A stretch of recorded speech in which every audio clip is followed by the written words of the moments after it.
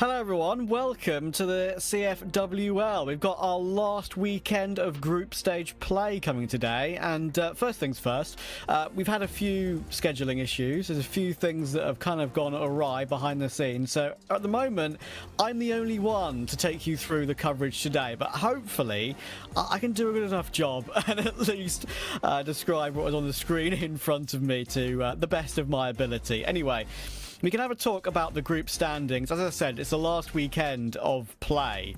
And as you saw there, I think it's fair to say that LCK and 3BL are absolutely the two favourites to make it through to the main portions of the playoffs, of course. But that battle, as we saw, with LCK on 27 points and 3BL on 26 points, that battle to be the team to advance to the grand final is still very much on between these two. They can't afford to drop points today.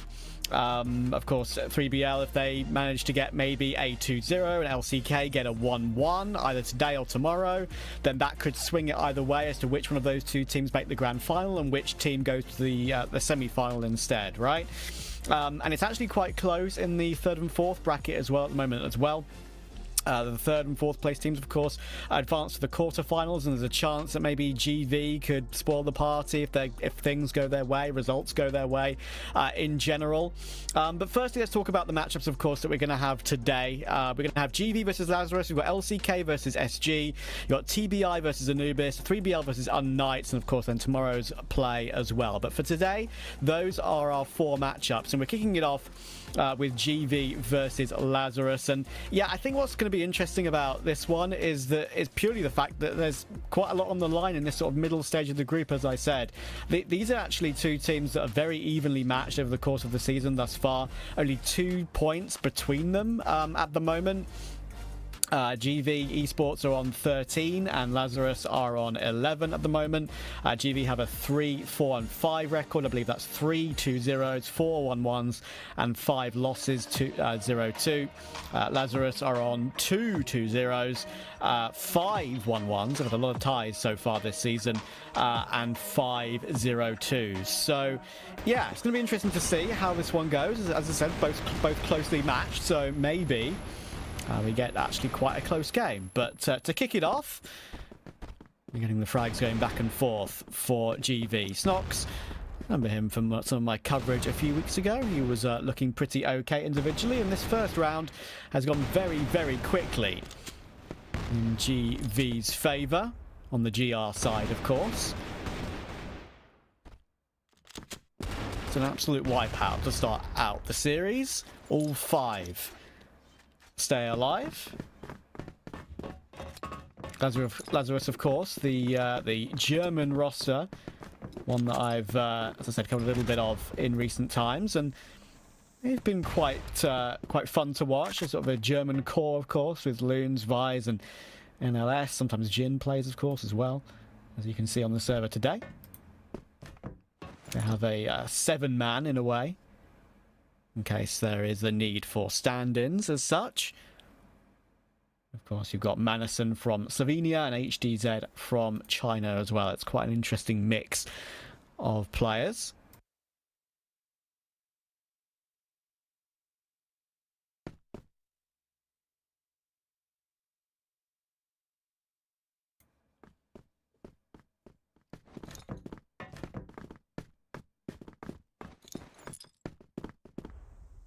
Again, the first kill will go the GR side. GV taking quite a lot of early assertiveness in this game.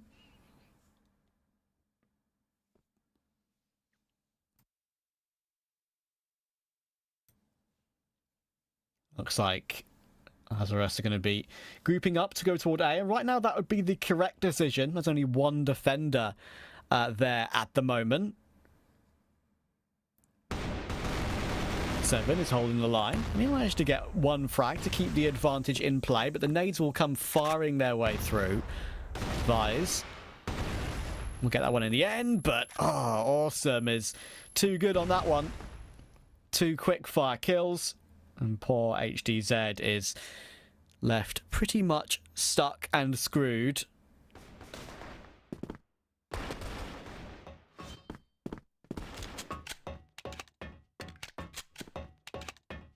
go down to the phase pistol.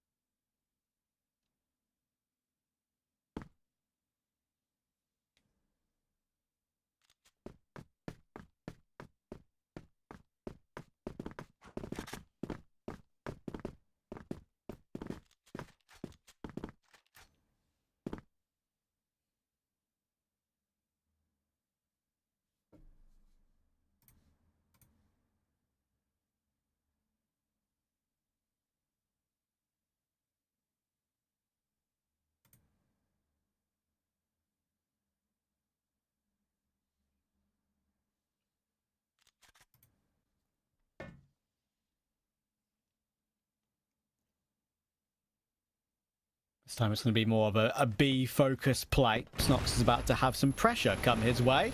There's a bit of flash work coming in as well. A lot of players blind in the midst of this. It could be a lineup though. Oh, he almost gets 2 from that.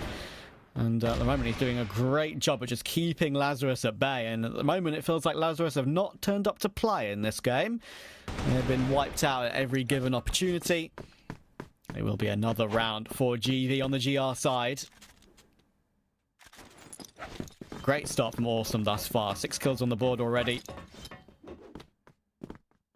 Creed doesn't even have to do a thing with how well his teammates have been playing.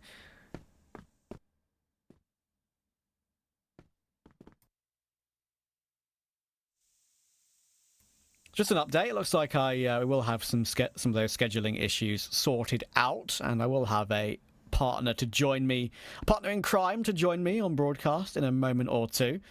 Apologise for the odd moments of silence. I am concentrating on trying to get all of this organised.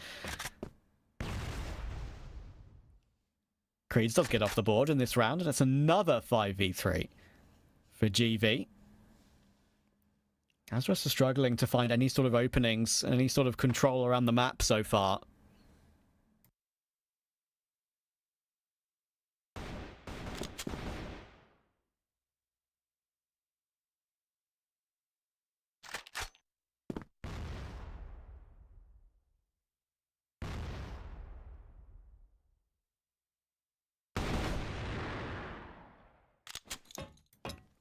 A nice kill from HTZ though. Snox getting caught out by that one, surprisingly.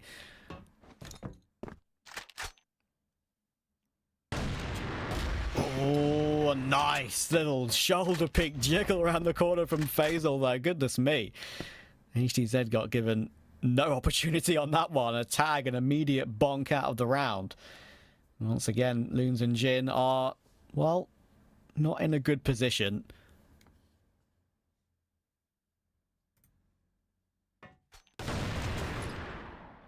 HTZ managed to get quick fire kill at least. Which things, the assist I should say, which makes things somewhat interesting, but awesome. In the end, it will be too much for Jin and Loons to deal with. As I said, Jin actually did get that that assist. It was Loons who got that 1 kill back, I should say. But in the end, that's that good reaction from HTZ, like I said, and then that little jiggle. Awesome. Was too strong on that quick recovery.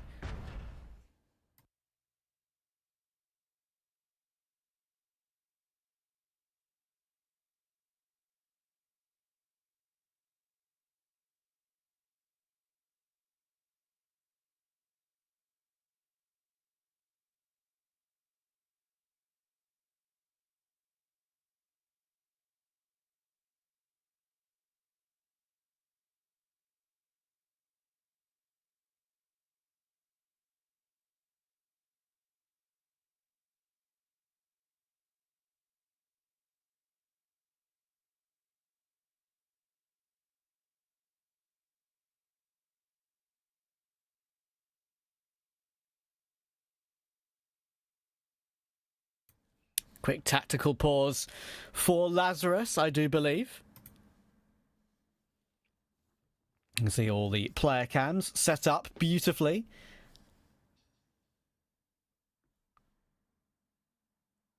Nice collection of shoes there in the background.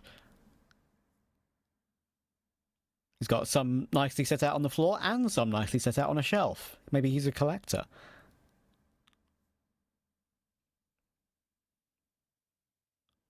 But so far it's been a very good start for GV, and there are smiles on faces as you'd expect.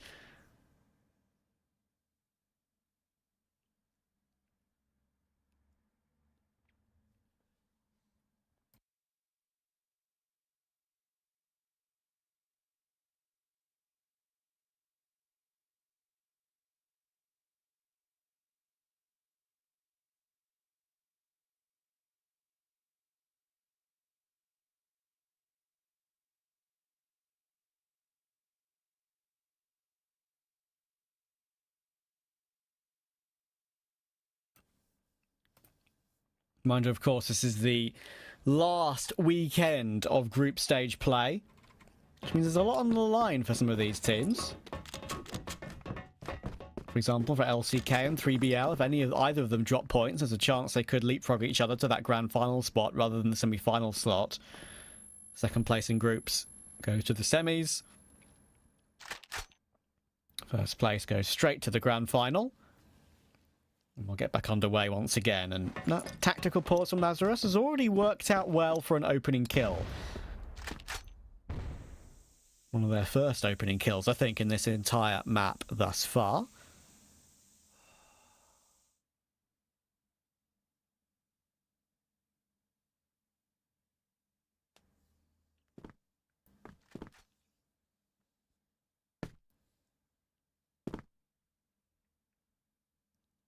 Now, how do GV reaggress, knowing they're a frag down? Do they go searching for something? Do they go looking for a frag in response? It's exactly what they're going to try and do, and that is a great recovery from Faisal.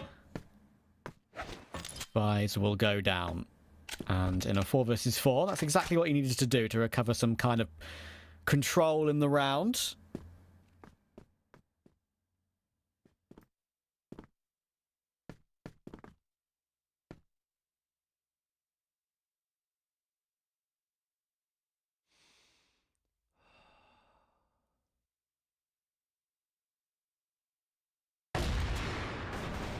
Lovely little no-scope. Quick scope there from Faisal. Again, the round's going back in the favour of GV, and he's happy just to leap his way in for another.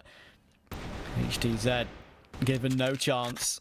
And now 35 seconds left in the round. The C4 is under the possession of GV. How on earth does Lazarus find a way to get the kills or pick that C4 back up? At least that's one way to perhaps make their way back in. Manison has got himself one more, but he's now so low HP. How on earth do they do anything about this with now 17 seconds on the clock? C4, as you can see, in the vents. Do they have any way to pick it up? I don't think there's a way to pick it up and get back onto the site, so they might have to go for the kills instead. But it's not going to work, and GV recover another round.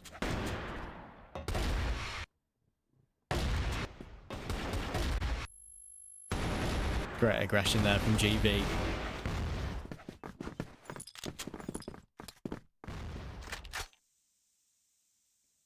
You know, frag down early. Having to recover those rounds is not easy, and they made it look very easy, and they were doing a fantastic job at wasting the clock as much as they possibly could as well. The round getting down to around about 10 seconds left, if not lower.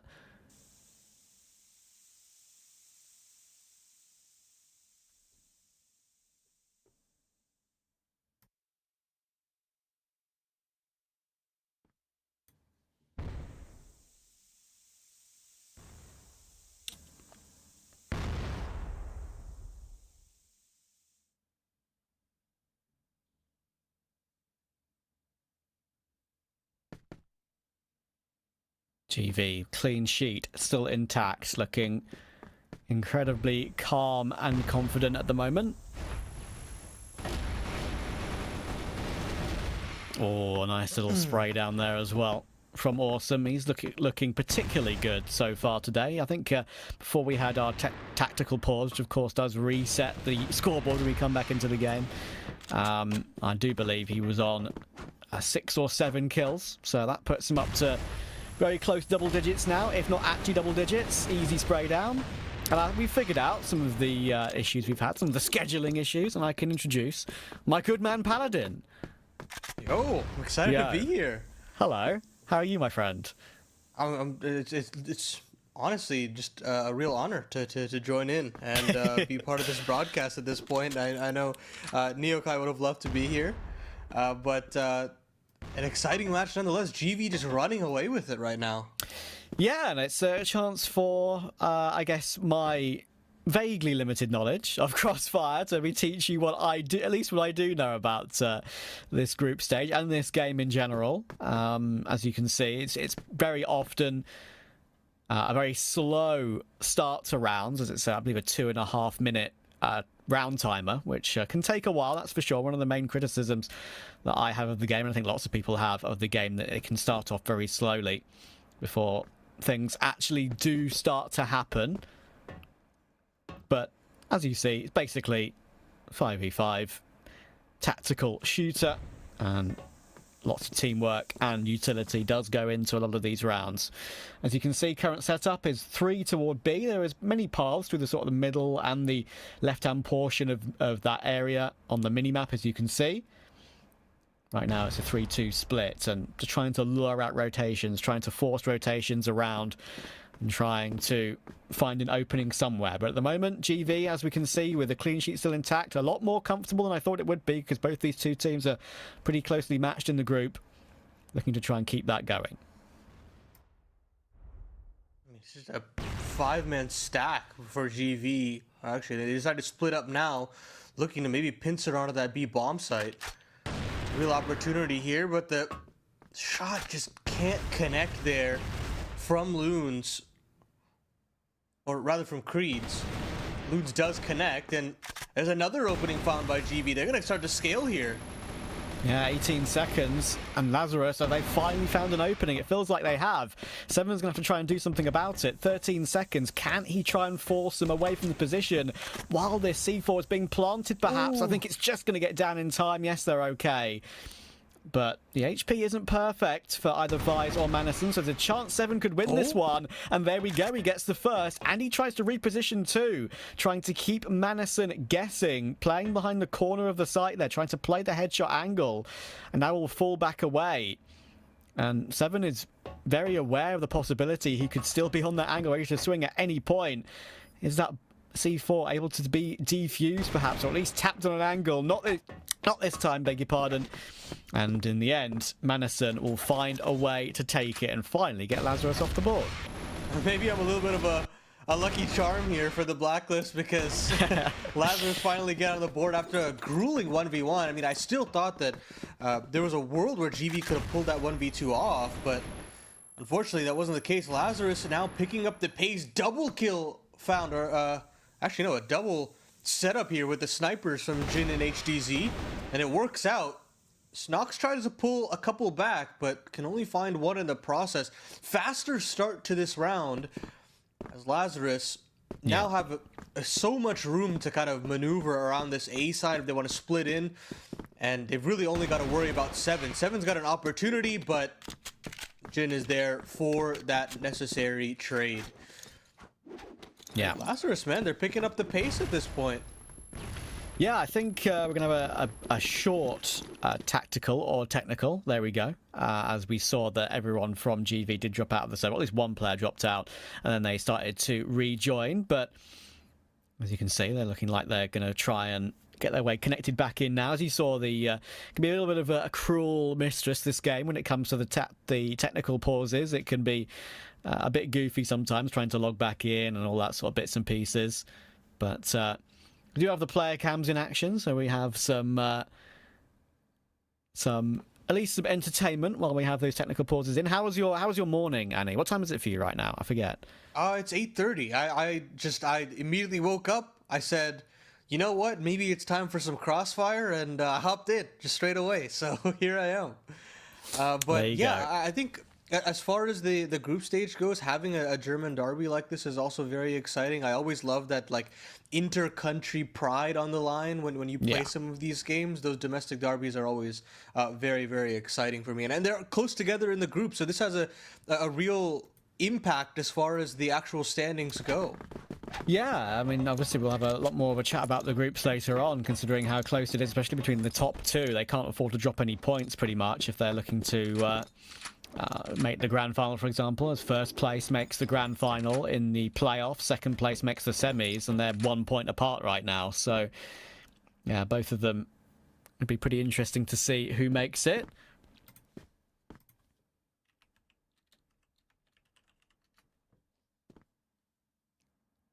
Now a bit of a slower early round. Last round, of course. You do see, especially on some of the other maps we'll see later on today, there definitely are a few maps which definitely lend itself towards some early round duels, getting some utility stacks perhaps, and finding a bit of W key holding to put in place.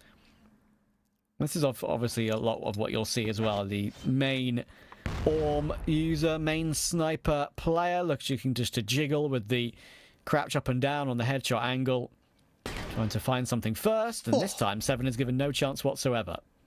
I mean, how do you piece that together if you're Seven? Real difficult to hold your ground.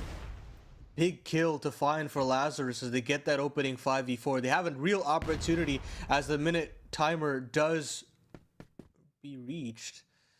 And now they've got to start making a decision. They've got to start to group together at least and try to split in as this timer continues to erode.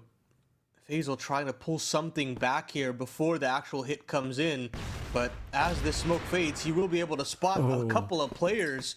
VZ goes down, and now GV has a chance to just slot in to this A bomb site. Another kill found. Make that a double from the AWSM. Can't make it a third as Jin finally ends his life, but 20 seconds left on the clock. They've got to go, Lazarus, and they're slowly getting stalled out. All of GV is here at the bomb site, and the global risk take the victory. 7 on the board, and GV just inch ever closer. Those 2 rounds, Trav, they just felt like a little bit more of a hiccup here at the end of it. Yeah, it's another brilliant round from Awesome. I mean, it's not just good with the rifles. You can be good with both, and in this instance that one tap with the AK was absolutely disgusting. As I said, of course, when we have the technical pauses and the tactical pauses, the scoreboard does get reset, but I'm pretty sure from my memory that puts him up to around about 12 or 13 kills now, and he's had a lot of impact with those without a doubt. Swap sides will come through. Maybe that is the only saving grace for Lazarus. They've been outplayed in this opening map thus far.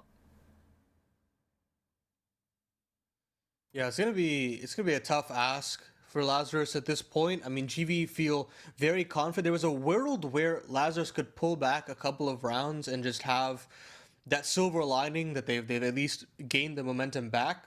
But losing that last round there, in the grand scheme, to me at least, it feels pretty damning. It feels like it's going to be a real struggle to kind of dig yourself out of that. It really puts the gravitas on what the scoreline is and how close GV are to closing out this first set. So I think just so much pressure on Lazarus at this point. They've got to have that clean start. It's got to be a near perfect run.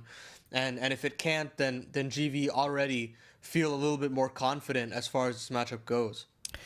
Yeah, and one thing I think that's important to be mentioned as well is the fact that Lazarus, they've actually tailed off quite significantly over the course of this season thus far. If you check the previous sort of weeks' standings, for example, if you go back to round 4 and round 6, they were in 3rd place, just 3 points behind the expected top 2 of LCK and 3BL, which is what we've got now, of course.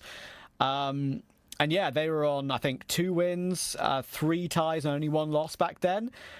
now, on the current standings, they are still on that 2-win standpoint. They've not got a clean 2-0 since a couple of those early weeks of the season, and they've had a number of 1-1s just to basically stall them out, it feels like, over the course of the season. So they're in no risk of dropping down to relegation unless something absolutely crazy happens.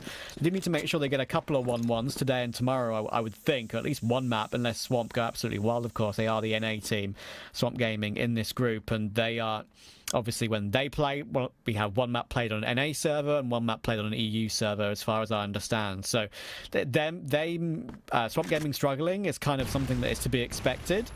But there's a world in which they could get overtaken if they're not careful. It's still a possibility, so they've got to be on their best form. And here we go. The defense, maybe it's going to work out better for them. Manison gets himself a couple, down to a 3 versus 3. Loons, oh, he can't turn around in time. Awesome takes that one, tries to put out the sidearm, almost gets it done. Now down into a 2 versus 2. Vise needs to react quickly. He does. And now we've got a 1 versus 1. Creeds will drop down, but he drops down into his doom. And that is a very, very important defuse that's going to come through for Lazarus. I mean, that's such a fast play from GV to try and overwhelm as soon as the swap sides come in. But unfortunately for them, the global risk, stand their ground for so long, hold on into the bomb site. Eventually comes down to that 2v2, and Creeds cannot hold for too much longer. Lazarus, they found that necessary round to start off the half, meaning this game it feels on in some senses here, Trav. It feels as though there's a little bit of room to breathe for them. Of course, it's still gonna have to be a nigh perfect comeback here. 4 rounds the difference between these two squads, and GV, they will slow down the pace, at least initially, to try and gather the forces before they take a hit into this bomb site. We'll try and escape there. Well, the Lazarus side, just try and make sure they get themselves back into some form of crossfires, keep themselves in a good position, and they will do exactly that, but GV will exit the scenario and start to team their way toward A. And right now it would be the correct decision if they were to go in immediately. Jin is the only one there at the moment.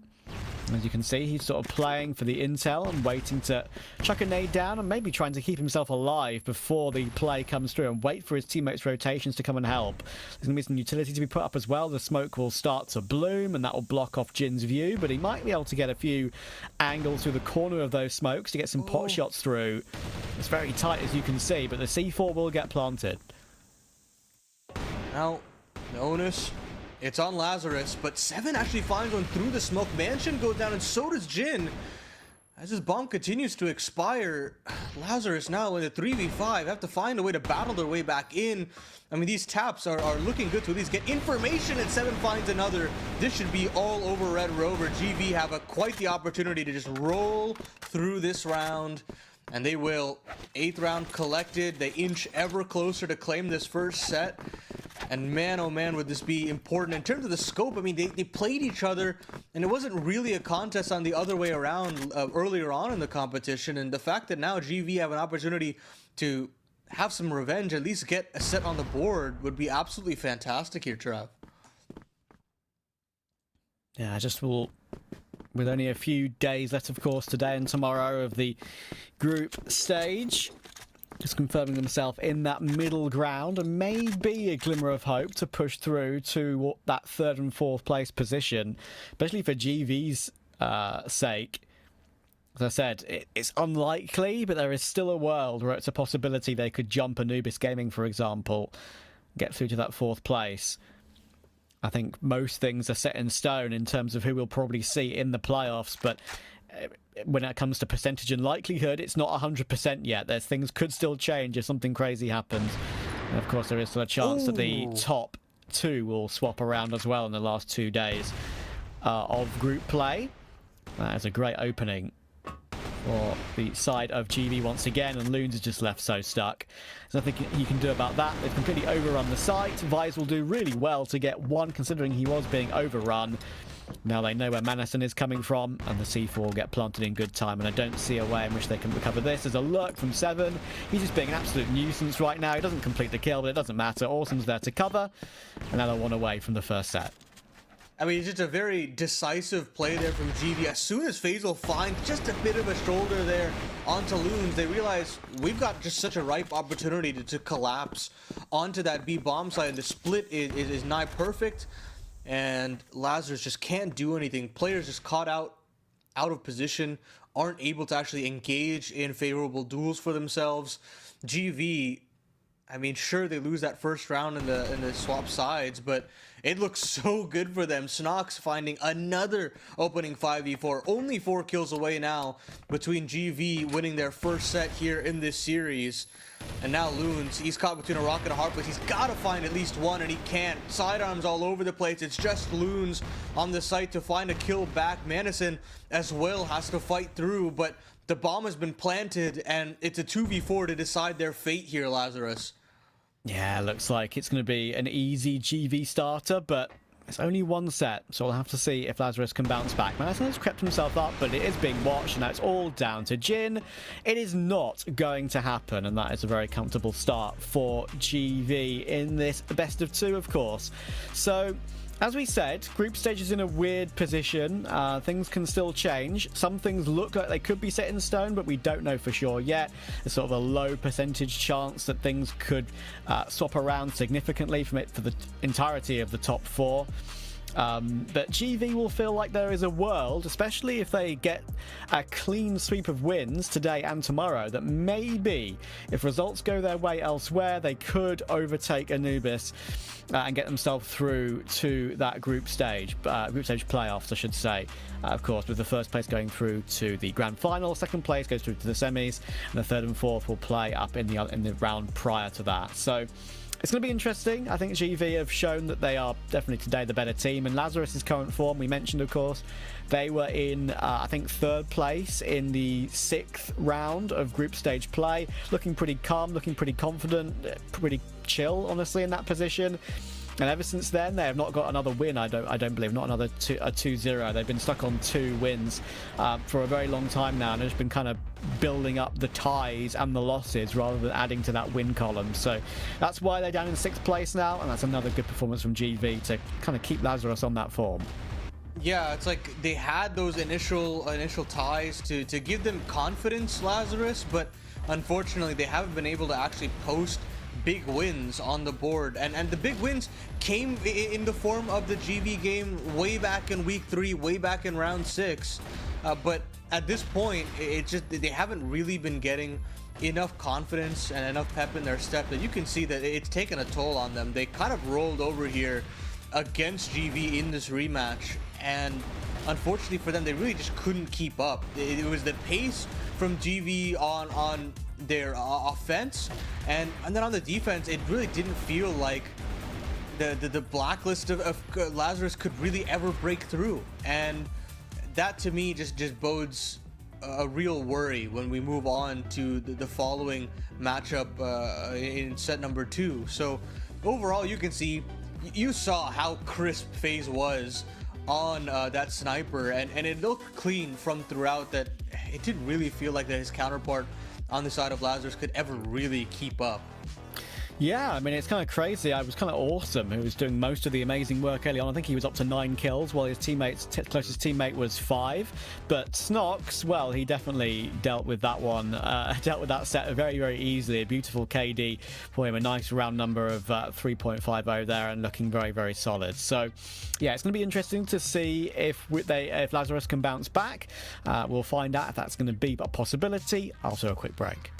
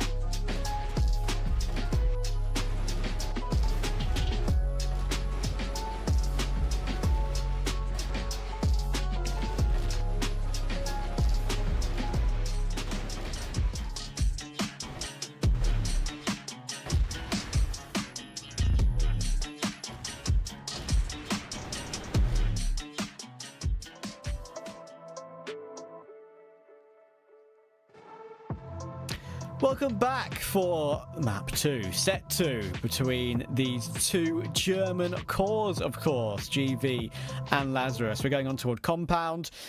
It's about to find out if Lazarus can show something of their early season form in this series, because they have been struggling for a few weeks now, not being able to get the wins, which will keep them up in that 3rd and 4th place in the groups.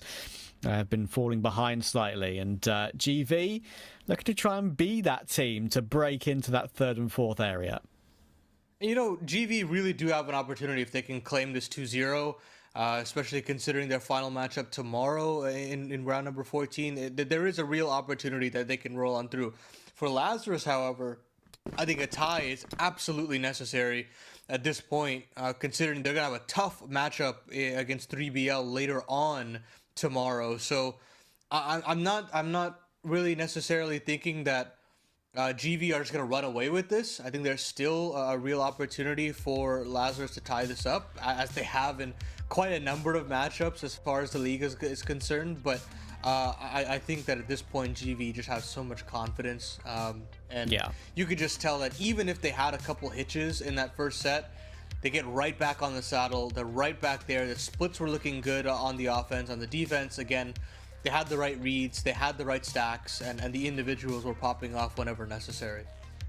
Yeah, and I think, as you say, there was a glimmer of hope. I think it would take lots of results to go against them. I think Anubis might have to lose every single set over the next 2 days for GV to make it above them in the group stage, but we shall see. We're going to get underway now on Compound, and as I said earlier, this is often the map that can lend itself to some of those early round mid pushes. You can see on that mid box there, in that little rectangle, that the nade stacks can often come through, and you could see some fast early rounds, but very often it is still the slow starts.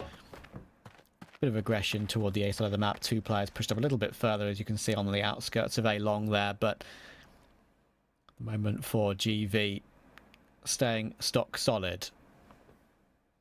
Lazarus want to take some early duels just straight away, charging in through mid, but nothing being shown by GV just yet.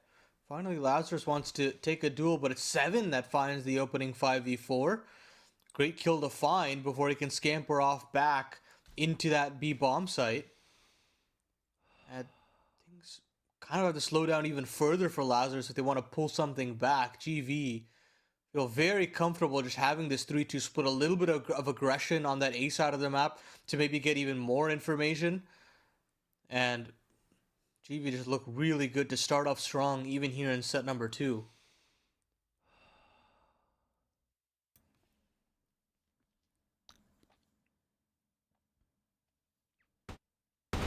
Oh, aggression. Snox was given a chance there, but Jin in the end gets away with it, and even though he eats a nade, he will be able to get away with that pick in return. So 4v4. C4 needs to be picked up as well by the Lazarus side, and it will now be grabbed by Jin. And they're going to try and herd it over toward B by the looks of it, with that lurk coming through from mid from HTZ. He's of course got the sniper. It's very often a position you'll put the sniper in to try and cut off rotations while the riflers try and make their way through, and 7 is not ready for Vise, dropping his way down. 14 seconds to find a plant though, and look at Awesome just dancing between the generators, trying to waste as much time as possible, and there's a good chance he could have possibly done enough, but maybe not, because Creed's still the last one alive. 3 seconds, can he stay alive? It's absolute madness. No scope missed, and Creeds will stay alive to win the round. What on earth? Oh my goodness, I mean, you'd think the global risk side of GV had done enough there, especially Awesome finding a double on the back of the site, stalling for as long as possible, but look at Creeds, man, just tucking his head back in and staying alive for just enough time. GV get themselves that aforementioned first round in this second set, but man, oh man, was it a grueling affair to get there. Oh, I mean, Lazarus, just these mere moments between winning these rounds and absolute calamity. It's truly unfortunate, but they're going to try their hand at it again, and it's a full stack here from that global risk. They're gonna go just dueling straight away. Snox and Awesome double down. It's a beautiful little setup there from them. And now they have a chance to just chuck down nades. Look at that, the amount of damage Loons has to take after that happens as well. I mean, this is a beautiful little start, and Seven's found a little bit of information. He's found a sliver of a gap, and he's found Jin. He's found his barrel as well. Taps him out of the round. Cannot flick up to Jin, though, or to HDZ. And now, Lazarus are stuck in this 2v4. Half HP on both their players. Dire straits here, Trav. Dire straits. Yeah, they managed to at least trade one back, but it's not going to be easy for Loons whatsoever. I'm still thinking about that previous round. I mean, how Creeds has survived on the corner of that box is absolutely beyond me. He did exactly the right thing, of course, as well, by trying to waste the time. It's very rare, actually, in Crossfire that rounds are won by the timer expiring.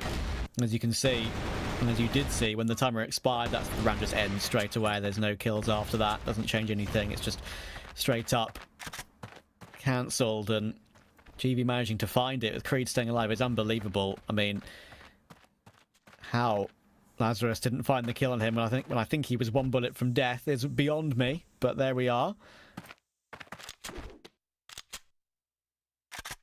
I want to try to rinse and repeat this, Lazarus. They thought that, you know, there's no way that this setup that GV had could happen again. And they'd be right in thinking so. It's more of a little bit of a mid-hold here. Faisal's the only one to really greet them, and he can't hit the shot necessary. So he's got to fall back, give a lot of space over to that B side. But Lazarus, they've just really feigned presence. They've taken mid control, and they've actually moved back over to the A side of things, hoping that maybe a rotation or something of the sort had come in from the other end. But GV, they haven't really bitten or changed their setup all too much.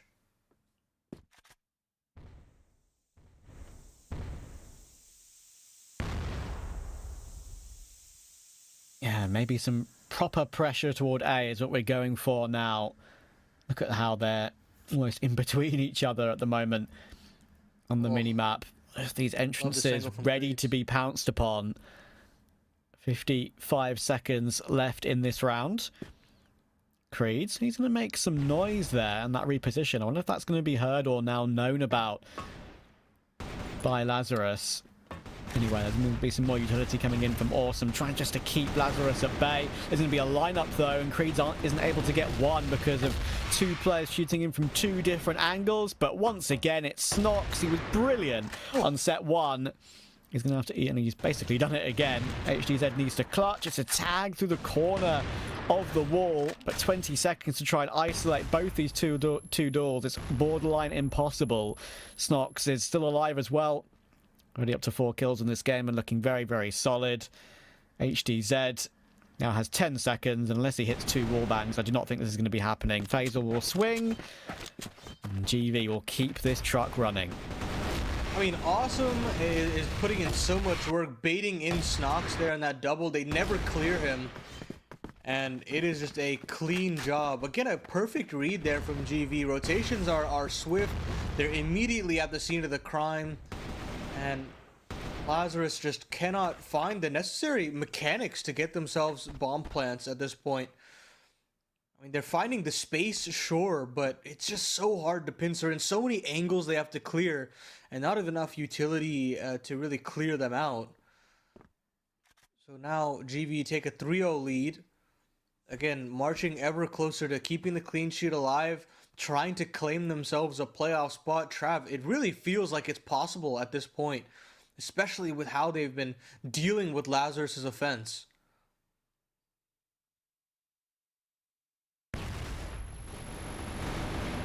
Here we go. That is a much more team-based push there by Lazarus. They actually had 3 players swinging at once, and Faisal had gone for so much aggression up mid there, as you can see, with the big X on the minimap. He's just going to get caught off guard. So I don't see a way in which GV can recover this one. They may have a big flanker here in Awesome, but it's being glanced at by Loons. It's all down to the timing, and there we go. Actually, Loons is the one to get the drop on him. So 7 is in now, and impossible, it feels like, 1v4. They're coming to his bomb site. Oh, just a a mere second there where he could have turned back around and dueled and had a couple lineups there, but it isn't to be. Jin does a lot of work there in middle to split back into A. It was a real good job there from Lazarus to have the proper spacing and overwhelm. I will say, I wish Creeds could have just tucked in all the way. That felt like a little bit more of a premature swing, but it is what it is at this point. Lazarus do claim their first round in the second set. A little earlier than that of that first set, but they're going to have to pick up the pace here. Again, we have to stress that this tie is very pertinent towards their standings and whether or not they can stay alive for next season.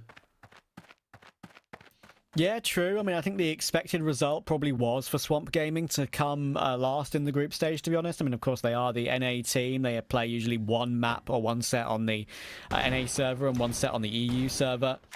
I believe that is the case, at least. And yeah, that can sometimes go against them. I did have an opportunity to commentate on their 1-2-0 so far in this group stage, but sadly that is their only one. And they are a little bit adrift of TBI as well. So it is a battle pretty much with TBI, Swamp and Lazarus, I would think, for that that relegation spot in a way. Who gets relegated straight down to the Access Series. Creeds will do well to remove Jin, and for Lazarus, that previous round can't afford to be a flash in the pan. Madison will move forward, trying to grab Snox, and he'll do exactly that. He comes into a 3v4, and there's Faisal going down as well. Creeds needs to try and find a way to answer back, but he'll get caught. Unfortunately, though, on the other side of the map, Awesome's doing some great work. He takes 2 kills of his own. It's now Madison versus 7. 35 seconds. C4 is quite far away to be picked up, which is a slight issue. 7 is right now not keeping a direct eye on it, though. He's just waiting for him. I think he'll hear him running through as well. 23 seconds. Who gets the drop on who? It's going to be Madison. He just about swings round, but don't ask me how. 7, he gets away with it and just about nabs the round. A bit odd there in that situation from Madison. I was thinking he'd pick up the C4 and try to make a decision, but he just wanted to clear out so much of that entranceway that 7 just has an opportunity to play up close and personal, catch him off guard, and Madison never expects him to be that close up at that doorway. GV claim themselves their 4th round. Lazarus still don't seem to really have a foothold in this second set of Compound.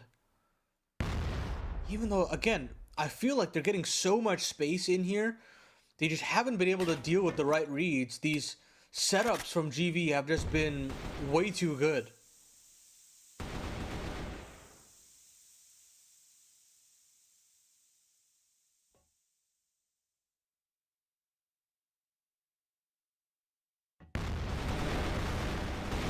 Through the smoke. Ooh. There we go, charging through. Madison finds one, but there's Creeds and Awesome to chime in. Finally, favorable trades go in the favor of Lazarus. The site has been lost, and surely this is a round that can be converted by Lazarus. HTZ is caught on a bit of an island here, and yeah, the pistol is out for Faisal. He'll convert that.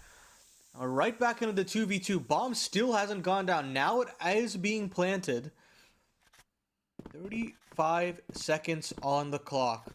Still a reasonable situation for GV if they want to retake. Yeah, it's this position here from Loons.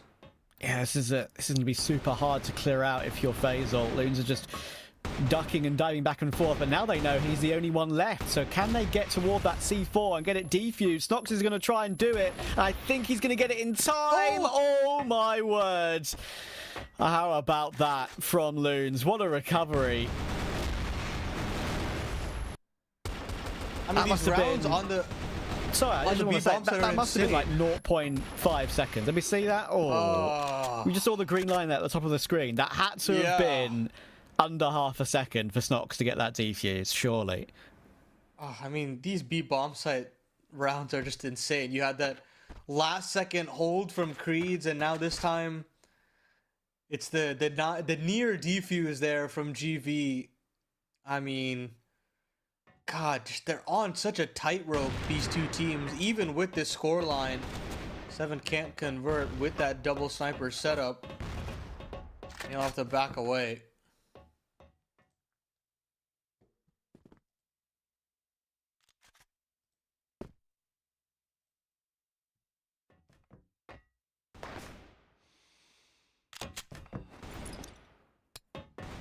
Did he fire a bullet there?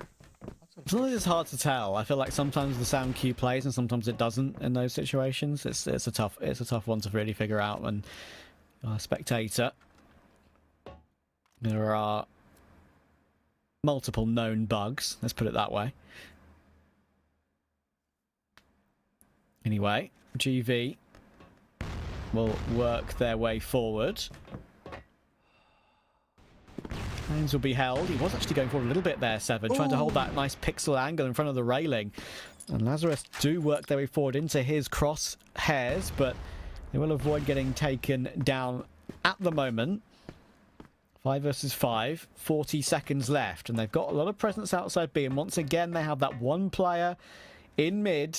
We saw, of course, earlier on in this game, they can hold off rotations and be the lurk. Of course, that is very well telegraphed usually, though, so the time now really is a bit of an issue. There's going to be a re-smoke put in place as well. They might have to go straight through that, and they're going to be going straight into 7, and more players defending on the site as well. It's Creed is here, Awesome is here, and they have just walked right into the blender there, full stop. And Awesome has just been such a rock for this GV squad. Guaranteed double kills from him that it feels like they can't really do any wrong once these site hits come in. Lazarus really have to pull out the miracles if they want to claim these rounds. Even though they're getting the splits, they're getting the space. GV just finding the right answers. And again, the site anchors themselves are doing a lot of work to make these clutches doable for GV. They're making them reasonable and showing that, okay, yeah, the 2v2s, the 1v1s, we can try to make them work. And, I mean, Lazarus, they're just so hell-bent on rinse and repeating, taking that same B entrance control as soon as the round starts, but I don't even feel like GV really care. They're totally okay with giving away this position because they know that their setups on that B side are just a little too strong to overcome.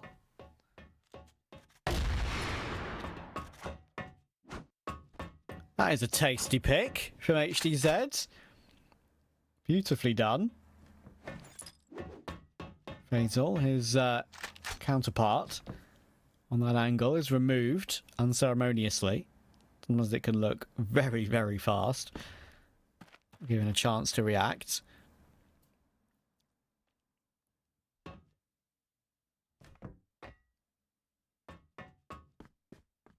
And of course, now GV are going to be the team that need to find a pick back in response to make it even again, and might have to be the team going searching for answers. We saw that actually on the previous set where they pulled back a 3 versus 5 round, which was purely off of them going a little bit more aggressive. But if all 5 players of Lazarus do go toward B, it's going to be very hard for Awesome to hold on to, and he's got some information on the first. Found information, now he's got to stand and deliver. Awesome has so many targets to deal with, and this time he does get overwhelmed. He's not able to find that necessary double to make these retakes viable. And at this point, Snock just chucking his utility, see if he can find a parting kill, but that's not to be. Madison will end his life. And it's just Creed left up in an impossible 1v5. There's really no world where he can get back into this. Anything here would be basically consolation for that stat padding, and it doesn't really happen. This is the kill that started it all. HGZ with a beautiful opener, and Madison doing some good work to hold on to that bomb site. So Lazarus proved me wrong. They say that B bomb site is the weaker side of the two, and we're going to continue to try and pester it, and they find themselves that third round.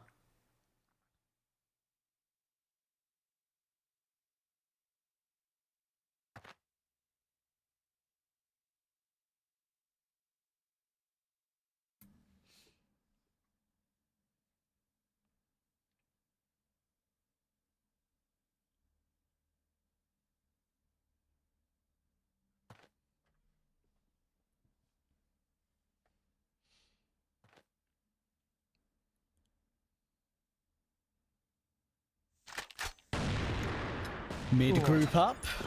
This little pre-aim there from Faisal, almost managing to find a catch on one, but Not this time. As you can see, Awesome is very eager to go a bit further aggressive and maybe go for a push through into that mid area, but it's very sort of single file through that portion of the map, and he'll get caught once again. It might be down to 7 to do some multi-fragging here. Can he get more than one? It's very awkward. Pistol has to come out. Oh, he needs to find 2, and he will find 2. Awesome got one in the meantime as well. It's a brilliant reaction on the next from 7. How on earth is this man still alive? He's done it all almost for his team in this one. HTZ now trying to recover the situation with 49 seconds. He spots out Awesome though, and Awesome isn't able to complete that kill. So he will jump out of that area knowing that he doesn't want to just get pre-fired in the window. Creed's looking to try and peek on an angle, and HTZ actually had the line. But Creed will take it, and GV will keep a decent lead in this one, but that round is certainly all down to 7. I think he ends the half with 11 kills there, Awesome on 10. That duo was brilliant. I mean, I just don't understand how he's getting these just singular bullet kills on both the sidearm and his primary. It's kind of ridiculous to see that sequence in play. GV doing a lot of work there in that defensive half, that now they're sitting 4 rounds away from claiming a 2-0 sweep in the series and inching ever closer to a potential playoff berth.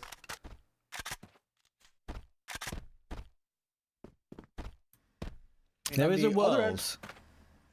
Go ahead. There is a world where that playoff berth is a possibility, but Anubis would definitely have to choke today and tomorrow, I believe. Sure. So we'll have to see. Let's look at their matchups. Actually, I wanted to check that out. They've got a matchup against TBI and a matchup against LCK. LCK, that'll be a tough matchup, but if they at least split games with TBI, they should be clean, right? At least I'd like to think. I think, well, I mean, TBI, from what I've seen from them so far this group stage, aren't that good, so I think they'll 2-0 them. Okay. There's a chance that could change. I mean, I've seen some surprising 1-1s and surprising 2-0s in this group stage for sure. But I would say Anubis will 2-0 TBI, and then, yeah, I think if they're able to get a 1-1 against LCK, that would be a really good result. That's actually going to have a lot on the line, that one particular game. It's actually, just looking at the lineup, that is the last game of tomorrow, LCK versus Anubis. And that could be the difference between LCK going straight to the grand final or going to the semi-final, and Anubis going to the playoffs themselves or not. So we'll have to see. That actually is going to be a very, very interesting best of 2. Anyway, this game is still on. GV looking to try and attack Lazarus on the A side of the map. Ooh. And unfortunately for Lazarus, the trades do go in their favour, and Awesome will pounce on Loons as well on that quick flank, that quick trade in the back, and it keeps them in a man advantage situation. 3 versus 2. There goes HDZ. He just got tapped down there by Faisal by the sounds of things, and Awesome gets a little bit overzealous there, peeking maybe a little bit further than he should have done, but in the end, Jin does get found. And GV will keep themselves with a nice little gap to work with. And they immediately, straight away, decided to hit that A-bomb site. They split in accordingly. They find enough room to maneuver and make those side anchors uncomfortable. And you can tell that Lazarus just cannot keep up with that kind of a pace. You saw that it was even a situation where a player is completely unawares of that vent position being taken up. So real tough for Lazarus to bounce back even after having 3 players on that A side. GV, I just feel like on both ends of the spectrum, in both sets, they look so much more dialed in. They look hungry to claim this 2-0. And Lazarus have yet to find a real answer to GV's pace and GV's aggression on both ends. Yeah. Lazarus, maybe we're seeing why they've struggled to find a win in the last few weeks. Of course, as I said, in like game week 6, I think it was, they were in 3rd place at that moment in time, but they've fallen down ever since. But this is a better hold. This is looking very nice from Jin and from Vise. Lunge needs to try and do his best to stay alive though, because he could get spawned. That's absolutely what's going to happen. Thankfully, he's wasted enough time for those rotations though. Loons, out of bullets sadly, out of bullets there for Awesome. That spray transfer could have possibly worked on a maybe even a 3-piece for him, but not this time. And Lazarus hold firm to close the gap to 3 again. HTZ, man, holding his team on for dear life. Done very well to find opening picks, keep his team in this, but oh my goodness, I don't know how he's alive there. He will live to tell the tale. Can fall back, can play out this 5v4. They've done some decent enough damage to Faisal as well. Now GB have to find a new solution to this problem that's brewing. Yeah, there's definitely a world where this set could still get away from them. There's absolutely no doubt about that. I've seen many a game that only has a 3-round gap get pulled back to an even standpoint.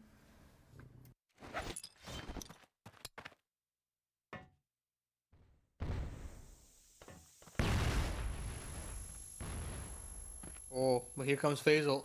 Gets a lot of space to at least clear out a singular player, but HDZ is going to continue to stand and deliver.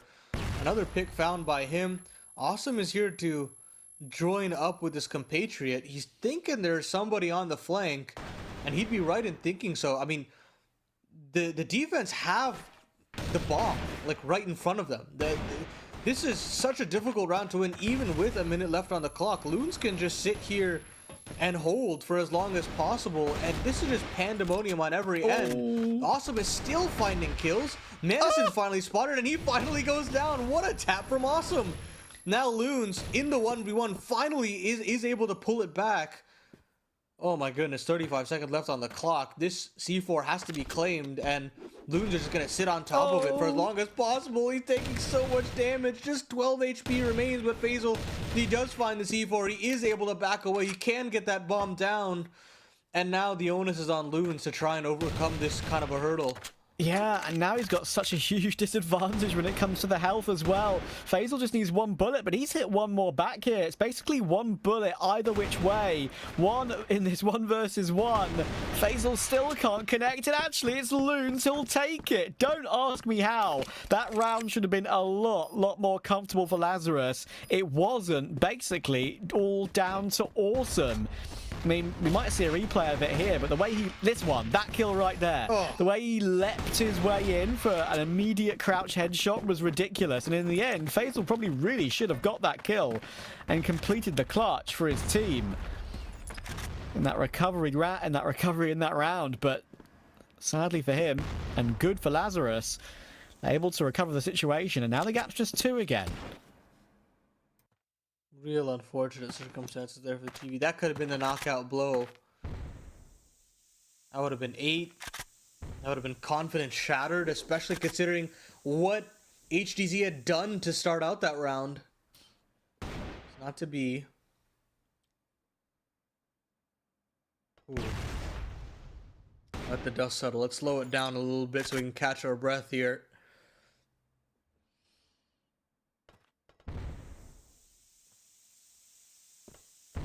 Yeah, I think GV need to catch their breath slightly as well. It's important. I think it's important to mention as you can see with the scoreboard not having reset as well. I don't think we've had a single technical or tactical pause in this game, so you can see everything of the kill-death ratio story so far. And at the moment, Lazarus are looking like they're rejuvenated ever so slightly. Look at that. Seven's just trying to wait for the smoke to fade, maybe grab a kill, but Manison just puts him down. There's going to be no way in for GV in this round. Another kill from Manison, not giving Snox a thing, and it's an absolute clean sweep. Awesome will drop. Jin finds that one too.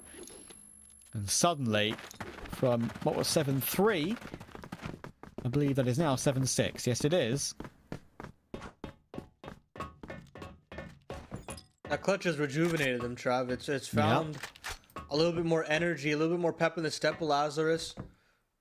They're able to start connecting a little bit more.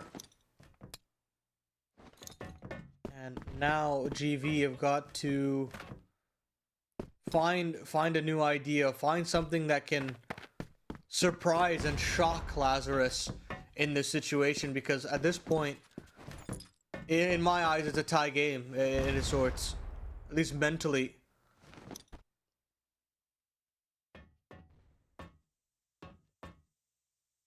I'm gonna try to split into this B bomb site. It would be the right selection here.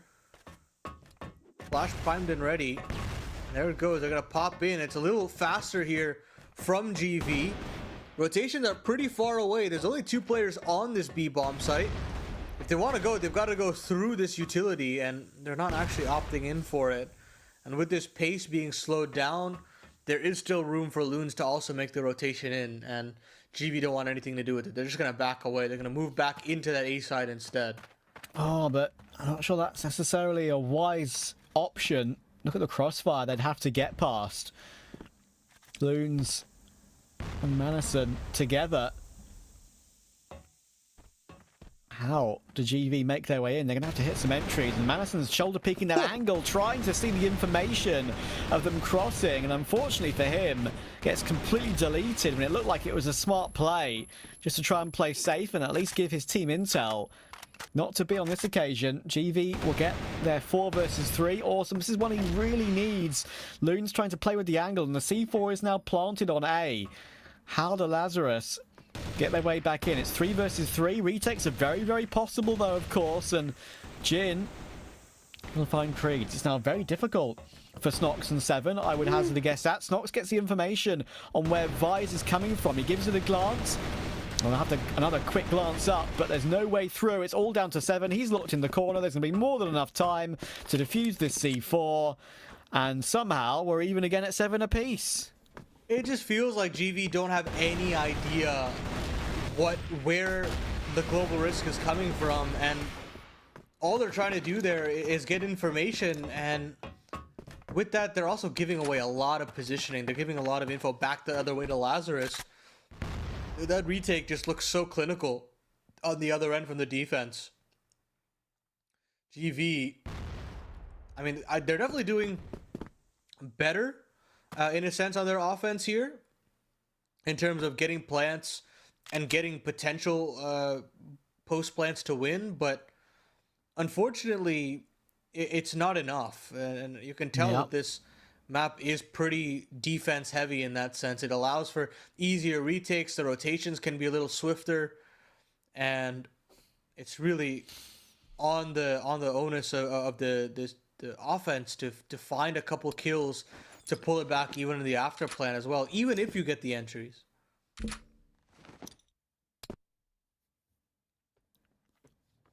This is now very interesting.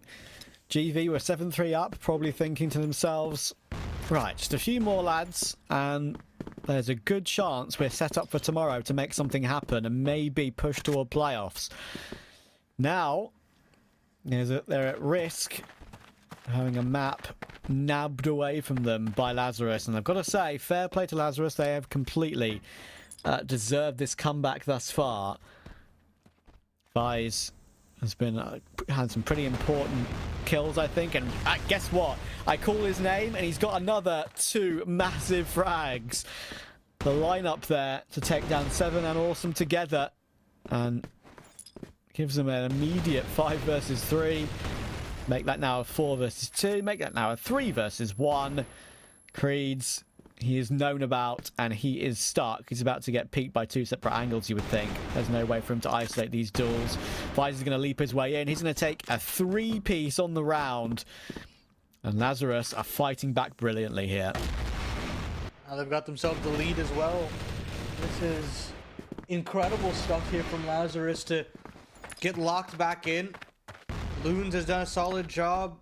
HGZ got them here after this heroics on the offense. And now, as he said, Vise, Loons, they've been able to hold strong and give HGZ a little bit more of a break. Okay. Kill back for him on the sidearm onto Awesome. Creed is there to respond in kind. I don't know how he finds that kill altogether.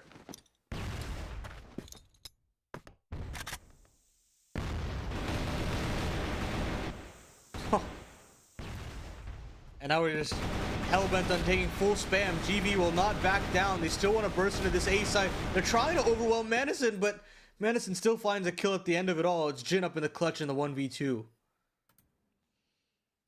There's a world in which it can happen again and keep this streak for Lazarus going from 7-3 to 8-7 in the lead. And this would put them one away from the map. Jin creeping forward. Is he going to jump on towards Seven's position? Is he going to go for a pre-fire? He absolutely is, but Seven reacts just that little bit faster and keeps GV in a level playing field.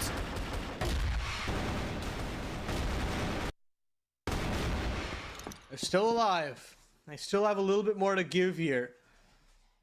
You know, you got to give credit to GV to hold strong at this point.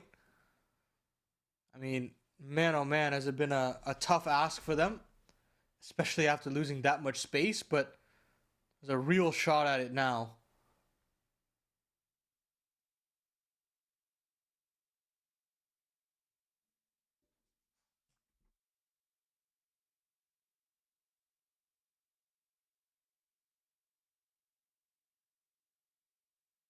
Yeah, and this is absolutely the right time for a little bit of a pause. First one of the entire set at the moment.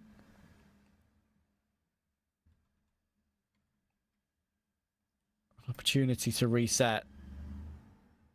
And for GV, I think it's the perfect time to call it as well. This is their tactical.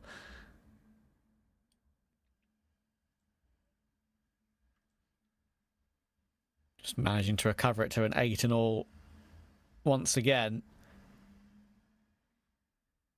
Keep Lazarus thinking.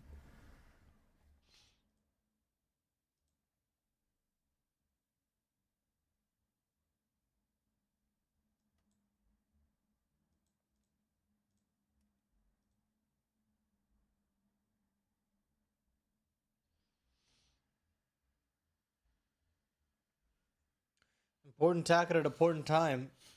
I mean, these last few rounds of the set are just very important. I mean, again, in the grand scheme of things, when we think about the standings, GV would love themselves 2 wins and claim the set. Lazarus on the other end, they don't want to get relegated, really. They just want to sustain themselves.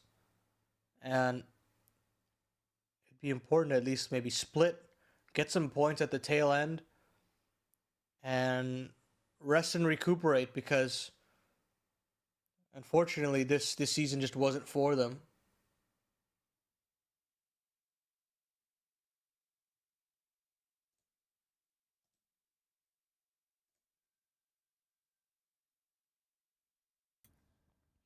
Yeah, started off so strongly as well for Lazarus, and they, as I said, I'm just having a quick check of it again. If I look at round 3 in this group stage, was it round 3 or round 4? It was round 4, just checking it.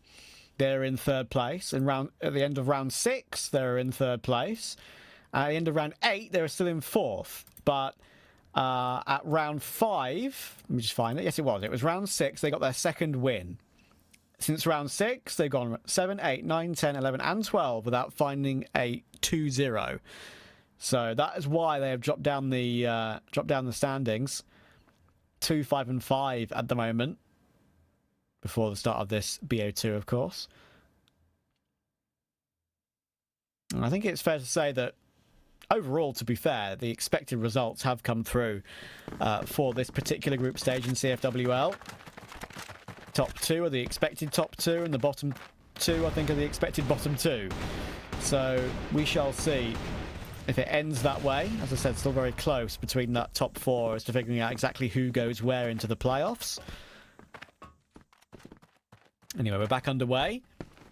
Remember, of course, that winner to 10 makes this one very, very tight. And at the moment, Vise, he's getting absolutely overrun. But unfortunately for GV, they've put so much manpower into removing Vise from that corner in mid. They've been taken out by other angles, and they're now 2v4. I don't know how you build back from this. We've seen so many 2vx's, at least potential 2vx's, and we've also seen how difficult they are to overcome. There is an opportunity there onto Jin, but isn't able to be claimed. And now that should give enough information to that of GV, but Kuj will still find a kill back. They should be able to get the C4 down. This is 3v2 retake necessary for Lazarus. There's a world. There is absolutely a world. I was about to say there's a world. Now that's even more unlikely. Creed's going to have to play up close. He's going to get absolutely overrun there by Manison. Oh, if Seven was just able to hop away toward an off angle, and maybe they could have played a position and an angle where he peeks off of his teammate's contact. And maybe they could have had 2 free kills back in response. Maybe could have made it a 1v1 and then a chance to win that 1v1. But no, Lazarus have fought absolutely brilliantly, and it's there you have a point and a round and an opportunity to get a 1-1 out of this best of 2. If GV win this round, I believe we go for extra rounds in this one. I mean, what heartbreak it would be for GV to get so close to that 2-0 mark and not being able to finish it off. They're going to try a Hail Mary into this A site, but Loons is going to find an extra kill in. There's Manison to chime in, but these trades are good enough for GV to at least claim the bomb site. You'd think that they'd be able to get the C4 down as well, but Vise is trying to go ahead. He's trying to go straight into the duel, and that's where Snox will shut him down as soon as he gets that bomb planted. Seven is there to chime in, and we do have extra rounds after all is said and done here, Trav. We're not done just yet. Yeah, I think we're going to have a little bit of a pause as well before we figure that out.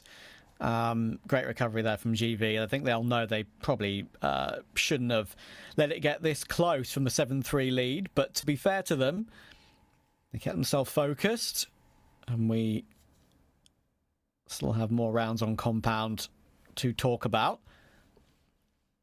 Lazarus had their opportunity, but not to be. And I think it's obviously also fair to say that Vise did go very aggressive. They, as you say, he tried to sort of get himself ahead of the play while perhaps GV weren't expecting it. Maybe it's something worth doing when you're 2v3. But didn't work out for him. He tried to get an elevated angle in the corner of the control area there, and didn't work out at all.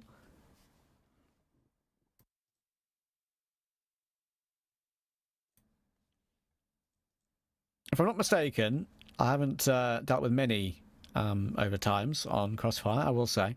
I'm pretty sure if it gets to 12 all, then the winner of that round wins the game, I think. Okay. Take your word for it. But for now, it's winner, whoever obviously gets to that 13 first. Could be 13-9, could be 13-11, I believe. Could be wrong. If I'm wrong, I do apologise.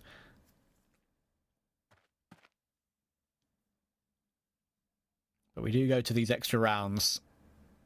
Lazarus still in with that opportunity of getting 1 from today. The GV have pulled it through.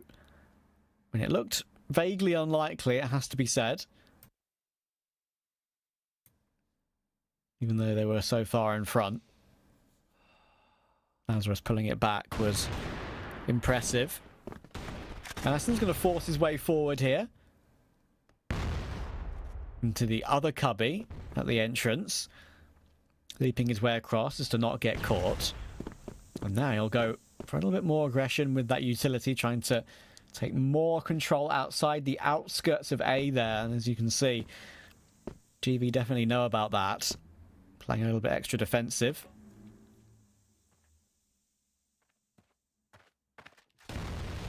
Congregate now. They want to go straight through mid. They're going to go right at Awesome, and HTZ again with an opening 5v4. We saw how much work he did on Lazarus' offense to get the room back in, and they're going to try their hand again at this B bomb site. 50 seconds left on the clock, no problem. They should be able to get that bomb down. And now HTZ just trying to live, and he finds another kill on the way out. That's beautiful stuff there from the sniper. And now it should be a retake mission for this defense of GV.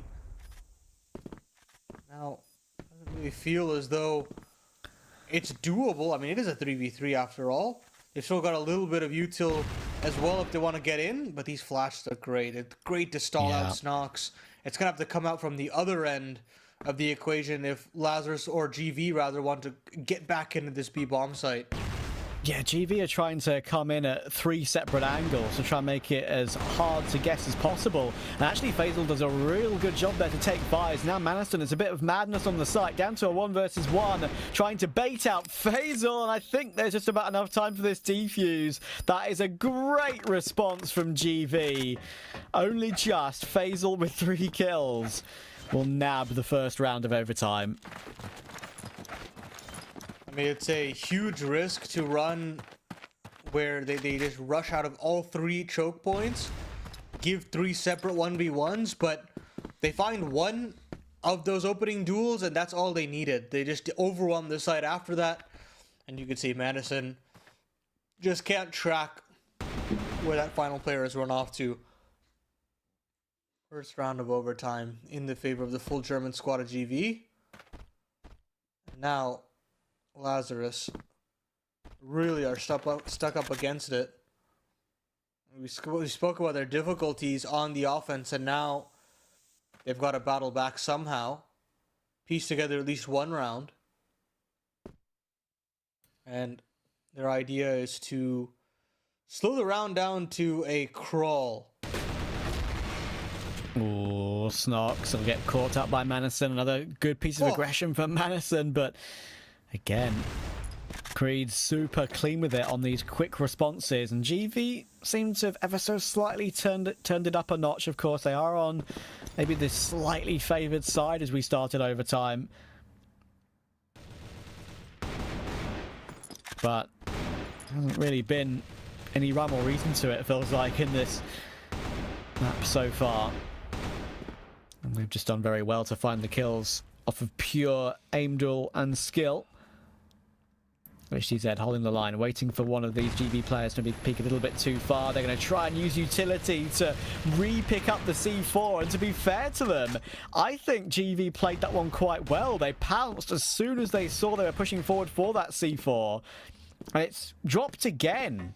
And this battle for it will continue with 30 seconds to go in the round. HDZ will hold the line as they swing for it. Loons has got his teammate's hand to try and help out, but Seven and Faisal will just not give up this angle. They finally have, with 20 seconds to go, thinking that it's less of a risk to fall back and play a site instead, because they're going to just have to run their way in here with 12 seconds. How on earth do they find a plant in this time? I think they might just have enough. Oh. And now if Seven stays alive, there's a chance he wins this round. 4 seconds, 3 seconds for the plant. It's going to be so tight. Oh, I think he just got it. That's unbelievable. Right at the last second of the game and of the round, Seven now has to win the clutch. Does he clear close left? Oh, I think he knows Loons is playing from there. He's now shoulder peeked him out. He has certainly seen it. A flash to try and force him away. Look at the picture-in-picture we've got for you as well. It's so nervy between these two players. Seven and Loons going back and forth. Seven's going to try and run him down, but the pistol comes out and Loons finds a way to win it for Lazarus, and I do not know how they've managed that. Oh my goodness. I mean, the swing out from Creed was so unnecessary. This shot from Faisal, so unnecessary at that end. I mean, you've got a flank looming there. It's right in front of you, but just jumping the gun a little too much, and it leaves it into a tough clutch. 29 HP, the difference there between 11 for GV. And now, oh my goodness, they are in such a tough situation. Yeah, I can't believe that. I mean, it's a couple of things. It's the fact that it was a battle for the C4 in this position of the map we're looking at there for basically at least a minute of the round, it felt like. I felt like GV actually played it relatively okay to try and keep them at bay. But then with, 18 seconds to go, they finally give it up. Lazarus have one choice, and that choice is to push their way through to the opposite side of the map, and he gets the plant down with must have been a tenth of a second to spare. The round timer would have expired and GB would have won it without the round even playing out the 1v1. But quick 1-for-1 in the following round, 10 all. one pick apiece. Snox and Manison down.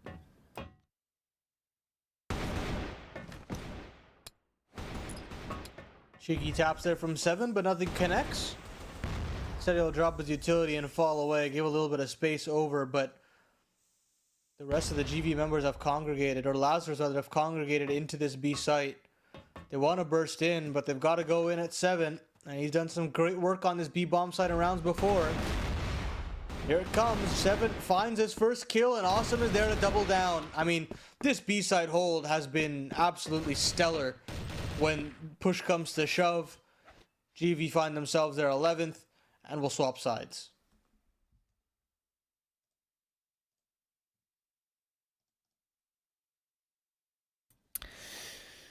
Well, it feels like we're kind of still no closer to knowing who's going to take this. Back and forth the entire way.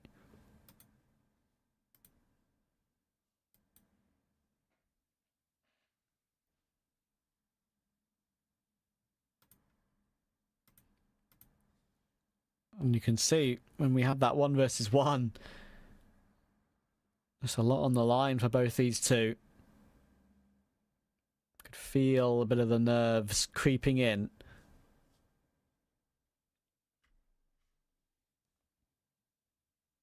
And we wait for the answer as to who gets the first opportunity at a game and set point.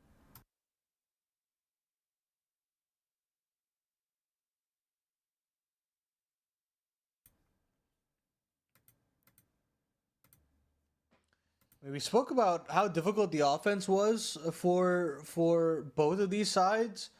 That you think that if Lazarus got that 1v1 win, that could be enough. Like, it really could, to just claim the game just straight away. I think it really is tough it's a tough nut to crack. I'm not gonna mince my words here, because I just feel as though the defense have so many routes back into these rounds.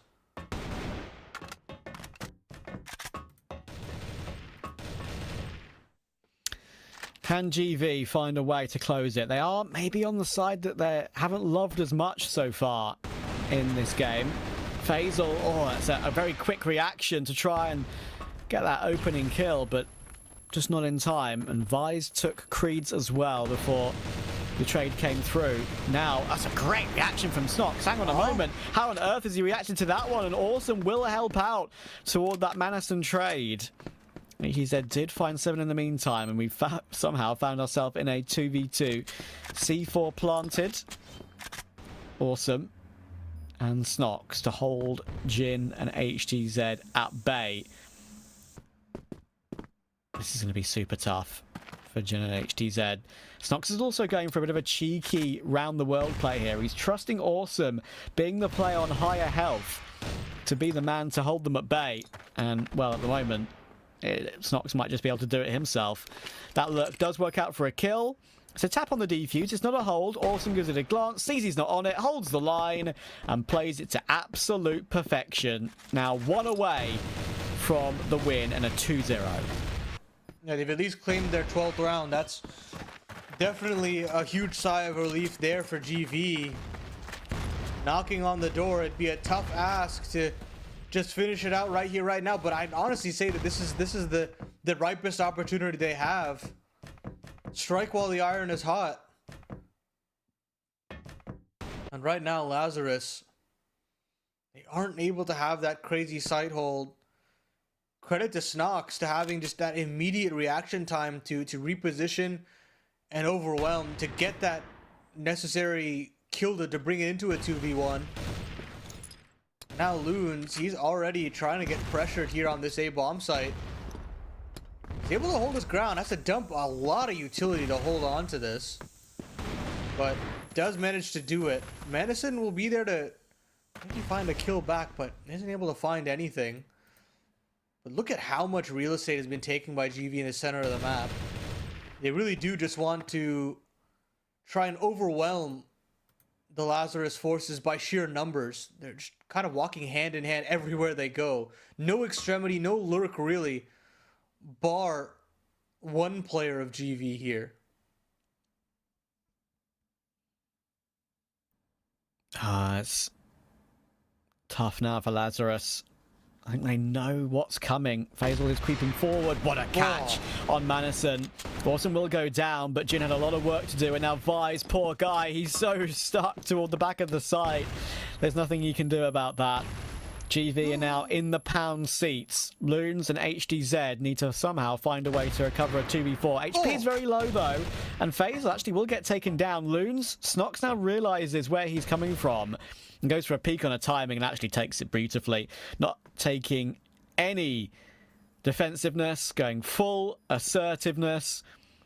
And HDZ, he is very stuck. Creeds will find it, and it took a long time on set 2, especially considering they had a 7-3 advantage.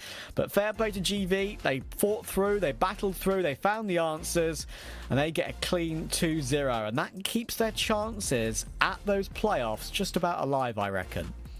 Yeah, no, it was a grueling affair for GV. They didn't make it easy on themselves, for sure. But at the end of the day, they still claim themselves a 2-0 in the set. And now they really have an opportunity to maybe make a run for that playoff spot. Of course, we spoke about that little head-to-head with Anubis and GV, but there's still one more series left to play for on the German side. And hopefully, if they can claim that against that Swamp Gaming side, maybe there is a world where they can come in playoffs, but who knows? Yeah, we need to wait to see what Anubis do, pretty much. I think it's them who are the more likely to drop out because unKnights are just about not 3 points ahead of them, right? So yeah, it's going to be super tough to predict the answers on that. I mean, we look at tomorrow's games. I think the LCK versus Anubis matchup and tomorrow, the very last matchup, actually is going to be very, very pivotal. There's a good chance it's very, very pivotal, purely because that could be the one that gives LCK the grand final or the semi-final, or gives Anubis playoffs or not. So yeah, it's a lot to figure out over the course of today, of course, as well. But GV managed to find a way to take it 2-0. Lazarus fought well. I've got to say, I was impressed by their recovery from 7-3 down. They actually looked like they, like some of the early season form we'd seen from them, of course, where they were once third place. But sadly, that is another loss to the column for them. Some of the highlights coming in, of course, as well. Some great moments from actually both sides on this map. A couple of really big clutches, a couple of big multis. Well, I think Vi's had a big 2k round as well. Sadly for him and his team, it will be in vain. But yeah, Faisal and the crossfires being held, as you can see on some of these after plants, they were the answers. As you can see here, that big 1v1 from Loons, a couple of moments like that. There were two very entertaining, long drawn out 1v1s in very close rounds that made this game particularly entertaining, without a doubt. But yeah, in the end, it was clean for GV. They finished off very strongly, fighting through in that overtime, a lot better than Lazarus were expecting, and they will get that 2-0, like I said. And I'm interested to see who our MVP will be, because I feel like there was multiple players in this game for the GV side who are very impactful and very solid, putting in some big moments either side. So we'll find that out in a moment. Here are the scores on the doors. As you can see, that always tells the tale how close a game is when the KDs are very even across the board, right? You have sort of one or two players lagging behind ever so slightly, and then a core of three, which are pretty solid. Loons, HDZ, Manison, and then the other top three, of course, that we saw there from GV. 7 awesome, and Creed's looking very consistent. But yeah, I think it's fair to say that GV were the better squad in the end. And yeah, of course, what is important to mention for Lazarus is that I think they're fine from relegation, but they do need to make sure that tomorrow they maybe try and find a way to get a 1-1. But we shall see. Here are our key players, Awesome and Loons, of course. Loons had that really important 1 versus 1 during that second map. Unfortunately, couldn't convert it in the end for his team. But here is our match MVP. It is Awesome, and to be fair, he has been exactly his namesake throughout the entirety of these 2 maps. Yeah, I think seriously, this guy put in a lot of work in terms of the side anchoring on the defense, steady stream of frags on the other end on the offense as well. I feel like this guy was an absolute staple, and a reason why they could keep their heads above water even when the going got tough. They were still involved in a lot of these rounds, and eventually, once you get into overtime, you're able to figure it out. Credit to them. GV now knocking on the door of playoffs, trying to break their way in. But we've got another matchup for you. Still 3 BO2s to get through for the day, and we'll have LCK trying to confirm their spot at the top of the table against Swamp Gaming. But we'll take a short break, and when we come back, we'll have that next series for you.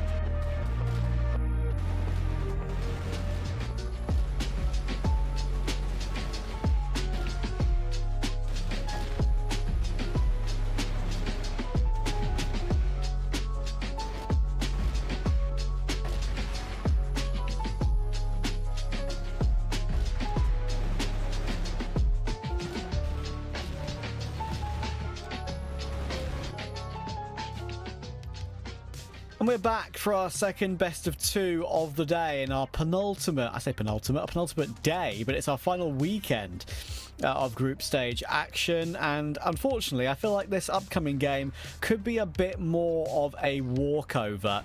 It is LCK versus Swamp Gaming. And as you can see, it is quite literally top versus bottom.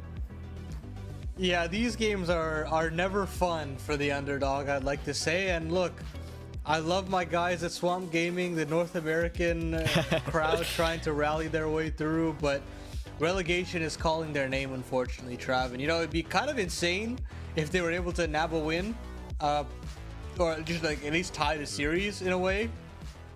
But I can't paint a pretty picture, to say the least. LCK have been on another level as far as the group standings go.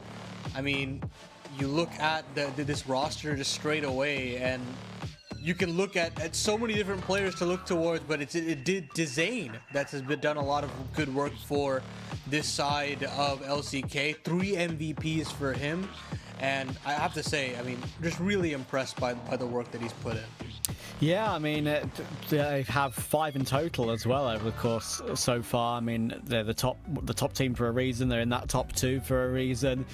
I've always been quite a big enjoyer of Spoxy and Lionclaw. I think it's definitely not just Zane and Flex. I think it's actually those two who I've seen a lot of good work by, so I'm looking forward to seeing them play again. Swamp Gaming, as I said, a little bit more unknown, of course. They came through obviously like a different qualification process to make it through here. We played 1 NA server and 1 EU server, I believe, in this particular matchup. I'll get confirmation for you as to which exactly is which in a moment or two. Usually a lovely producer will send us that in a second or so.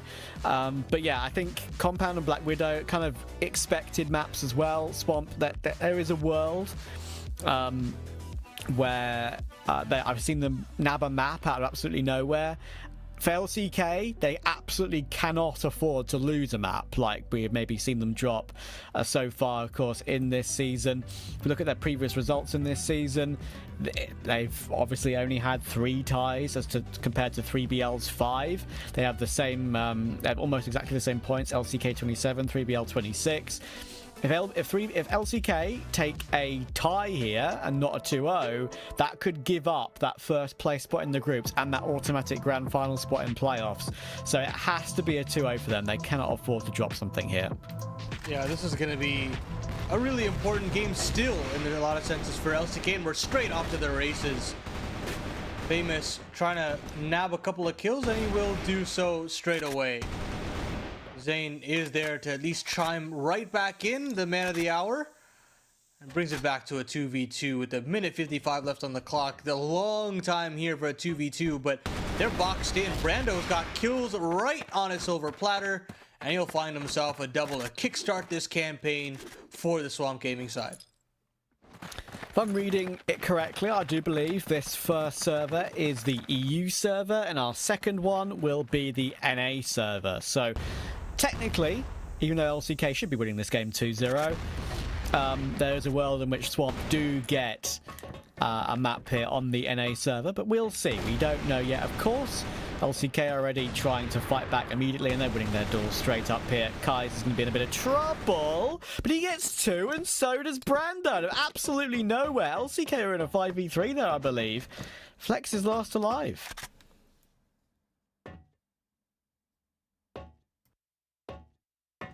Whoa. See if we can pull this off at this point.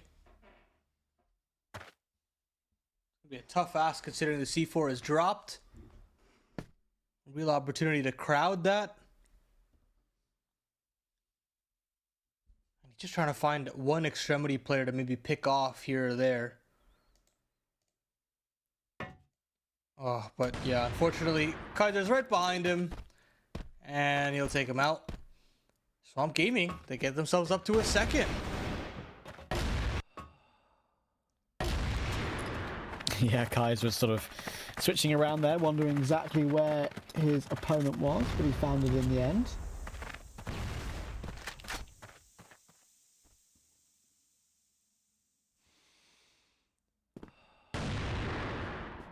Ooh, Oh, Spoxy. This is what we've come to expect from him so far in this season. He's been so good at finding these opening kills. And he'll even find a second with the pistol there as well. This time Swamp Gaming are struggling a bit in this round. I think they're recovering a 2v5. Might be a little bit beyond them. Famous is going to try his best. He gets one and falls away. Might have to be AJ. Certain AJ with me right here as well.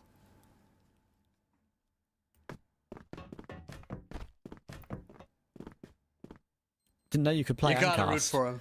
You gotta root for him. Why wouldn't you? And he's the sniper as well. He's got one on the board as he tries to reclaim some space back in. But that bomb has been planted, and now LCK should be favored in this 3v2. You'd like to think. LCK are having themselves a little bit of a round here. Famous goes through the smoke, and unfortunately AJ can't claim himself that kill. Second round will be all she wrote for the global risk for right now, as LCK get off the mark.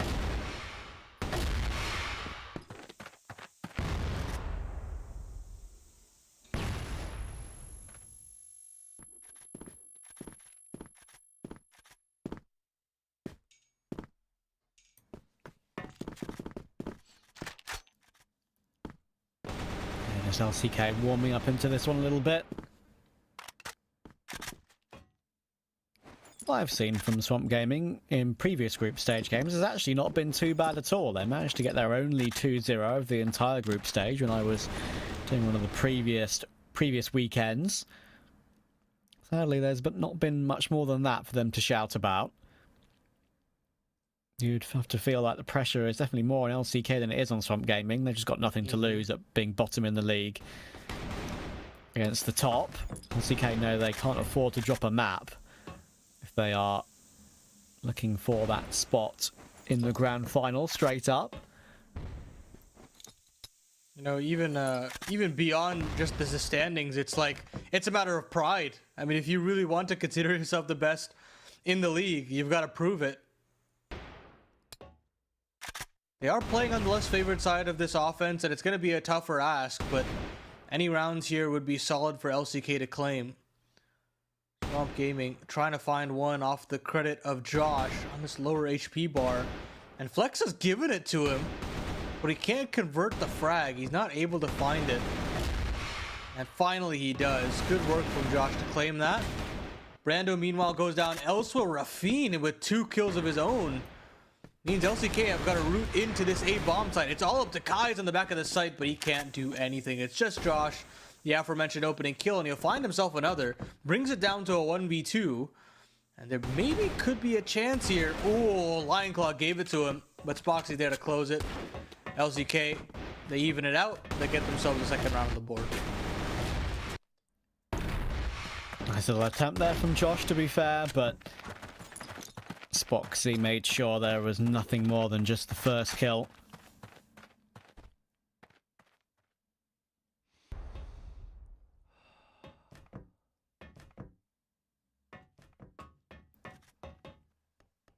Head down from Famous, so he's not going to get spotted through the corner of the window.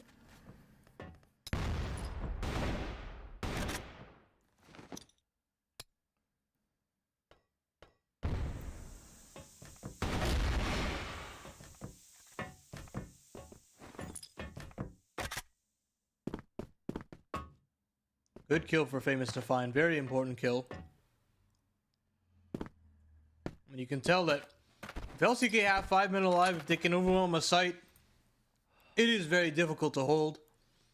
That is just a fact of the matter.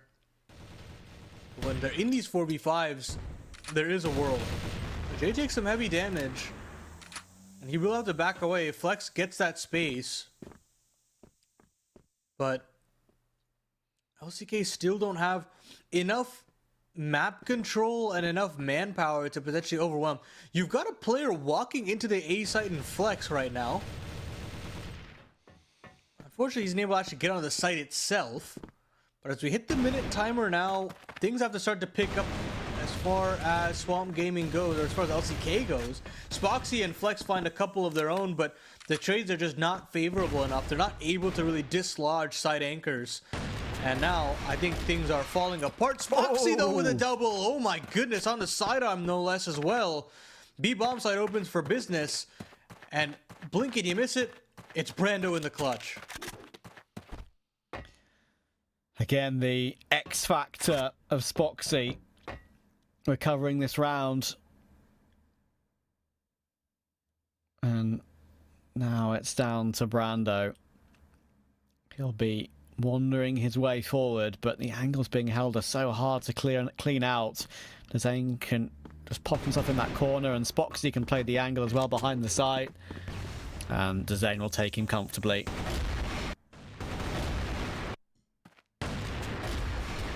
There it is. Beautifully clean. It took a little time for LCK to warm into this, but they're awake, Trav. They're here to play. They've already got 3 rounds on this offense. I'm sure they'll be very happy with the situation at hand, and they want to try to extend this with Spoxy finding yet another frag to open things up. This guy is feeling himself right now. I don't blame him.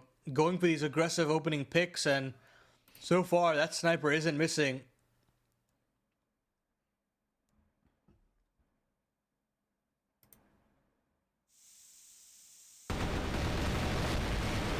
Oh, wow. Calling us straight through the smoke push is kind of ballsy there from LCK, but they get rewarded with the 1-for-1 trade. Kai's just get pushed back as well. Oh, but Josh, he's been clean on these AK shots.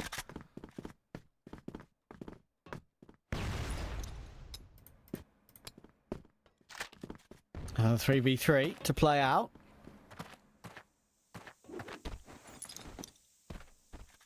Once again, LCK will team up. Keeping it very close, yeah, lining up the utility. Famous looking to go aggressive though, and Josh maybe not expected there so quickly. They need to find a way to clear him out because Famous has got his kill and got away as well while those smokes are up. So well played. Spoxy's done work from here before, but not this time. Famous will get another kill to add to the tally.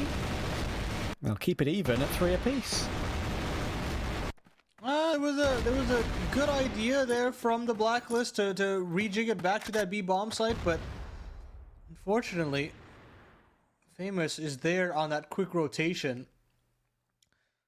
Double setup here now for that LCK side with Flex actually wielding the second one. And he's found himself an opener. He's got another opportunity out to Josh. Josh trying to find some information. Doesn't spot it out at the tail end. Ooh. Real opportunities here, but look at how much damage Josh is dumping out, and he's not even able to really stand and deliver. He doesn't have to duel heads up. But now they're going to give an opportunity, and there's a tag, but not a bag from Josh. And we'll even it back out for Swamp Gaming. And Claw will deploy the util to cross toward a side. He's actually going to go in front of it. And now Famous and AJ could be in for a bit of a rude awakening. AJ gets taken down, but Famous and Brando again. Those two have been doing some great work in this game. Brando's up to 7. Famous is on 9 kills at the moment. C4 planted though for Spoxy and Lion Claw. And once again, it's this duo which has been so successful for LCK early doors. Actually, it's the two duos that have been going up against each other in terms of kills. And this time Famous can't do anything. Lion Claw will take it. And LCK back into the lead. I'm going to keep this double arm setup now. I want to try and really make it work, especially with Flex finding these opening kills. You'd understand why they're going for it. Lion Claw will take space off the back of that arm. But nothing really is netted because of it. They're just going to go bounding back into that middle position. Brando firing shots down range, not connecting.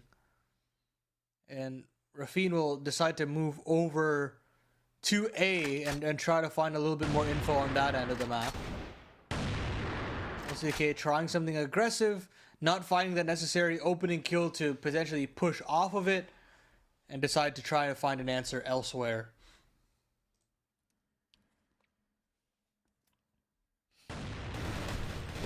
Spoxy again. Another one of those openings to add to his tally in this group stage. Had so many of those. And so many impactful ones as well.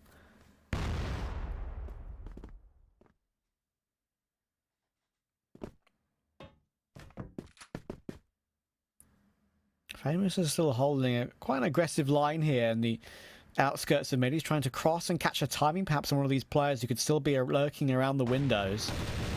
Brando will manage to force the shot from Spoxy. Glancing up and down.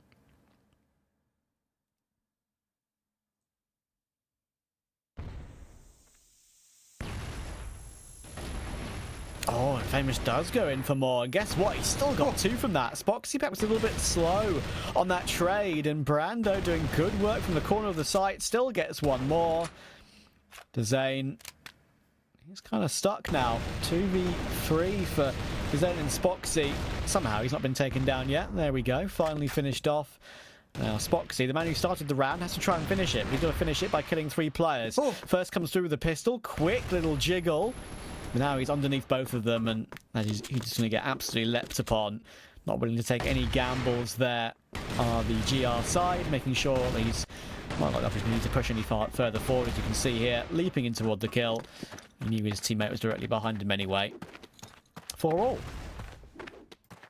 Oh, well, Flex doesn't want anything to do with that double setup now. He will move back over to the rifle. Understandably so. They haven't been able to find that same success off the back of that first round, but Rafine on the sidearm will take out Kai's. Sniper down for the count, and LCK have themselves an opening 5v4 to start making some room. That must have been a stellar shot to just completely snipe him out of the round. Famous doesn't even want to pick it up. He's very keen on just letting it lie.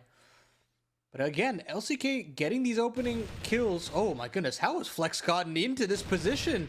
He's got 1 kill on a silver platter. He's trying to trigger discipline to find a second, but nothing is coming his way right now. Oh my goodness, this is so tough for Flex to just really pull the trigger. Oh, when does he do it? He's waiting for a second player to rotate in. Maybe he's also, of course, waiting for his team to get into position so he gets 1 free kill in the back. There is the freebie, but he can't find the second. But of course, in the amount of time he wasted, he's let all his teammates converge onto the site and likely convert the round. It's Josh and Famous. Try and recover it. He's being peppered by smokes and flashes. There's not really much he can do about this.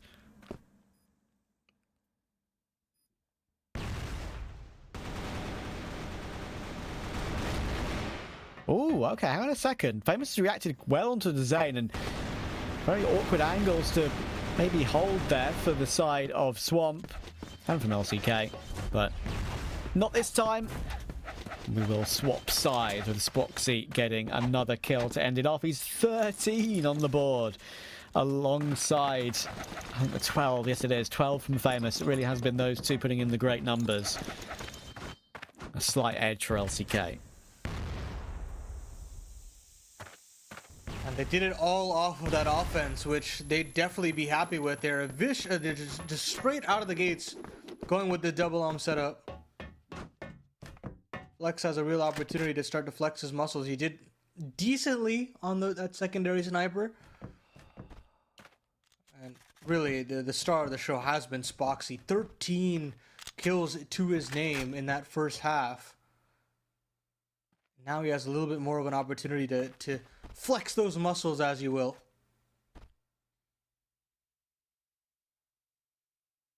But a gruelingly slow start here from Swamp Gaming.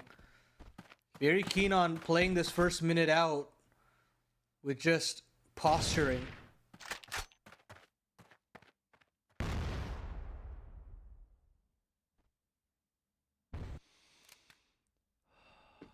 Maybe this is the favoured side for LCK as well. I'll have to see if that pans out, but it is the map they should be taking. It's a series they technically should be taking 2-0, even though one series will of course be on an NA server. Oh, Flex! Oh, the aggression. Kai's and Famous didn't know what hit them. Raffin's there to help out as well. AJ will go down straight away. Flex He's going to have lots of help coming through on the rotation very quickly. He'll get the last kill anyway. Lovely hold from him. LCK will now increase their lead to 2. And Flex still has that little bit of a swagger to him to get a couple of kills, be a little bit more in your face.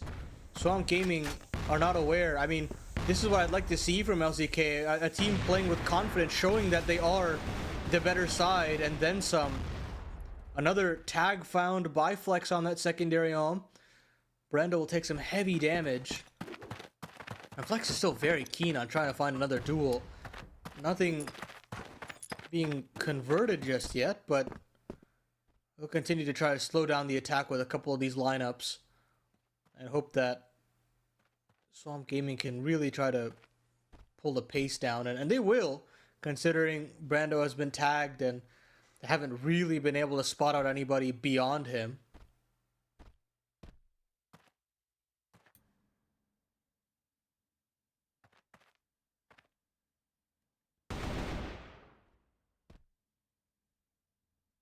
A little bit of presence in mid, but no more.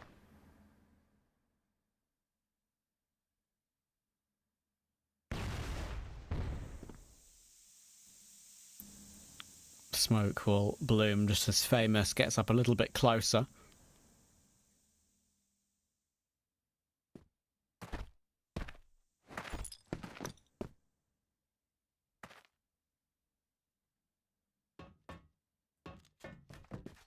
A lot of 4-1s being drawn in on this map of Compound.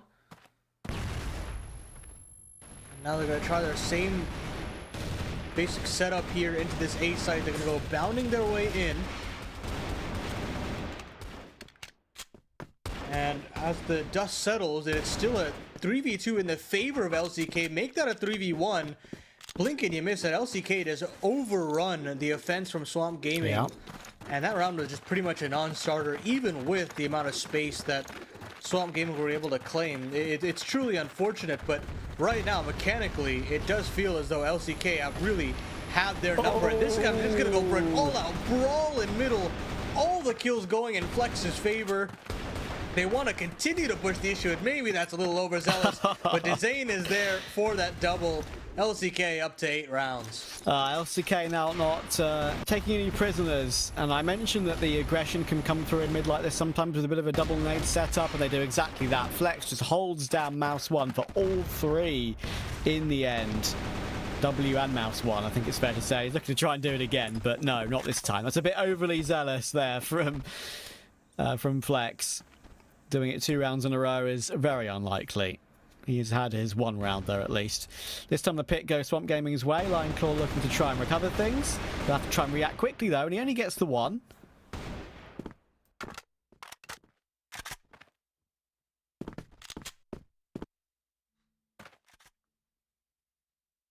This is a little bit better of a position now for Swamp Gaming. Oh, that was clean. Fun little movement trick there from Ajay.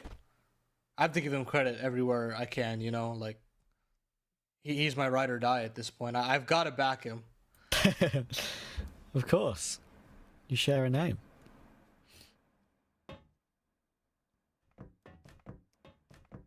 And now, Rafine will spot out quite a bit, and he does manage to get the utility off and bound away back to the side. He can call for a rotation instantaneously, but it's got to be him.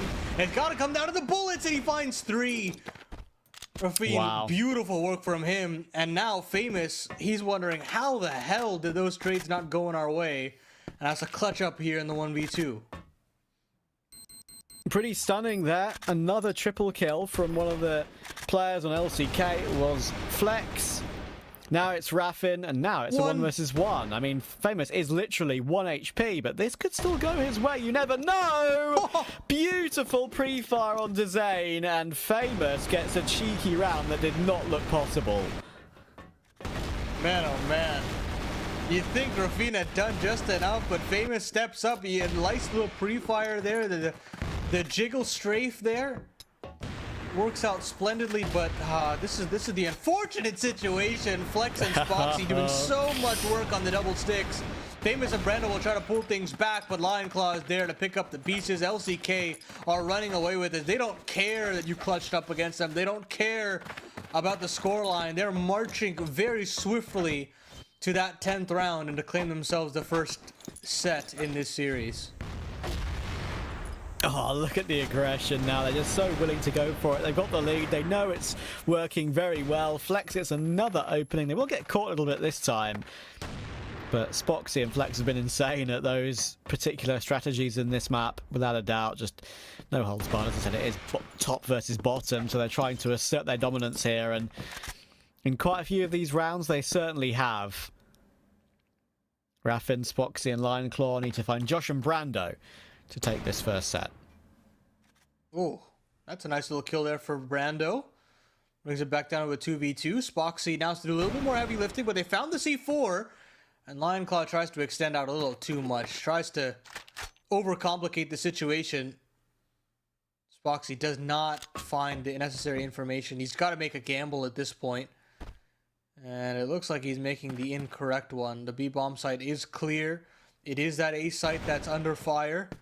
And he has been spotted as well. Brando with a couple of pot shots. They don't connect. Meaning there's still an opportunity here for Spoxy to try and convert.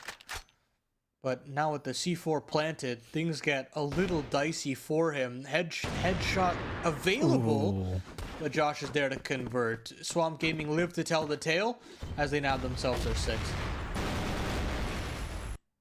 Nicely recovered again after the early opening aggression from LCK. No holds barred on that, but Josh pops his head up nicely to remove Spoxy. They knew it was the sniper, of course, trying to catch him out on a timing. They do exactly that nicely. Gotta say, Famous has been pretty insane for Swamp in this game. He's up to 18 kills now, and it might be in vain. Much more of a team effort from LCK. Couple of players on Swamp Gaming who are lagging a bit behind. Yeah, I'm with you. Right now, it looks just so coordinated from the Turkish side. Swamp Gaming now leave Brando on the A side, put him out as a feeler, and try to claim some space here on B, but no bodies being shown. Unfortunately, just gonna have to kind of gamble, feel out the map a little bit more. Head closer and closer to that minute mark. As Kai's is able to get into window, try to find an opening back into that B split, but it's the A side that looks a little bit more under threat from the NA side.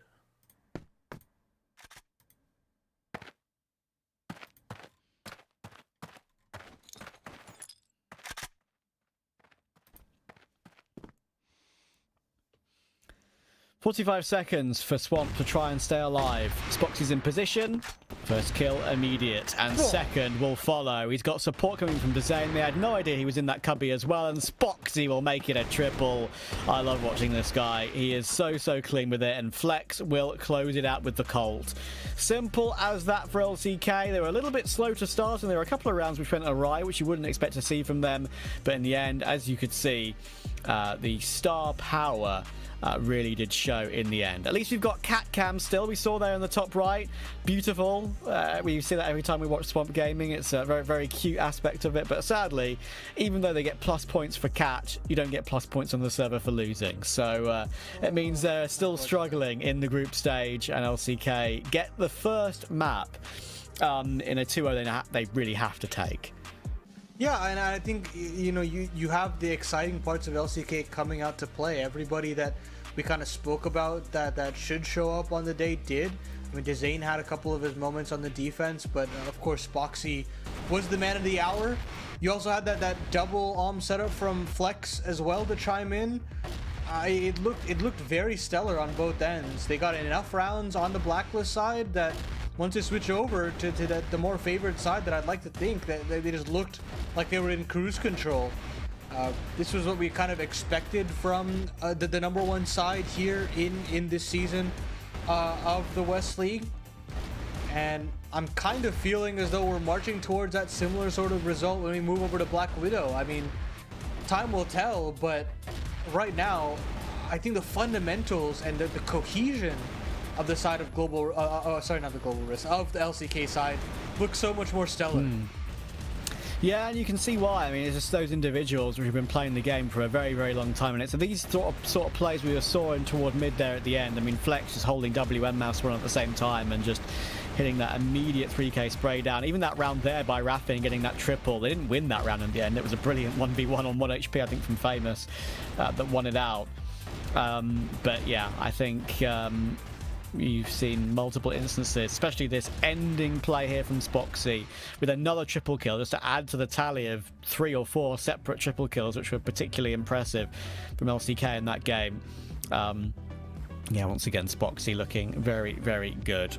Well played to Famous. He deserves a shout out. He had put great numbers on the board in that one, but sadly not enough for a win. And we can have a quick chat, of course, about LCK2 with everyone apart from Dezane over a 1.0 KD. When that's the case, you very rarely lose.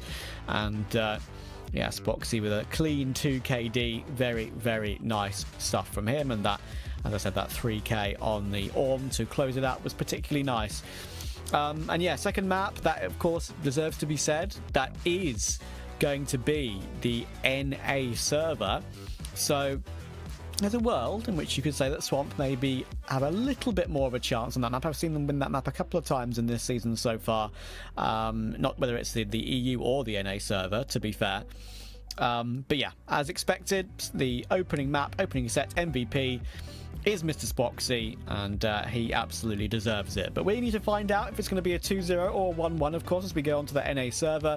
We're going to go to a little bit of a break, and it should only be 3 or 4 minutes. When we're back, we will go and see if the Black Widow is going to be an NA home or not.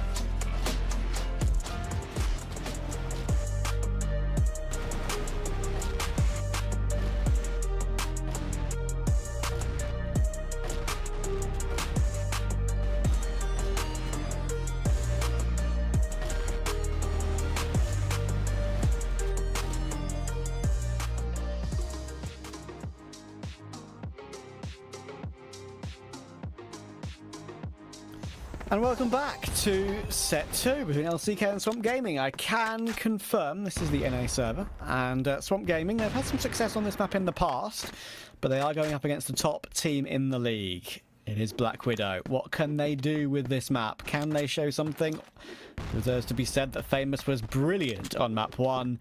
Can he keep it up? Yeah, they definitely need it. Any points are good points here for Swamp Gaming to try and avoid relegation. Tough ask in the grand scheme of things, but Ajay hot into the collar right off rip, trying his hardest to live, but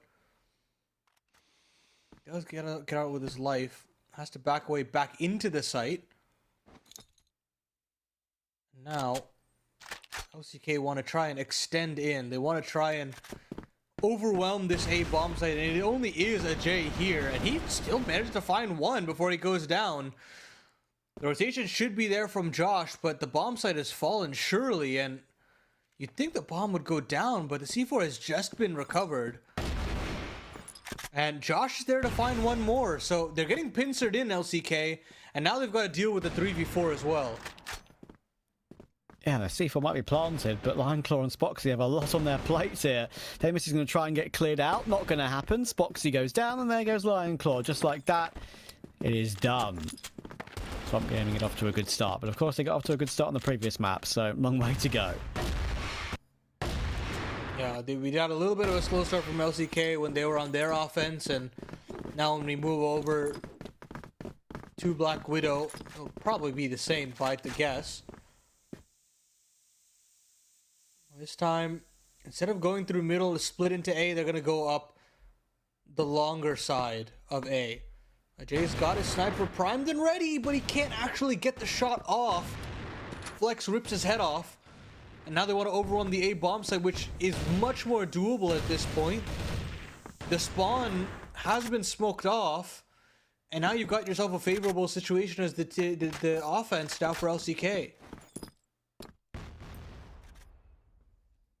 Yeah, this is going to be a tougher retake for sure. He's got boxes to play around, of course, does Spoxy, and it's a good reaction on the first, and this one is absolutely going to go the way that is expected.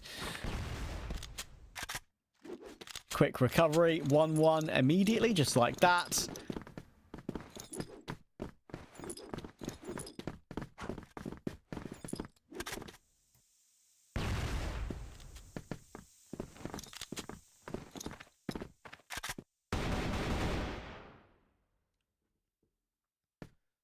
Swamp Gaming, they were going to have to actually deal with the same setup from LCK for initial play towards the long side of A.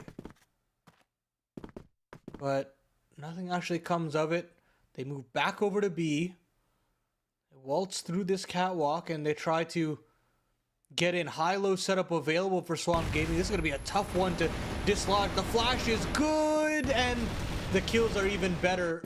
They just all overwhelm that B bomb site. That is a beautiful little take there from LCK. And Kai's now in a 1v4. Has to try and piece this together. I mean, I don't know how in the hell you would ask for it, but at this point, he's going to try his hand nonetheless. Flashed again, and Flex is there. What a round from LCK. That was just such a swift little pop. And that utility set was even better there, Trav.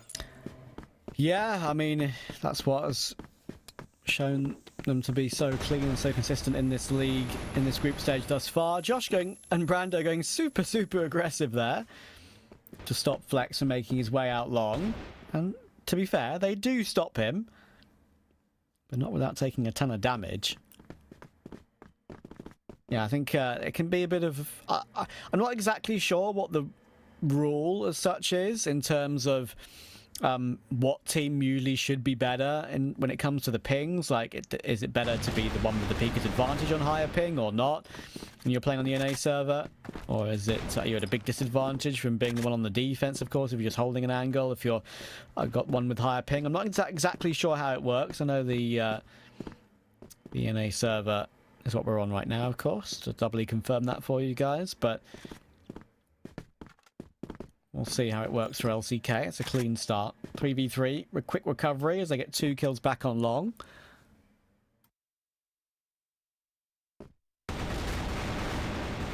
Oh, and Famous decided to go aggressive. Would have loved to find a double there, but can't do so. Through the mid doors, Brando tries to take an open fight.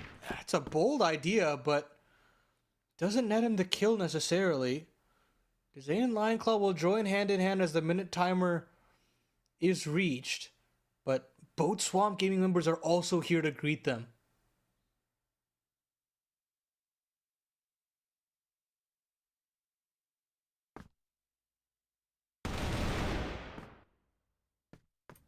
Brando will get caught from Lionclaw.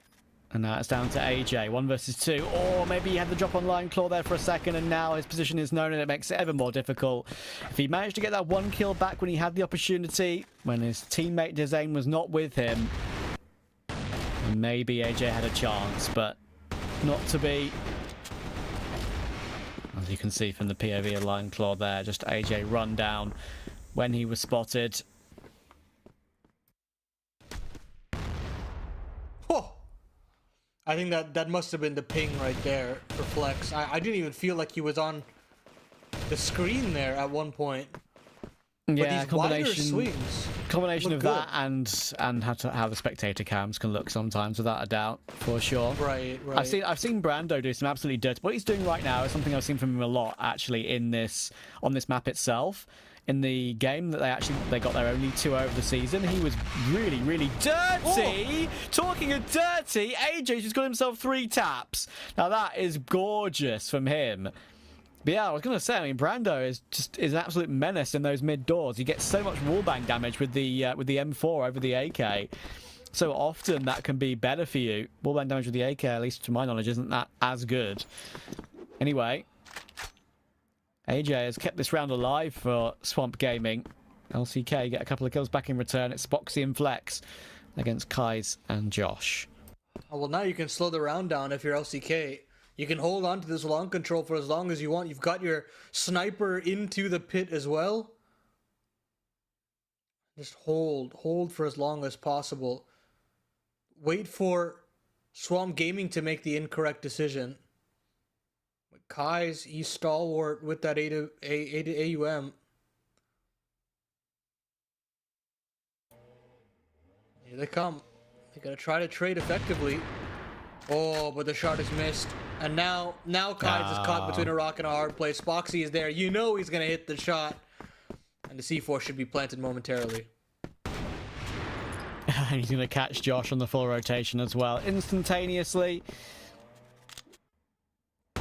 Spoxy is well on his way for another MVP performance. AJ did incredibly well there, playing with the headshot angle, ducking and diving. It was gorgeous play from him, but in vain.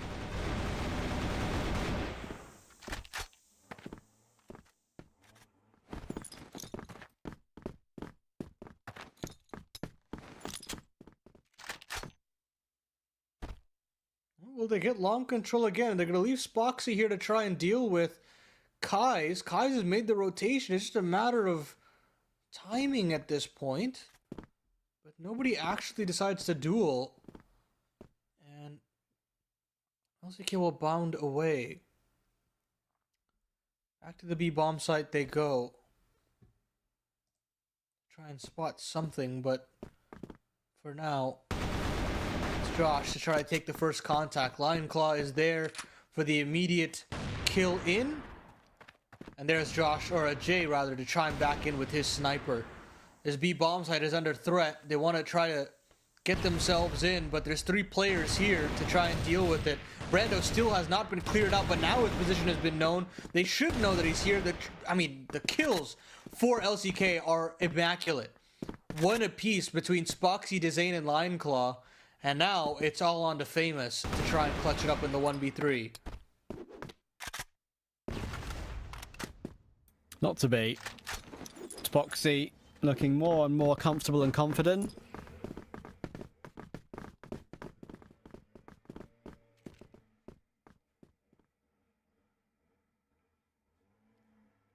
And Swamp Gaming, sadly, are probably going to be the looking ever more likely they are going to be the team to be relegated from this season's group stage, but I think they knew they went into this as underdogs anyway.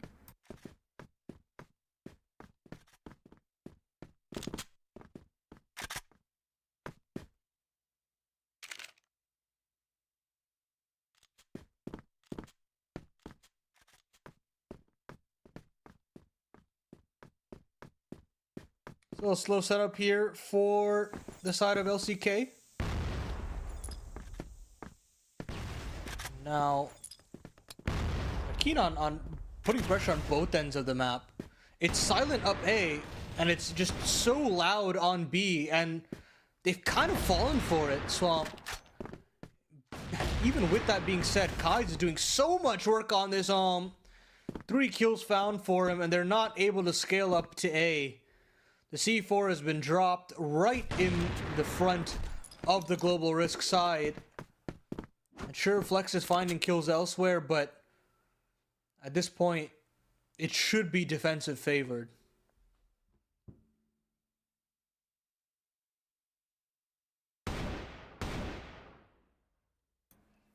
Flex creeping his way up. Obviously has to try and nab the C4, but he's got 2 players to face before he grabs it, and yeah, he couldn't manage it in time.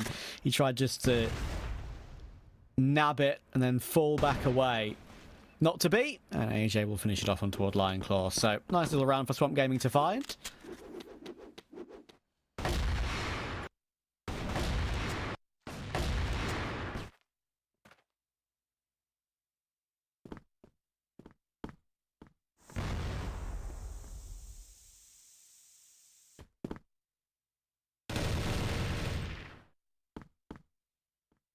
Okay, just straight away, 4 kills in the favor of LCK. Ouch. And just suddenly, Blacklist run off to 6 rounds. Just so quickly. LCK showing their mechanical brilliance here on this offense, and no matter what kind of setback they've been given, they're there to bounce back, and this time they're gonna go straight fighting, brawling against this NA side. And Famous actually just does it all. Famous with 4 kills on his own, and Swamp Gaming find themselves their 3rd kill. Wait. We gotta see a replay of that. The lineup is crazy, and the spray transfer is insane. The transfer to get the headshot was even nice. I mean, I mentioned Famous was unbelievable on map 1, on set 1, and, you know, to be fair to him, I said I wanted to see more of that. Well, it may only be 1 stunning round, but you know what? That was gorgeous. Wow, that's one of the best multi-kills I think I've seen in the days of Crossfire I've done. Very impressive.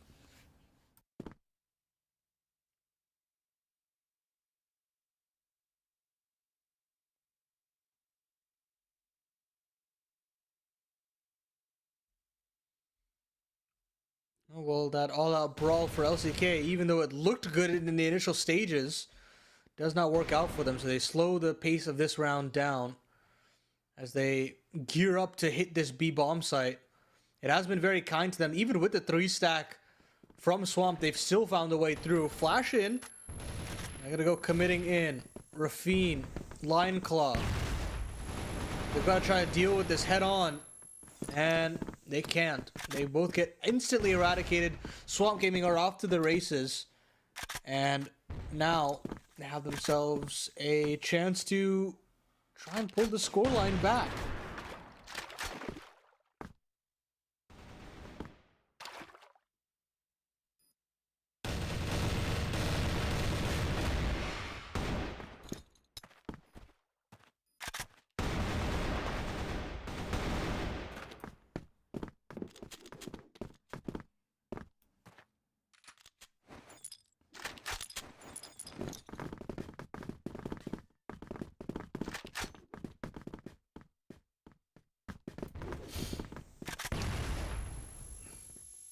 Six 4 for LCK. Swamp Gaming recovering this one.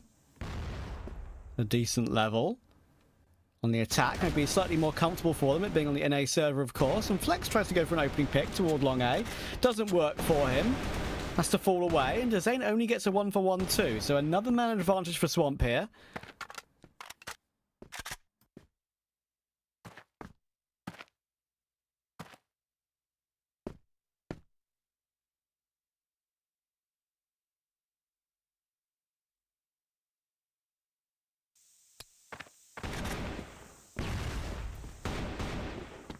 Oh, Lion Claw needs to be careful.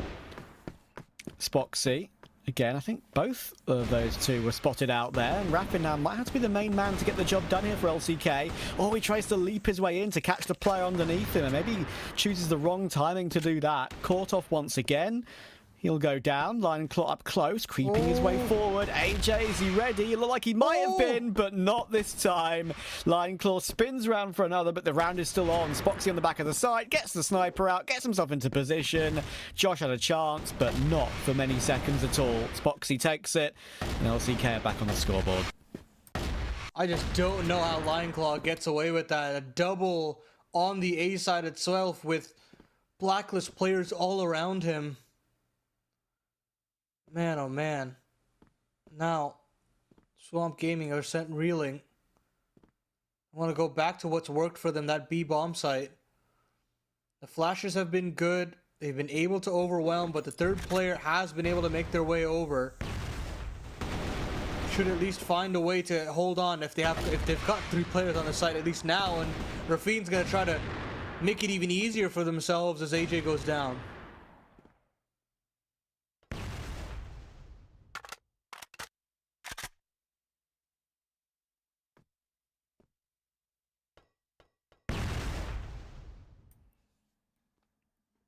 Another advantage for LCK to work with. There have been some exciting rounds, even though Swamp Gaming are probably going to lose this. You'd feel. Been some close and exciting rounds without a doubt. LCK have not played badly. Nor Swamp really. It's just there's just a skill gap between these two teams without a doubt. LCK obviously went into this day knowing as well that they couldn't afford to drop anything. 1 point between them and 3BL. The top of the group. Winner of the group goes straight through to the grand final, skips around. Second place only goes through to the semis. That's why it's such a big deal for LCK to win this one cleanly, but this one might be a little bit more difficult. 50 seconds. C4 recovered for Famous. He'll go and plant it now. Kai's almost gets the spot on Spoxy.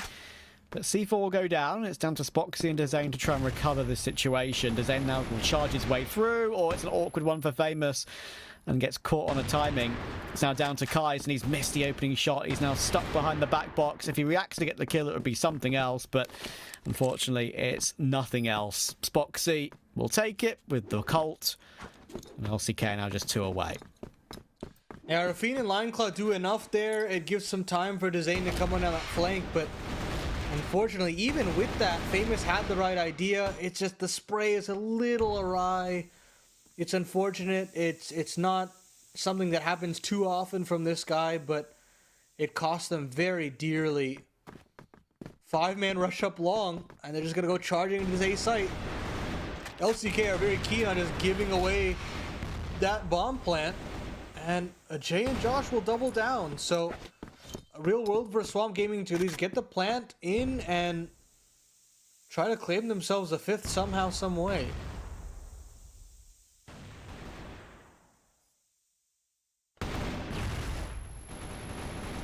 Oh, moving back and forth there, Raffin, trying to make himself as hard to hit as possible, and it works toward Kai's Lion Claw, and Dezane will get a couple back as well, and Famous is stuck, but he's got a chance. He's been insane in this entire series so far, and Dezane is not ready for him to swing the right-hand side for a second time. Brilliant pre-fire once again, and Famous once again for him and his team shows his individual level. Yeah, he picks up right where he left off as far as that small hitch in the round previous, but he's got to do so much more. Flex finds an opening 5v4, and Famous is there to claim it right back. Dezane will fall. Meanwhile, Josh looking into the B bomb site hole. He's holding out to the entranceway. Oh, and finally Famous does go down. That is the danger man that LCK were looking for. And now, in a 3v4, Swamp Gaming, without their fearless leader, have to find an answer elsewhere.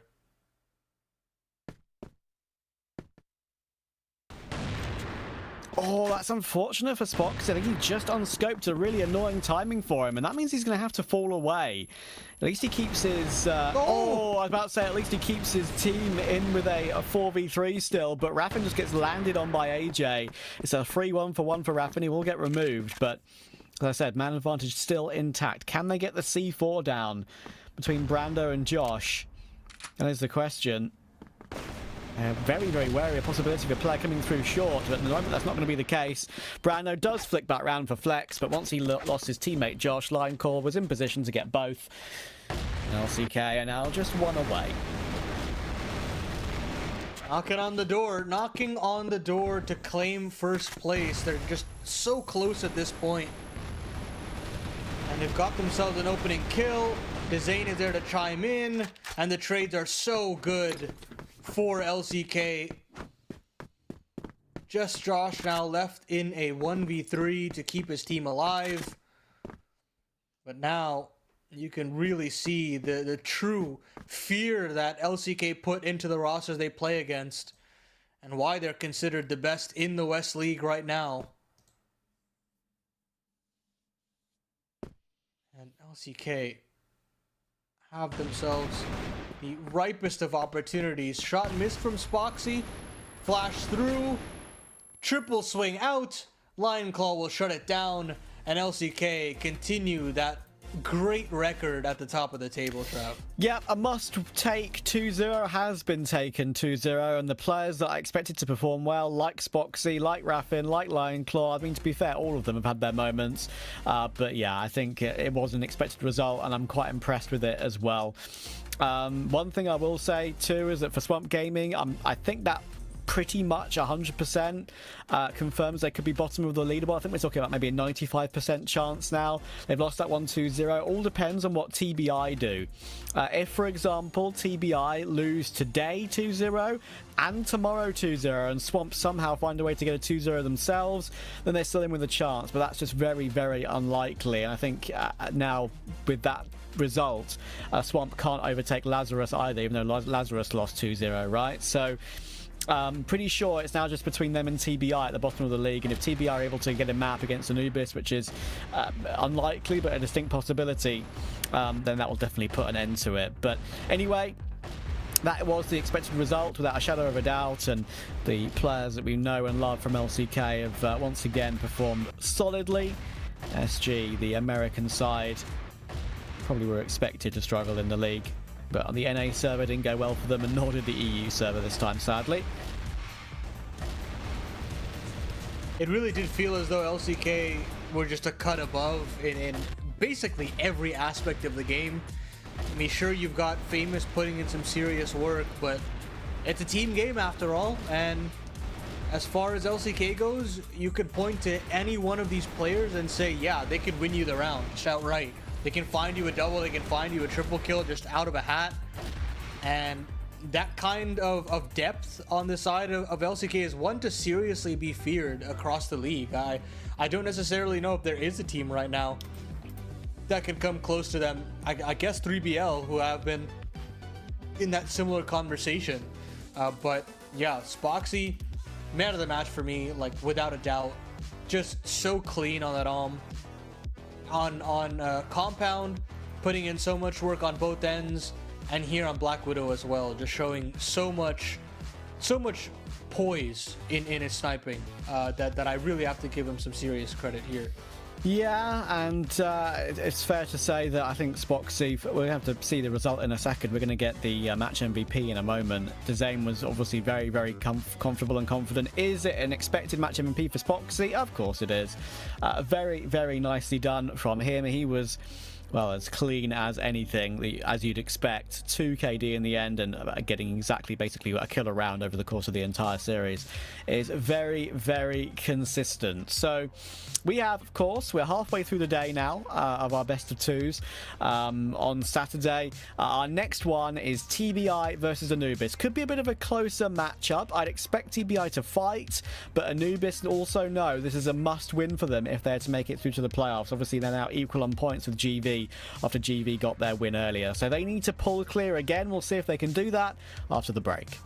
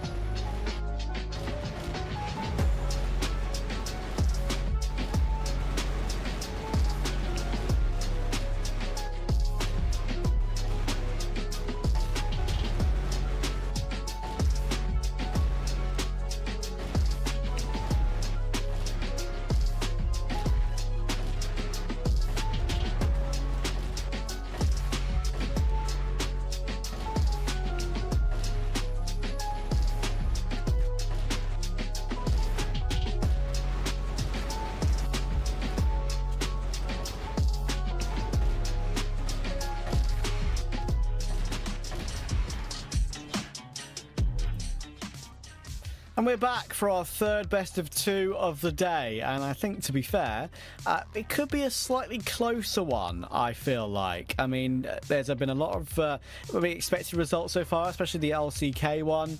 The GV game, of course, against Lazarus was relatively close in that second set. But this one could be interesting. TBI, don't get me wrong, they've struggled in this season. They are in that fight with Swamp Gaming for that bottom relegation spot in the standings. However, Anubis, their opponents coming in now, this is also really important for them because they're now even on points with GV after GV got their win earlier. Anubis Gaming need to get at least one here, preferably a 2-0, to keep their chances of that top 4 spot intact. Yeah, this is so important for Anubis. You look at their final matchup of the season, it's up against LCK. It will be a tough game. You know, you can still maybe try and eke out a win, but 90%, 80% chance that could run away from you. It's all really riding on this series right here. You want to take this 2-0, 9 times out of 10, at least split the series. And on the other end, for TBI, you know, if they could split the series, you know, they've got a matchup against UNK later with unKnights, and I think that is still a doable series, but just splitting would be fine here in their eyes, and just separate themselves from Swamp just a little bit more. But excited to see how this pans out. I'm excited to watch Anubis take to the stage here. Dipsy is the player that I'm sort of looking at, where I look at the kind of group stage MVPs. He's the one that has kind of paved the way. Yeah. And on the TBI things, Dirty looks like he's done a little bit of work on the other side as well. Yeah, I've had a chance to see both these teams, as I said a couple of times already. And I think for Anubis, I think Jaguar has actually had some really impactful rounds as well. I think Doom can be quite good as well. For TBI, King is the player that I sort of mentioned to you in the break that can be, let's put it this way, very animated on the player cams. He often gives it large and is very passionate about it, bless him. So yeah, it'll be interesting to see once we see some tactical pauses, perhaps what it looks like for TBI today, what the mood is like. I'd expect Anubis to take at least one of these 2 maps. We've got Ankara and Port coming in.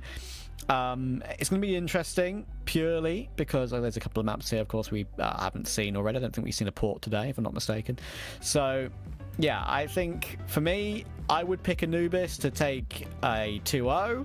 But there is definitely a distinct possibility TBI could find something in this series. They haven't been great at getting the ties. I think it's fair to say that Lazarus really have been a team that at this lower level have really been getting more ties than anyone else over the course of the group stage. And TBI have got the tied most losses with Swamp, of course, as well, which doesn't help. But yeah, we'll have to see. I think Anubis are obviously the favourites, but TBI, there is a world. I've seen them play a couple of these maps before where they just managed to nab one out of the under the noses of Anubis. Yeah, splitting series against GV, Lazarus, and yeah, unfortunately they weren't able to win against both 3BL or LCK, which is kind of expected for a team of this caliber. But as far as results go, they've been pretty much on par with kind of what the expectation is from them. That this game really just feels like they've got to punch above their weight just a little bit. You know, just to find one set here in this series could be everything for them. And yeah, I think for Anubis, it's like, in my head, I think that this needs to be a 2-0 for them. I think that game against LCK, it's going to be a really, really tough ask. I'm not necessarily going to paint a pretty picture, especially with how informed they've been as of recent.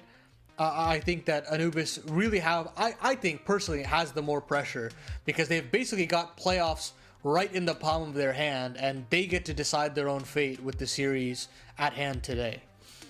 Yeah, and there's a couple of instances as well where that's a very similar situation across the group, right?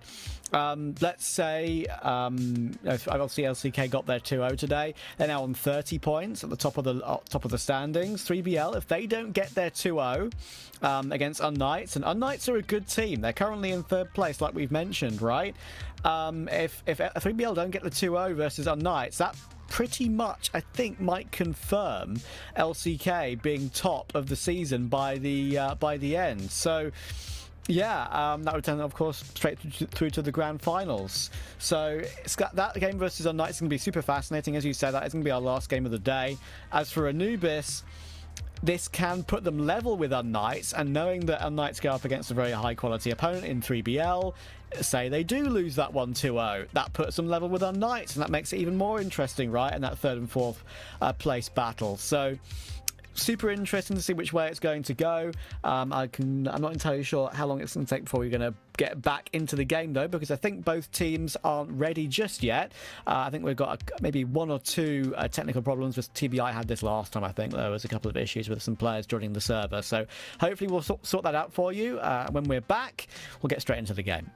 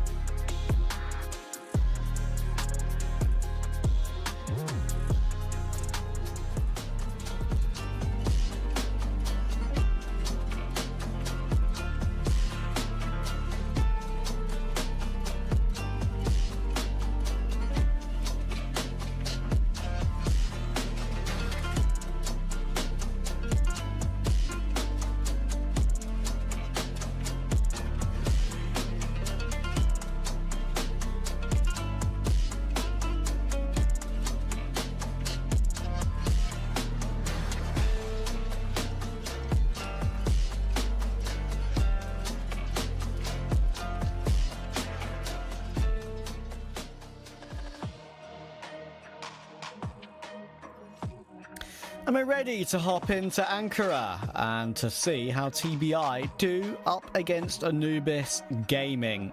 An expected win for Anubis, you would think? Well, we'll see. I've seen TBI on a couple of occasions on this map, and they've often taken it quite close. Well, let's see what Team Bad Intentions can do here in this first set. Real important series as we get to the tail end of the season here. For both of these squads for different reasons, of course. One on the top end and one on the bottom. Difference between playoffs, difference between relegation and design. Straight away wants to try and get engaged into this fight.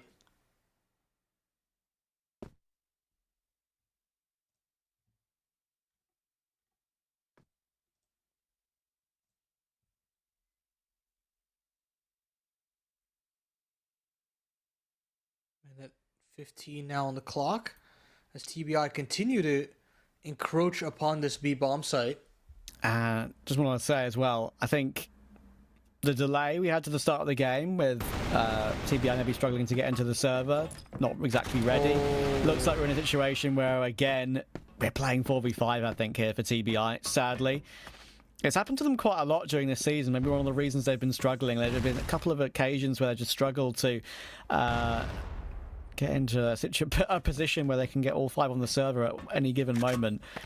And the technical pause will have to be called after this round. There is a world where you can recover this one still. I mean, who knows? 3 versus 4, it's vaguely doable.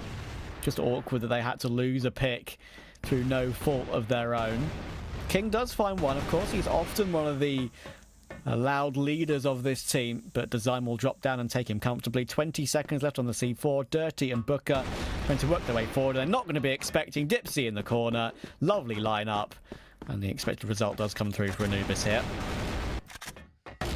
So this 4v5 could just be the most unfortunate of circumstances for TBI. They really needed this victory, or at least just a split. But for Anubis, I mean, you can see these guys, they're locked in. They're playing together in at least a couple of them. Yeah, they have a team house. At least a few of them have a team house that they play together in. I think you'll see later on 3BL do have a proper team house with like a logo on the wall and everything, like a proper LAN room. Pretty cool. But yeah, I think often it can be maybe 1 or 2 players aren't in the room at the same time, and maybe the whole group isn't together. But for Anubis, it's most. It's King top left, I believe, which has often been the man to be animated, let's say. But I think they need to try and fix it up to get everyone back in the server first.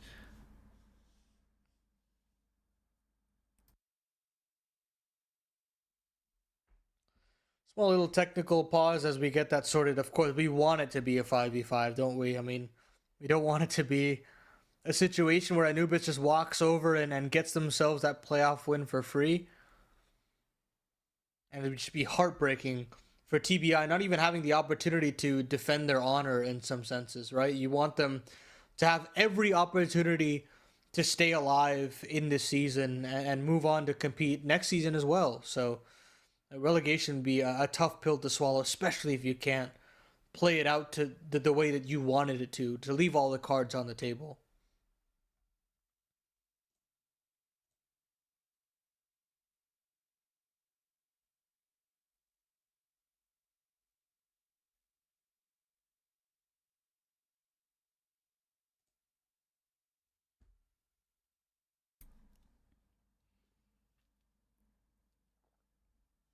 Playing in darkness isn't necessarily my choice. Strain the eyes a bit. It hurts my eyes, man. Yeah, it hurts my eyes and then some. I can't do it. I tried watching a movie the other day, in like just on my laptop, in the dark, and I couldn't do it. I was like, how would you ever play games? Well, like that's just crazy. What movie was it? I was trying to watch Princess Mononoke. I don't know if you've heard of that one. I have actually heard of the name, but I've never watched it. Yeah, I've been putting that movie off for a long time. It's pretty good. I kind of like it. I think it's not my favorite Studio Ghibli movie, but I think it's still a very good one. So yeah, highly recommend. I don't watch many films. Like I don't watch enough films, to be honest. I got lots. I say lots. It's a lie. I don't have lots of spare time, but I have some spare time. Where it's mostly playing pugs, isn't it? where I could like fit in a movie or whatever, but a lot of the time I'm just like watching sports or whatever, and then it gets late and I'm like, do I want to start it now? You know? But yeah, I think the last 2 things I've watched were Challengers and The Idea of You, which is like a romantic film. So yes, yeah. Recent ones, but I don't watch much. So King was doing a full game plan there, a pep talk, if you will. See, what did I tell you? He's the hands moving. He's a gamer. I mean, oh my goodness, it's giving a little bit of like Shocks, the way Shocks talks sometimes. When he was like on the G2 days, where he was kind of like animatedly talking. I love it.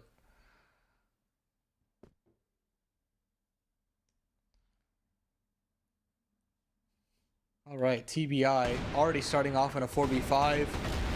Dipsy should have another kill on his plate. Gainer was just completely unaware at that possibility. And Dipsy will continue to try and take that space. We've got a lot of room to work with now. Anubis and kills as well. Well, that's a little overzealous from Dirty. Wasn't aware of how close Dipsy was. And Jaguar is there for the trade. Great spacing from Anubis and great capitalization to get themselves these opening kills. It's just Booker left up in the 1v4.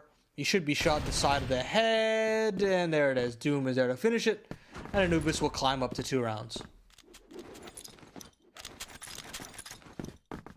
Yeah, I think the design on Anubis was getting a little bit animated as well during that technical pause. Oh, a passion. Love to see it. There is no passion. There is no aggression. Rest in peace. Fly high. Oh, did he pass away? Oh, that's really sad. Yeah, I don't know how exactly, but I didn't know that. Complications. Actually, yeah, never mind. I tell a lie. I think I have heard that now you mentioned it. That's sad. very recent. It is very sad. Oh, bless him. At least he's got, you know, he's created a meme to live by. Bless him. Yeah, I do know that like the response to it and the kind of community backing was insane. Like the football community were so on board with it, and they were like, you know, this is our guy. It truly is unfortunate, but Team Bad Intentions, they're back to winning ways. They've at least claimed 1 round here, Trav. They put the tech issues aside, and they still want to try and claim some rounds here. Try to split this series, maybe even take a victory at the end of the best of 2.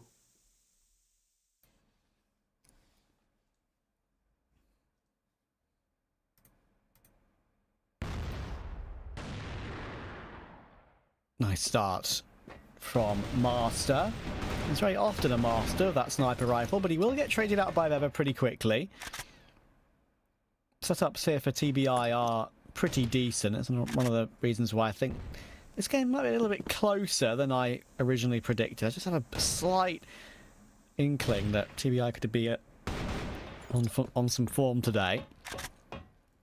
Anubis will look at this game and think they should be winning comfortably, and maybe that'll lull them into a false sense of security, knowing how important the game is as well. Who knows? Who knows? Anyway, it's going to be an A play by the looks of it here for the Anubis Gaming side. King will jiggle peek the headshot angle and will chuck some utility in to try and fall away. Bever launches himself in though, then King will get absolutely deleted sadly, so the site has been taken. Utility needs to go down before they can get a safe plant though.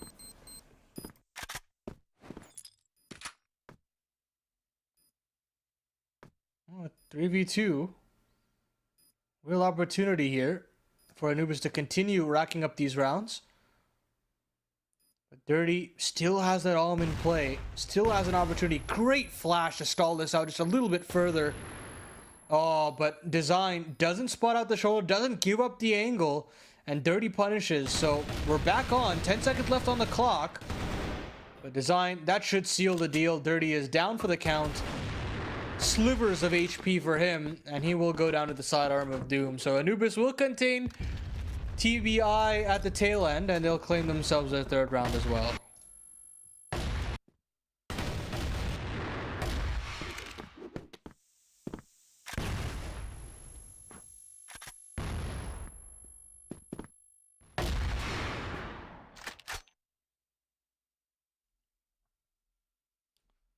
Man, Master with these openings have been so clean at this point. Gives a lot of room for Anubis to work with.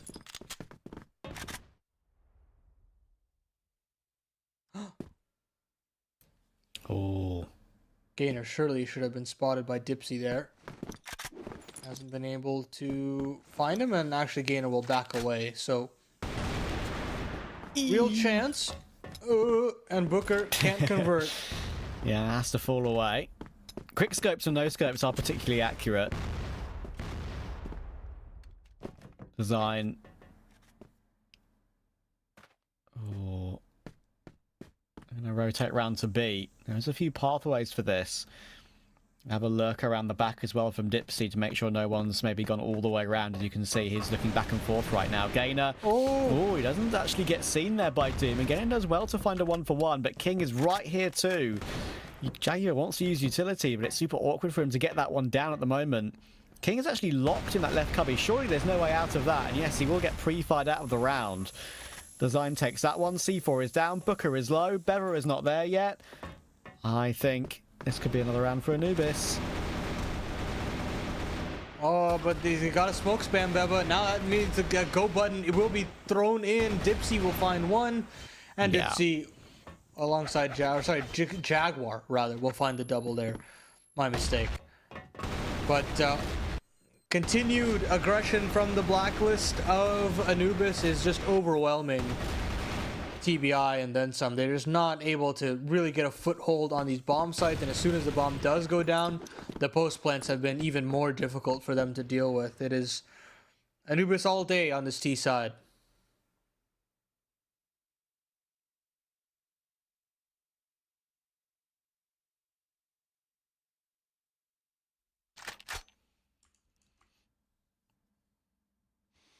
Yeah, King just sadly very stuck there in that round as well. He couldn't feel comfortable in maybe coming out of the cubby and then moving back toward an angle to play with his teammates instead. A little bit of aggression in this round from TBI though, as you can see, having a little bit of a glimpse in mid. Having a bit more of a push down. Other than a few nades, no more than that. And Jaguar could perhaps flank one. He knows that King's been spotted in that area, but King's just got away before Jaguar got there.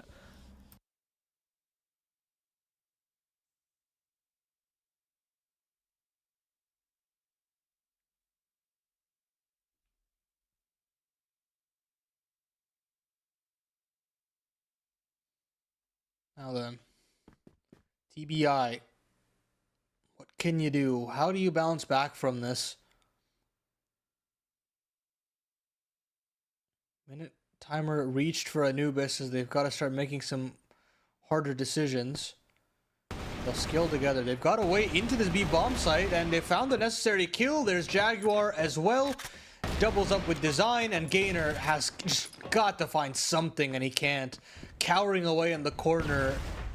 And TBI, I do feel like they're playing a bit too passive right now. They're not able to find enough information, enough of firepower or frags back the other way to make these rounds competitively viable. And they've just got to like hope and pray these post plans work out in some form or fashion in their favor, like this, through the smoke. And it's just auxiliary damage at the end of it. Doom and Master chime in, and Anubis are already at 5 here, Trav. Oh, here we go. So as you can see, a couple of these guys are playing with each other. I'm not sure if they all are. I mean, the room is dark for all of them. I think it's quite hard to tell. But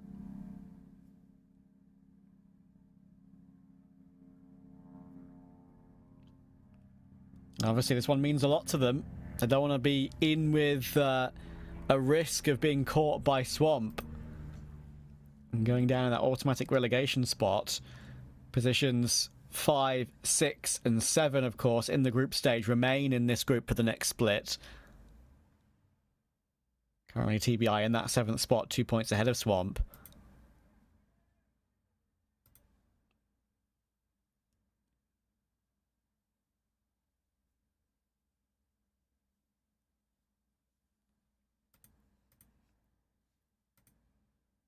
This is a tactical for TBI.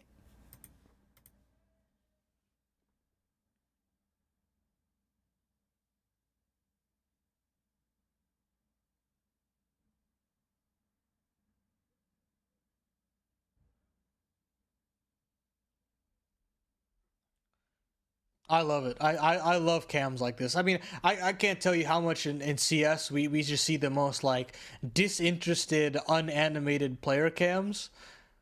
Similar to Anubis here. Sometimes we just like cam. Yes, yeah, exactly. I love it when these players are just so passionate about the game they love. That to me is why you follow esports in the first place. Is like it's just the passion that oozes out of the players. Exactly. You want to see highly skilled players who are passionate about their craft. Exactly, just like regular sportsmen and women, of course. Wimbledon final just finished, of course. Oh yeah. Yeah, the men's Crazy finals that tomorrow. Paolini didn't win. Yeah, I thought she would. I really thought she would. But I think Krejcikova is a very underrated player. She's literally she's won the French Open now and Wimbledon, so that shows she's a good, great all-rounder. Won a lot of doubles tournaments as well, including Grand Slams. So she deserves respect, even if she's not everyone's favourite. For no reason, just because she's, I guess, not as explosive perhaps as some players, maybe not as infectious, but Sometimes that's just the way things are. In esports and in regular sports. It's like when coldzera was dominating, sure, he'd put in a number of amazing clutches, right? But it was so seamless and robotic-like that he dropped 25 every game. Some people didn't like that. Some people didn't. But now, as time goes on, you kind of learn to respect these great players and what they're able to achieve. And for both Anubis and TBI, they're trying to achieve a very similar status. It's a long road for them to be considered into the greater pantheons of CrossFire players. But Anubis, they feel like they're a little bit closer to that end goal as Dipsy finds himself a 4v3 for Anubis Gaming. And they'll go charging into this B bomb site as quickly as they can. They're kind of split up here. They've got to try to conjoin and trade their way in. And it's really only Dirty available. He's got that sniper out, but with how close Jaguar cut down in terms of distance, this should be pretty much done and dusted, especially considering Jaguar will double down. And it's just King, the captain, in the 1v3. Nice, pretty far on the first. Doom will go down, but he's not expecting Design to immediately swing from long. There was a world, but not sadly, it's not this one. Lovely tap there from Jaguar.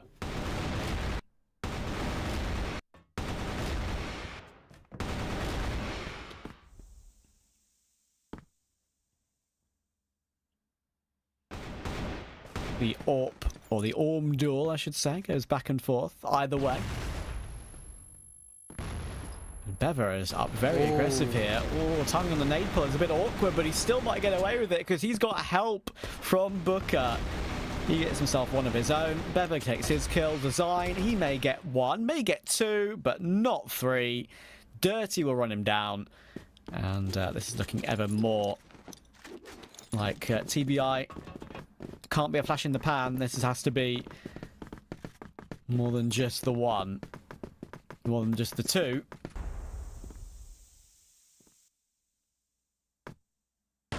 Design wasn't happy with that. He really wasn't happy with that, how that round transpired. Understandably so. The aggression was counteracted immediately by TBI. And now Dirty will continue the good looks to find an opening kill. Really is the only player that has been doing significant damage as far as these rounds go. And there's King to chime in as well. Good kill to find. Master cannot trade. And we slow the round down to a crawl as Anubis Gaming need to find another answer. Because right now, they're really caught between a rock and a hard place in the final round of the half. Whoa. Well then. Gainer, I'm afraid, has been given no chance, and Jaguar is up to try and do some more. He actually gets help from Design for that one kill, but Design gets taken down immediately off the back of it, so it's only Master. And TBI fought back a little bit nicely toward the end of this first half. Master with the Orm. He's got to somehow find a way to get himself onto the site and win a 1v3. Does he want to attempt a plant? He does have the C4, but two players in the corner. Oh, he almost played that to perfection. A quick no-scope, the immediate switch to the Colt. Could have got the second very, very quickly. We know how powerful that pistol is. And with the immediate headshot capability, look at that. If he got that second kill straight away, Booker would have had to, well, book it very quickly. And, yeah, close for sure. But TBI have done well. They've kept themselves in with a chance in this game. Lovely work there from Anubis. You can see the cogs turning. You can see that clutch really was festering. It was just on the tip of the iceberg, but doesn't come down in favor of Anubis. TBI hold on for dear life. They get themselves that third round, but now they've got quite a tall task here to pull themselves back in. 3 rounds the difference, and Anubis, you can still feel like they've got that confidence. They've got that little bit of a oomph to their playstyle right now. Yeah.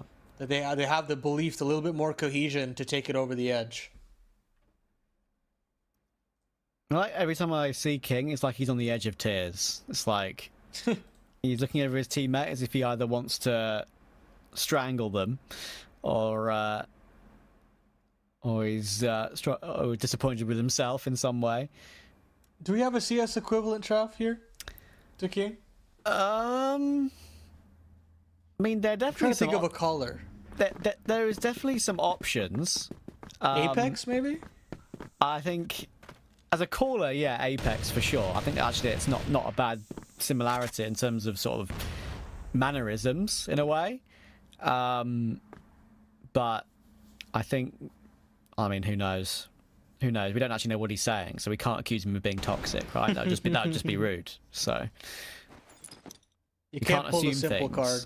Exactly. We can't. We have to be kind. We have to be kind. We can't assume things. Be a nice human, and maybe one day, Khan will pay you back.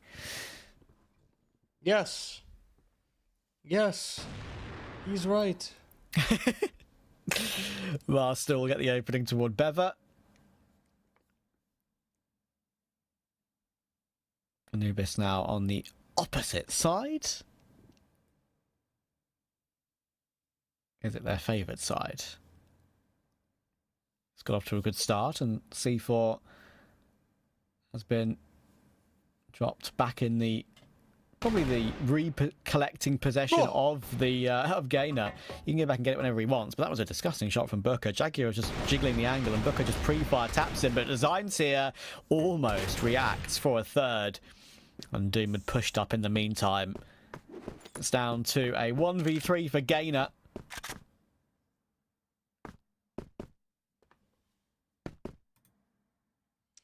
In that round there, you have a solo side anchor that isn't able to find anything, but they don't have the bomb. And if they don't have the bomb, they can't get it down. They can't play the post out. It gives so much room for Anubis to try and maneuver in and find kills back. It's just such unfortunate circumstances. Gainer will actually claim a plant here, so it's going to be a long rotation from the defense. This global risk side has got to find a way to shut down Gainer and get that defuse off. Oh. I mean, the defuse is coming through. There's nothing he can do, but at least he gave it a good go. I'll give him that. This in the end, this quick rotation from Design and having help from Doom next to him really put an end to the hopes for TBI in that round.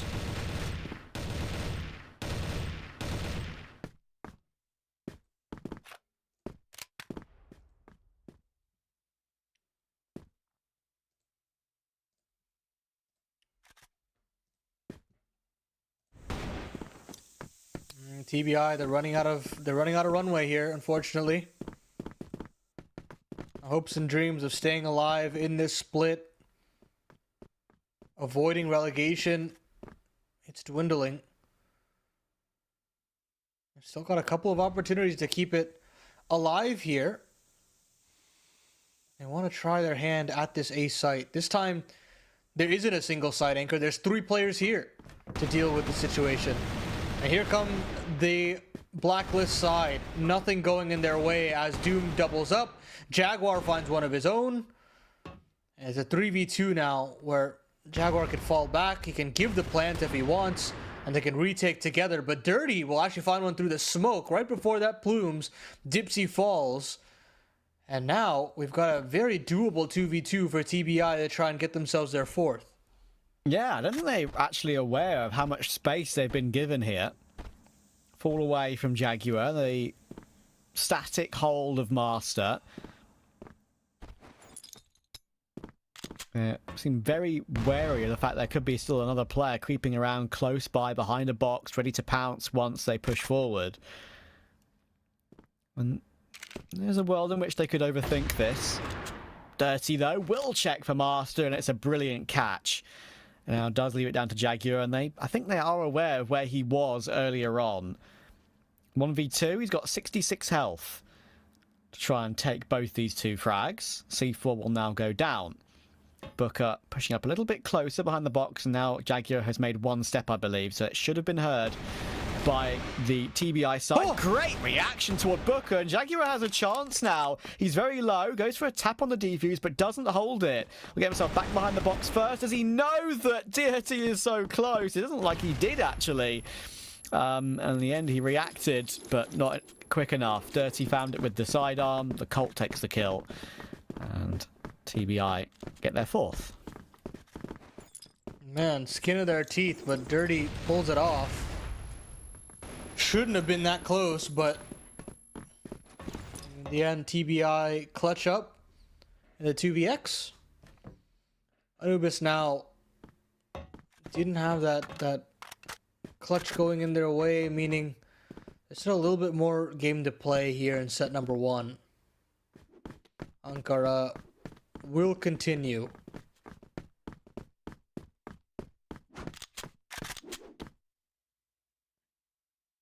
And again, TBI not too keen on taking some huge opening engagements. They're very okay with just posturing. But as soon as they do try to take some duels, it's Dipsy that doubles up.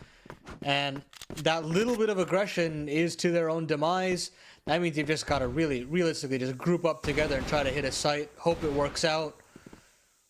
But it's going to be a tough ask. That's a nice find for Booker, though. And maybe they can find their way back into this A site. Design's going to hold the fort for just a little bit longer. He's got a good position for it. A flash can come through, and he does really, really well to find 2 from that. Dirty, though, he's still here as well. Has a chance for this. Dipsy tries to drop onto his head, maybe thinking he's underneath the stairs. But thankfully for him, he switches around and just catches Dirty before he manages to get a few shots off with the pistol. Good recovery from Anubis. There was a slight opportunity there for what would have been an incredible clutch, but Anubis will put himself 2 away from the opening map. TBI don't want to let it come through so quickly, though. Opening pick from Dirty. Dipsy will push forward to try and remove someone and finds Gainer. But King has recovered another Orm. He'll get a kill of his own. That is ballsy work from Dipsy, but it works out. These trades are even better from TBI. King is doing so much work, or sorry, Bevel rather, to keep these things level. And a little bit more aggression from Dipsy finally gets punished. And it's just Jaguar in the clutch. Had a couple of near clutches in rounds previous, but hasn't been able to convert them just yet. He is on the right site. He does have an opportunity if they don't clear him, but he swings out. He just really wants some information. Too many angles to hold, and TBI will claim themselves their 5th round on the board.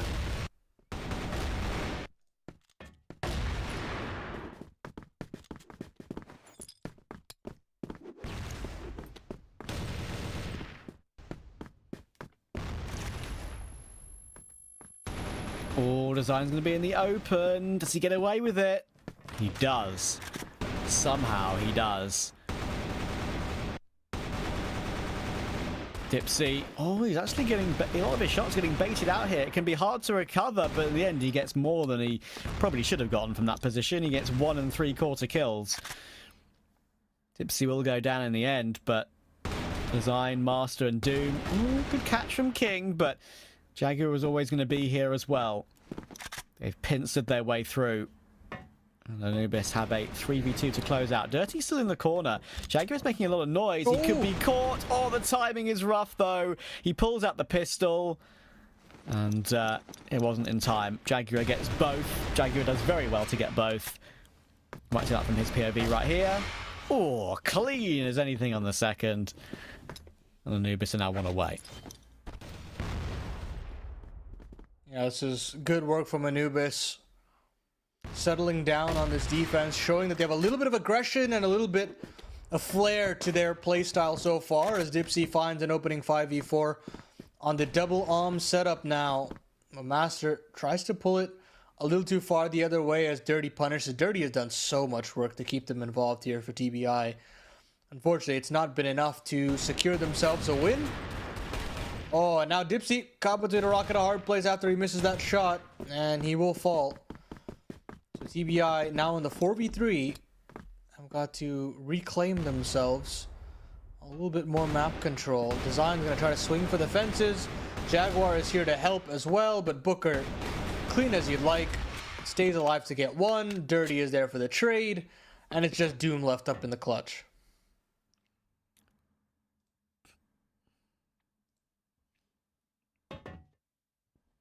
Can Doom do it? B-hop his way forward. That is obviously one of the things you have not watched much Crossfire before. That's one of the main movement things I think that you'll see with players trying to go on rotations round. I'm not sure if it speeds them up a hell of a lot. It's more of a silent footstep movement thing.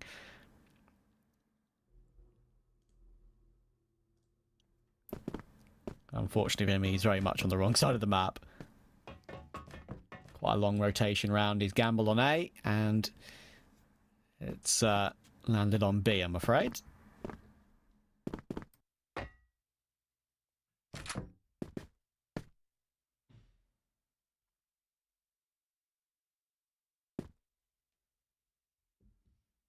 Does he have a chance here? Maybe not, but we've seen crazier things happen before. Oh, that flash is good, and Dirty will connect. 11 kills from him in the second half. He's done some very fine work so far, Dirty. Now it's actually converting into rounds as well, so things are looking good for TBI to at least claw a couple rounds back. But again, it's 3 rounds necessary to at least pull us into extra rounds. Otherwise, Anubis run away with this and take this first set. A reminder with the importance of this game, Anubis can potentially lock themselves into that playoff spot you like to think. In a similar situation for TBI, they could potentially avoid relegation if they can either split series or maybe even take the victory here in a 2-0 fashion. The time will tell.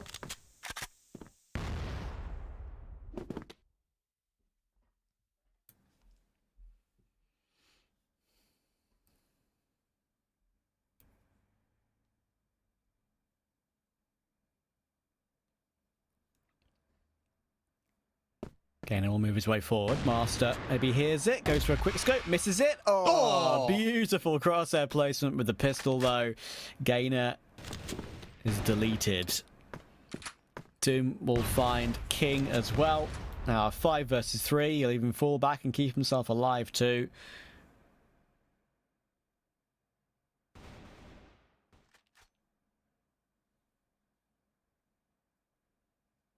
Design will find Booker as well. Yeah, Dirty's creeping up. It's a bit of a weird timing on this one. Jaguar has just dropped down directly behind him, but unfortunately for Dirty, it's a 1 versus 5, and now they know exactly where he is. C4 is in the possession of Anubis. Colt will eventually get the kill. But now he's down to 37 HP, and to even get that C4 is pretty much impossible. Doom does give him a freebie, but he had 2 teammates coming in on the flank to make sure that that was going to be a guarantee. Anubis get an expected opening map in their favour, and they all know that to give themselves a chance for playoffs in the rest of this season, of which there is just this game and 1 more match day, they are going to need to make sure this is a 2-0. Yeah, I mean, they showed that they got the job done today against TBI. There's 1 more set to go, but overall, I'm happy with what I saw from Anubis. You could see just a little bit more, again, as I said, a little bit more oomph to their roster right now. Dipsy showing that he's got that aggression to go with alongside Masters that looked clean as well. I really don't have too many notes for Anubis as a whole. For TBI, I just need to see a little bit more cohesion. I need to see a little bit more kind of unity in their side hits, because for right now, it does feel like they're a little bit all over the place. You've got certain players going through with certain ideas, and not being on the same page against a roster like Anubis is going to come back to bite you. It's going to make this whole job of trying to split series that much more difficult.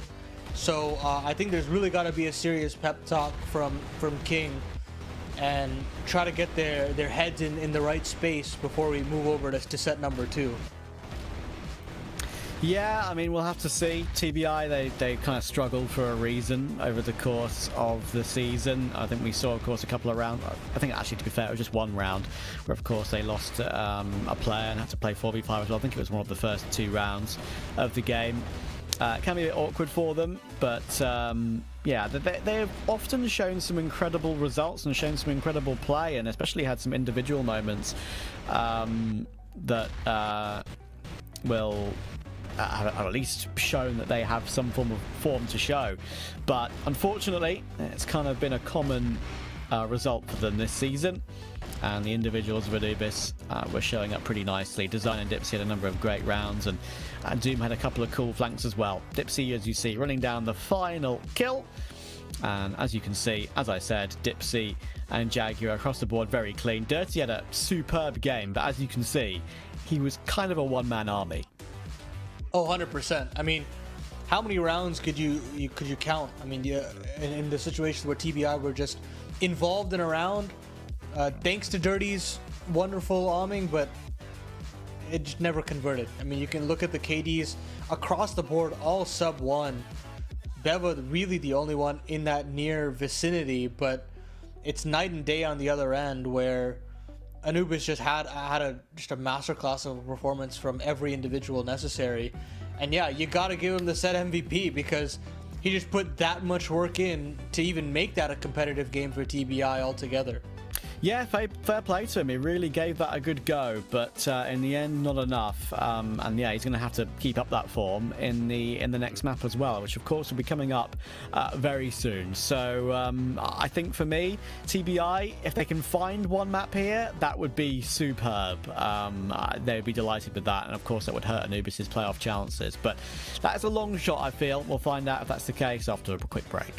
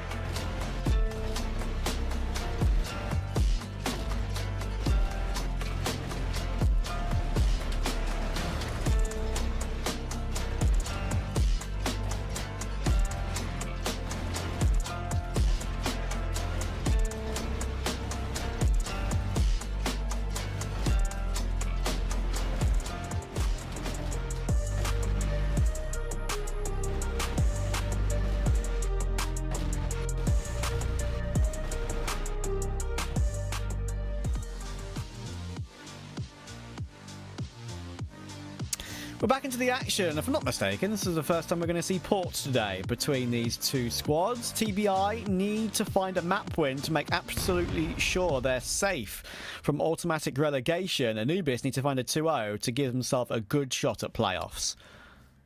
A real chance here for Anubis to lay claim to that playoff spot. Now TBI backs against the wall, down a set. Now a bit of confidence as well. They get to start on this defensive side.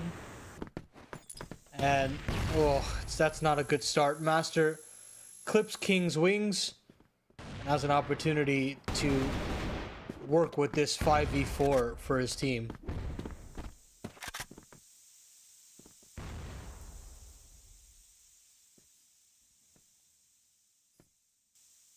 C4 down. TBI have a long way to work their way in.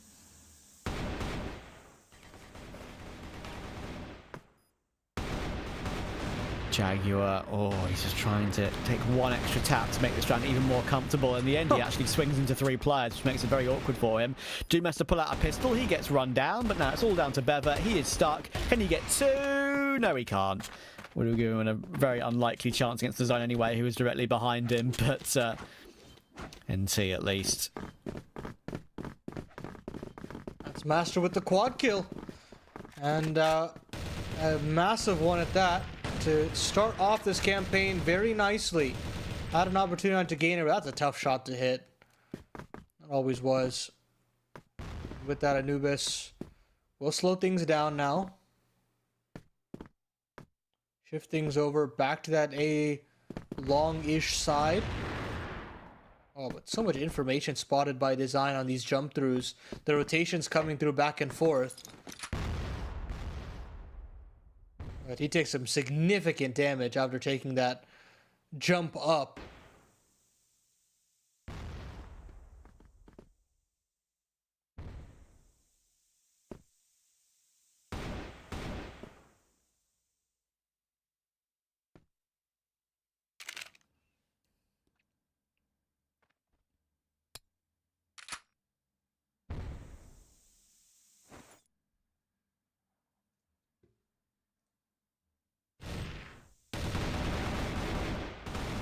King will do some damage, and then it actually will do well to finish off the kill on toward design, but he has to swing very quickly for a trade directly behind him, and he can't find it, sadly. Gainer is in position, trying to fight his way back. Doom, of course, very low from all that battling, and Jaguar isn't exactly full health either. And Gainer manages to find his one before Jaguar swings in for those 2 kills. And after all of that, it actually puts Bever into a very winnable clutch. Unfortunately, they know where he's coming from, which makes it all the more difficult. He gets full blinded too, as you can see on his player cam. Full white screen. Doom very low. Bever pushing forward. Can he find the frag through the corner of the window? He can't. They're all hiding. There's no way in for him. And Doom takes it. Doom on 1 HP. That was the difference maker at the end of the day. Anubis will keep their clean sheet alive. Triple AUM setup from TBI. Love this. I absolutely love this. And Beva finds himself a quick double before Dipsy takes him out. And they're dirty on the secondary AUM.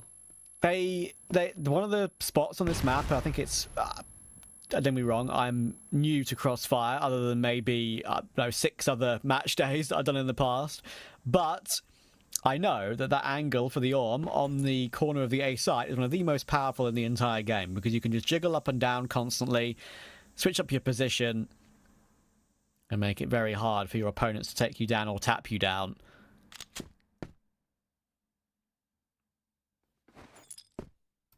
Ooh, Design actually grabs Master's AUM here to try and maybe take a duel or 2. But Gainer's picked back up that 3rd sniper, and he just gives a little bit of a shoulder, and Design goes down. It's a ballsy move there from Design, and he gets punished because of it. TBI now look to get themselves an unorthodox first round on the board here. Unless Jaguar can do something crazy. He's had a couple clutches here and there, but takes way too much damage on initial engagement to Booker. and TBI will take that aforementioned first round. But here's that angle you were talking about, Trav, and it does look pretty ridiculous. I'm not gonna lie. Yeah, that's life.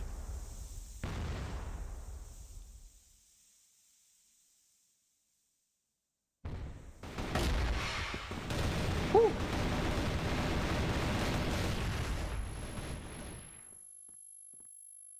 Good tap from Dipsy, and even great little spam onto King to bring him down to slivers of HP. Gainer is there, he's taking some damage as well, but that nade is very solid onto Dipsy. Does slow down the round for Anubis a little bit here.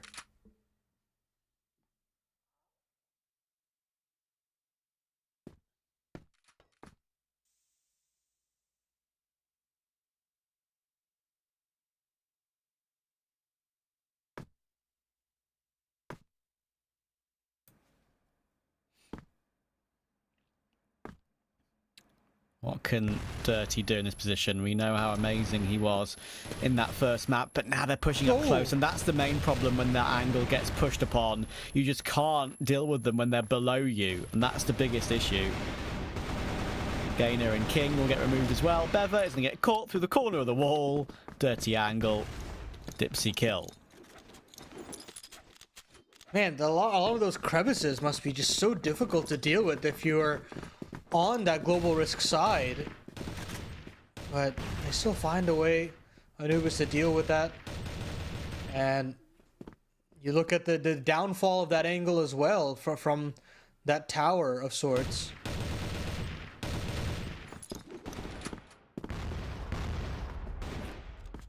Ooh, decent placings of these nades from TBI, but unfortunately none of them really connect.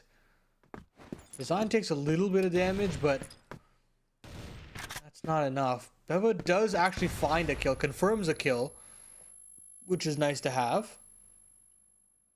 But Design, lovely little bits of movement there. Cannot find Gainer. And there it is. Finally he does. And flying Beva will find himself a triple. Did you see Design's look to his teammate there? He was like, did you see what just happened to me? Oh, that's crazy. Master needs to react, and King will remove him.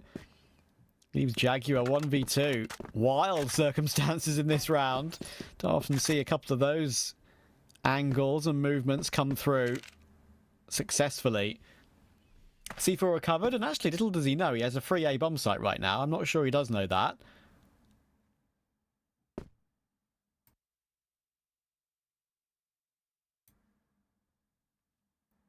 Oh, but he is going to that stacked bomb site of B.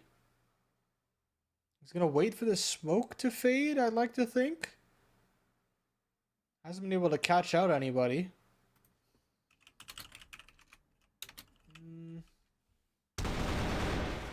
Fortunate, but he's made the wrong decision. It's kind of upsetting to know that you did have a free bomb site, but it is a coin flip at the end of the day. The replay of the flying Bever there was definitely amusing. Is it a bird? Is it a plane? No, it's Bever on Crossfire.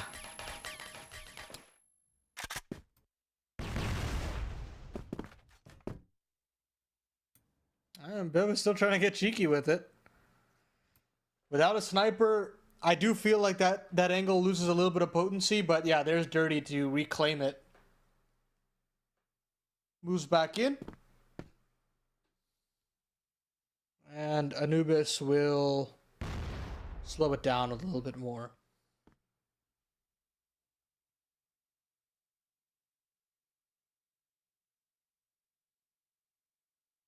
Very passive play from the side of TBI. They realize they've got some really powerful positions that they can kind of sit and hold back with. That there's no real necessity in terms of aggression. They will show it though. Booker pushes in through alongside Gainer. There's a bit of a car crash on the way here. That flash comes in, hits both of these defensive players square in the eyes, and Jaguar will find a necessary kill. He'll find a second as well. Make that a triple. Beautiful work there from Jaguar, opening up this B bomb site. And this C4 will be planted.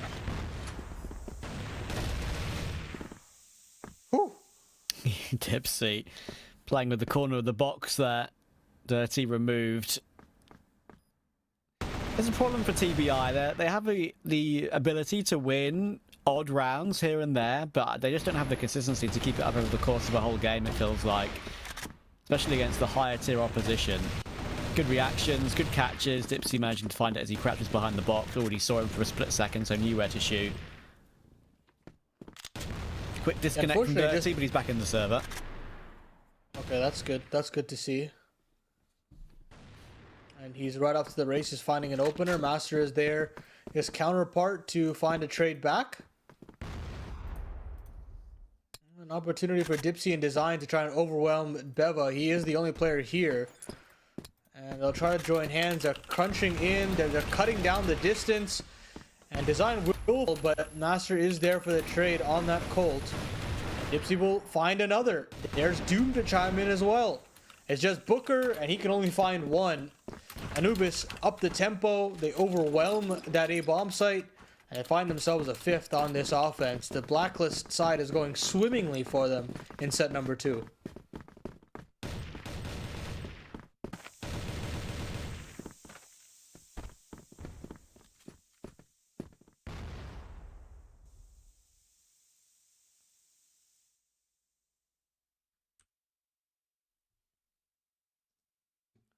This time again, they scale up this A side. Beba's tucked in, has an opportunity at a couple, and he finds a double. He does have a bit of support in terms of utility, but not in terms of manpower just yet. Here comes the wrap from Design, and Beba has just survived for so long at this point that the real situation for Anubis to try and deal with in the 2vx. King is now starting to wrap unbeknownst to them. Here it comes. He's going to duel, and he's actually going to fail. King will fall. The C4 gets planted, and now Doom doesn't have any busy hands. He can start to help as well. Design will just try to play his life, try to find one on the way out, but he gets clipped from Dirty. Jumping Design, cut off by Dirty, is an insane kill to find. But now, here's the lineup. Here's the kills coming in for Doom, and he'll line up a double. 1v2 for him. Anubis climbs up to a 6th round. And now, I mean, this first half is just looking immaculate for this Blacklist side. Anubis marching towards the 2-0 victory and then some.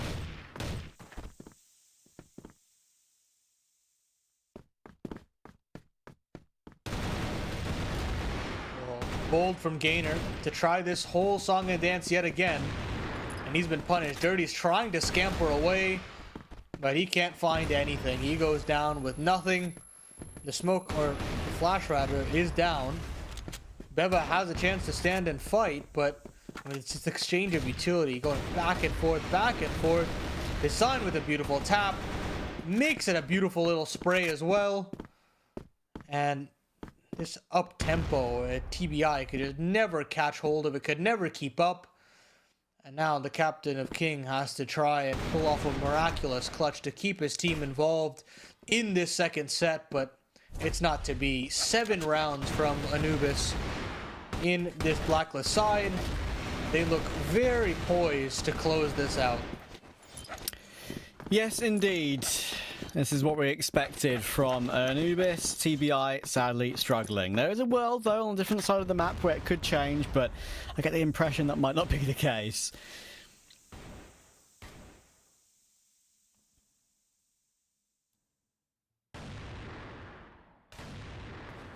7-2. 3 away from the 2-0 they so desperately want, of course, to regain that 3-point gap that they had at the beginning of the day over GV Esports.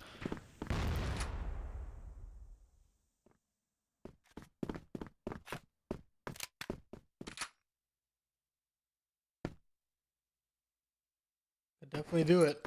It's very realistic at this point. Master holding up for that upper perch. And will continue to do so. They've actually gambled away from that position. And with that, they can jiggle for information elsewhere. TBI, on the other hand, will recongregate. They'll join hands, try to see if they can enter into this B-bomb site. There is an opening. They've gotten a lot of room in. Jaguar will find, I think, a little bit of initial information to relay over to Dipsy if he wants to swing, or if he wants to tuck in, that's also a possibility. Here comes the hit. The spray down from Jaguar and Dipsy. They team up together to get a killer piece. If it does respond, this nade should be pretty decent. Try and bot them off. The flash, look at them. They're all blind. And Doom is trying to tap them down through the corner of the garage there, through the corner of the windows. But actually couldn't connect as much as he would have wanted. I think, actually, for Anubis, they would have hoped, considering the start they had to the round and the players they had in position, this would have been a little bit more comfortable than this. Still a 3v3, 20 seconds though. I think that is the comfort they're living off of right now. Booker, Gainer and Dirty need to find a way to do something. We're just now just 15 on the clock to try and find a plant. They're going to push their way forward. It's going to have to be B. There's no other choice for them. There's a lurk in play as well, but they're surely going to get caught in the back. Doom will find Gainer. Plant will just about come through from Booker. Dirty's in the open. Master can't find him, and now it's all down to Doom. He'll climb on top. Pistol has to come out. It's very, very awkward, but he finds it in the end. Fist bumps. And a deserved round, but it was very, very close. Man, the absolute pandemonium. You'd think Doom with that wrap, that should just be all over at that point, but TBI fight tooth and nail. But Doom closes it out with that Colt. Huge one from him. Oh, and what a shot from King to open up round number 11. Master falling, could never get involved there. And they're just going to scale up to this A side. King will double down. Doom finds one before he falls as well. And it's just Dipsy and Jaguar in a very up-tempo round from TBI. This is more like it. Yeah, a bit of a faster start, and it's worked out for them. But the problem is, when you get those fast starts and you win rounds like this, I just don't really think it's possible to replicate them. Jaguar might have some timing here. He's going to drop down. Flash will come through. I think he actually is blind a little bit himself, though. It only works out for the one. It could have been a lot better. Tipsy's going to try and hop his way around. Bever has got the bomb planted. It is only a 1v2 now. Waiting for someone to drop down, perhaps, before he goes for the push. But now he's spotted out. Sidearm will come through. Actually does manage to find Booker, but thankfully for TBI, they play it correctly and play a double peek. And they'll get a third. Man, these rounds getting down to just the wire at this point. One goes Anubis's way, the other TBI's. Another kill found for TBI. First one was an immaculate one from King. This time it's Beva. Love to see it. They can slow the round down if they want to.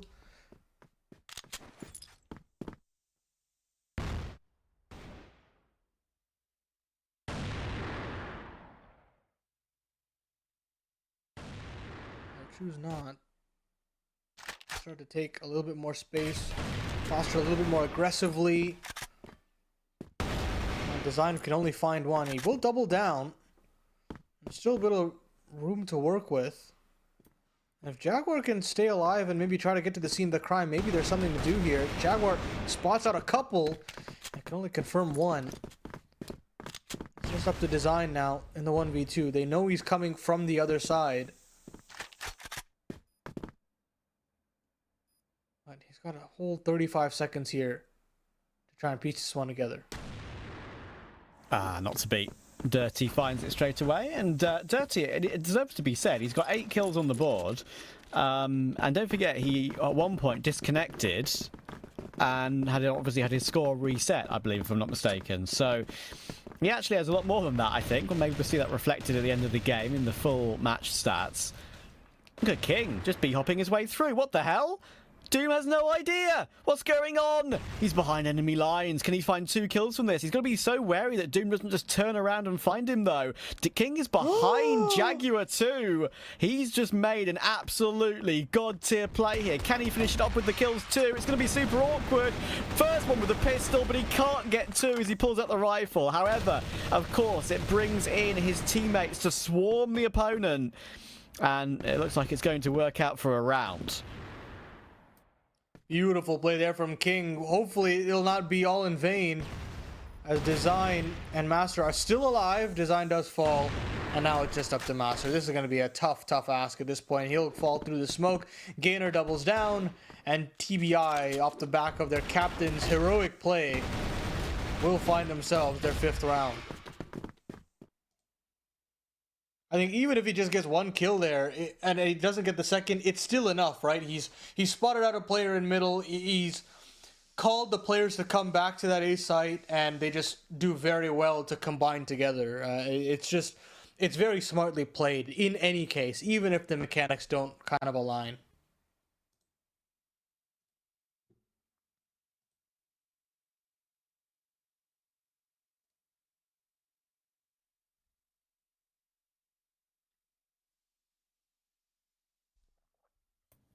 Yeah, it's might actually be the best individual play of the day, and it was only 1 kill, right?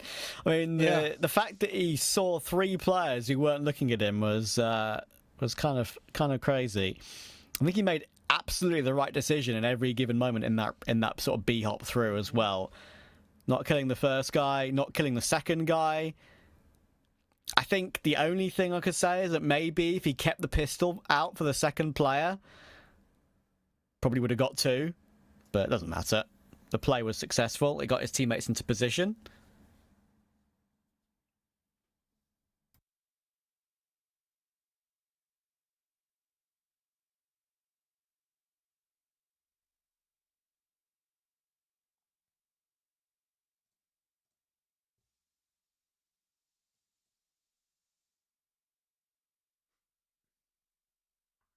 Well, now TBI have kind of found a little bit more of an answer back. Found themselves a little bit more room to play with. The shoe's kind of on the other foot. Anubis taking this tack time out to try and discuss what they can do to fix this up.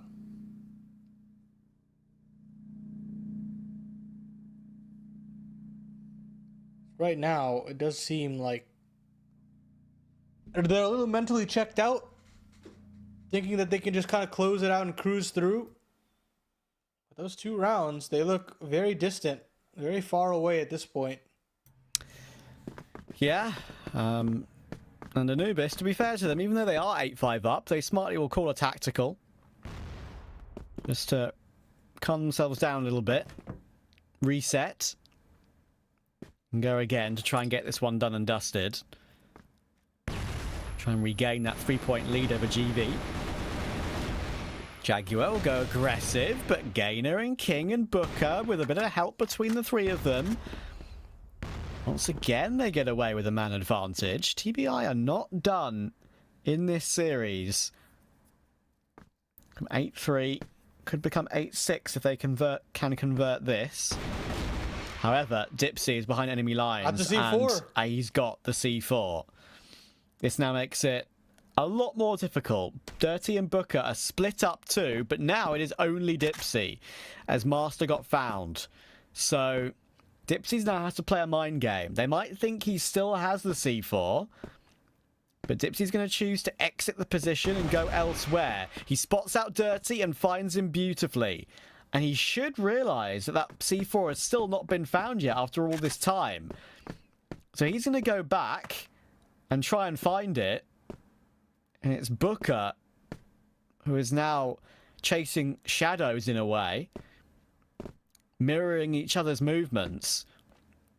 Where can Dipsy put himself that is the most unpredictable position? There's not really an angle that he can put himself in. He only has to worry about one particular position, but he's not going to expect that one as Booker. And it's a really well played round by Dipsy to take Anubis 1 from the win. That's a 1v3 from Dipsy, and he pieces that together very smartly. I mean, the tap in and the aggression to find back another player before he goes to C-spawn was so important. Set point and series point in a way now unlocked for Anubis. It might not come through in this round right here, but that clutch could mean playoffs in a lot of ways, Trav. That the ramifications of that clutch is just so important.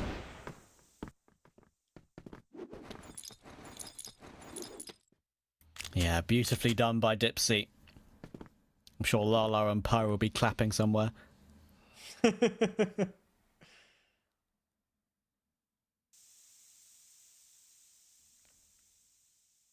King will make The his Zoomers way. out there will not get it. The Gen Z. It's not a Gen Z children's television program, sadly. They'll be more like Macca Packa and all that stuff. Ooh. Boo.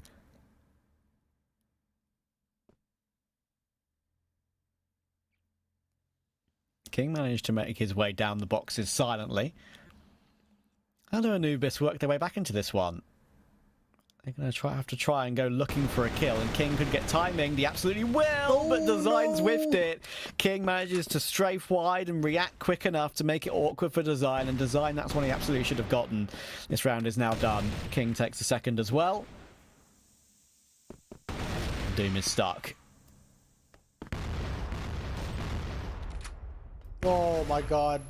Three grenades and a flash as well to boot. Doom on 43. This would be a clutch for the ages. There are a couple of low HP bars.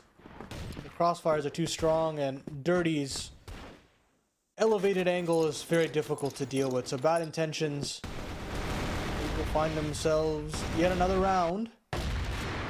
And honestly, if they were able to deal with King, maybe there's a world where they actually get away with it, and maybe Anubis just closes it out, but not to be. Instead, they'll boost up and they'll try to find another gimmick play to just get them a 5v4 and get this game out of the way.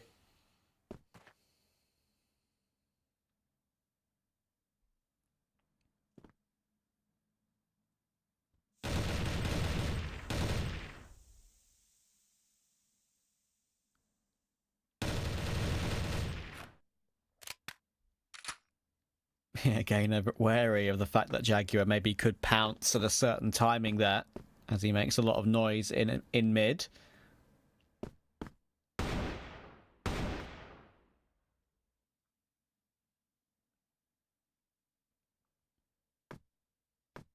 Anubis is trying to not give away any kills for free, just trying to get this one done. He will make his way up corner of the ladder as well, so he doesn't get seen on the angle that Jaguar is holding. Minute to go. Can TBI stay alive for one more round? Master is in position. If they go toward that orb, they're going to have to be very careful. And they're going to have to get Dirty set up. They're going to swing now. 3 players on the angle. Tries to go for one. Doesn't find it. But Jaguar does take that lurk of King. You can see the timing on this play and what they're trying to plan. But unfortunately, it's not got off to a great start. That nade's going to be pretty tasty as well. It tags Gainer and Bever down very low. And Jaguar realizes he can just get away there. Waste the clock ever further, be more of a nuisance. And Bever doesn't want to drop down to try and remove him from that position.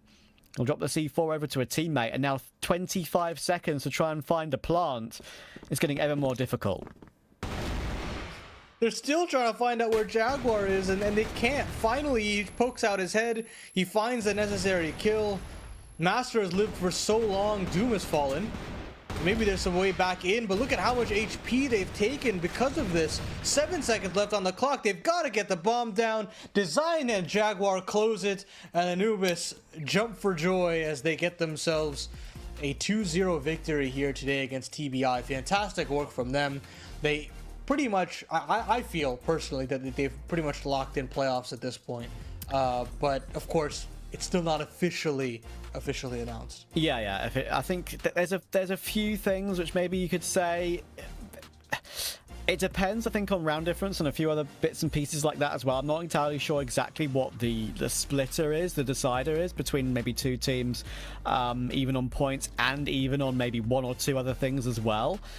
But yeah, I think you might be right. That puts them even with unKnights now on 19 points. GV are 3 behind on 16. Even if GV win 2-0 tomorrow and Anubis lose, I get the impression that might still not be enough. So yeah, it's going to be a while before we know that for sure, of course. But I think that may have just secured it for them. We'll have to see. But it is Anubis who'll take that clean 2-0. Our third 2-0 of the day, but our fourth match of the day, our final match of the day. 3BL versus unKnights. That one has a lot on the line. unKnights, if they win, will absolutely, without a doubt, confirm playoffs. But 3BL will absolutely be looking to win that one cleanly, because they need to get within 1 point of LCK again for a chance at being the team to qualify for the grand final straight up, of course. I mean, how nice would it be to have 0 games to be played in the playoffs other than the grand final? That'd be so nice. You have so much time to match prep, you have time to get some more pugs in, get more comfortable before that final.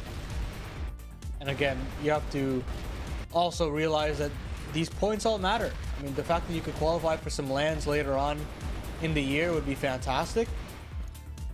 And Anubis, LCK, 3BL, these teams are all in the running. They're all trying to gun for those land spots.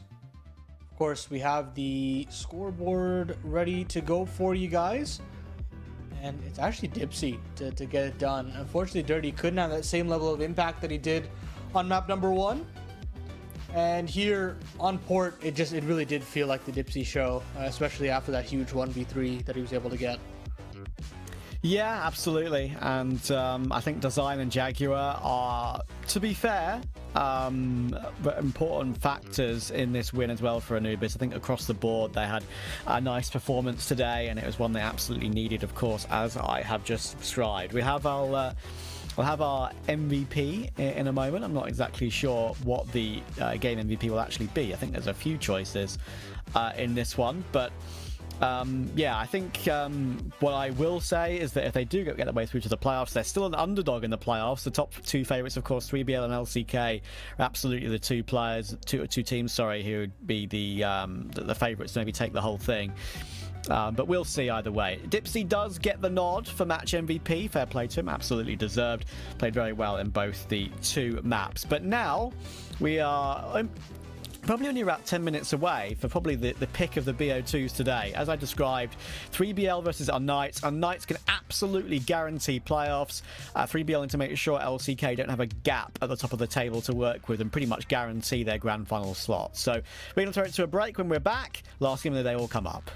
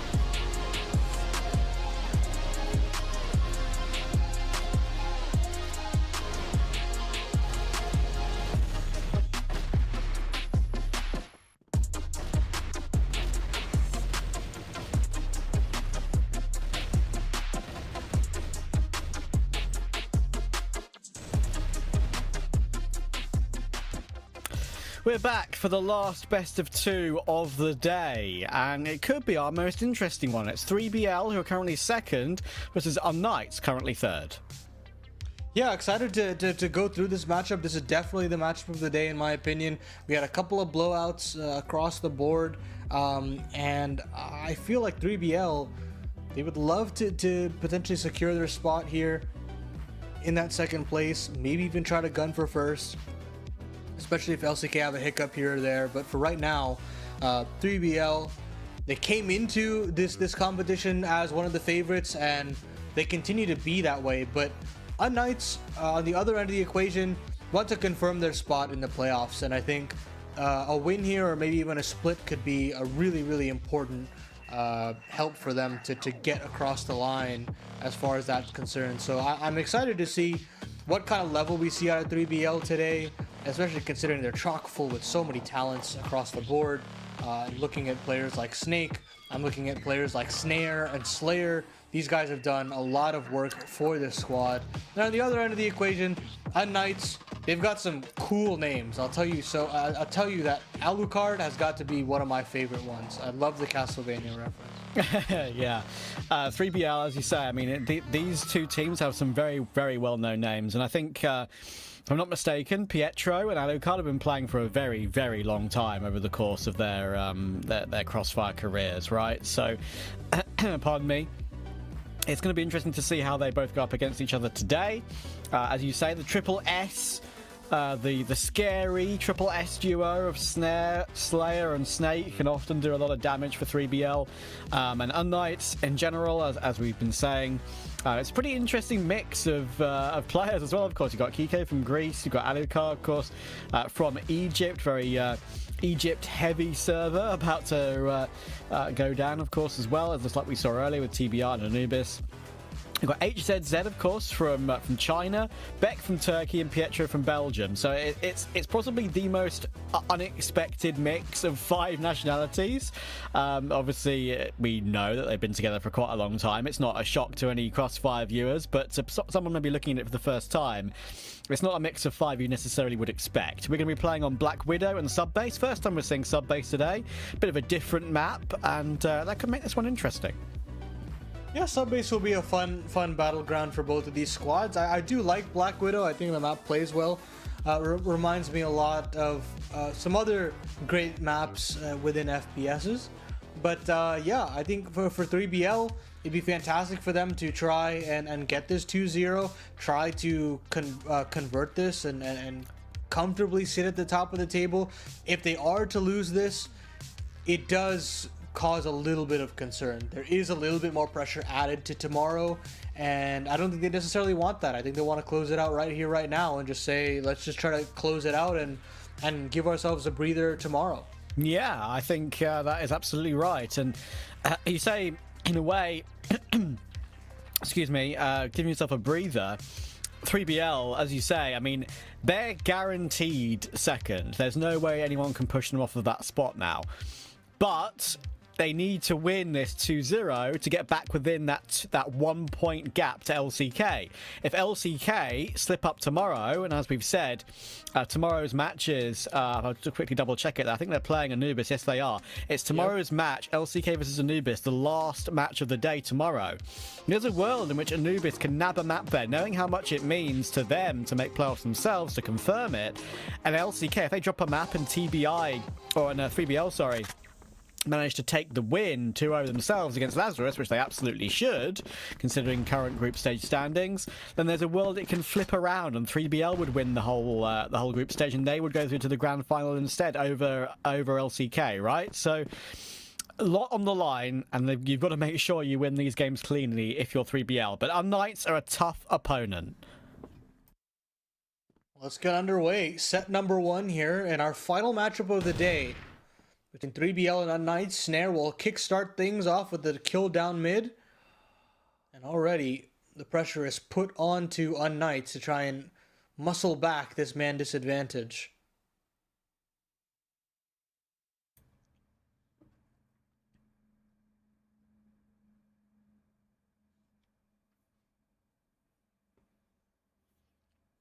Oh, jiggle peek back and forth. Beck and Kiko and I'll make their way forward.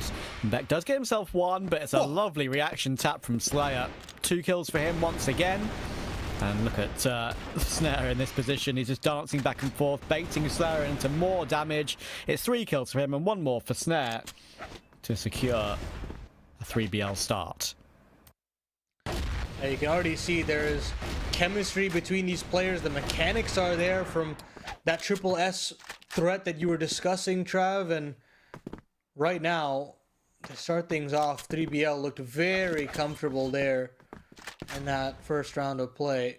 Of course, it's still early doors, but having this kind of a hot start on the global risk side is very nice to have. I'm going to try to bully Slayer on the back of B, but Snare's made his way over, and so is Tot. So, this is not going to be easy. Horus, meanwhile, on the other end, has dropped the C4 in spawn.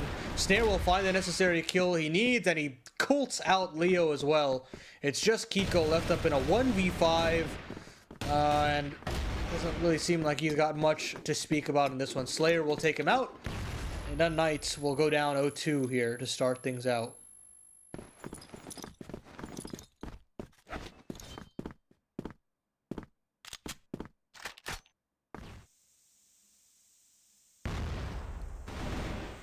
The help of the smoke, Kiko. Ooh. What a nice strat that was. A long smoke in position. He manages to B-hop just to the corner of it. And he catches Snare, not expecting him to be out so quickly. It's an immediate frag. A nice little strat there from the side of unKnights.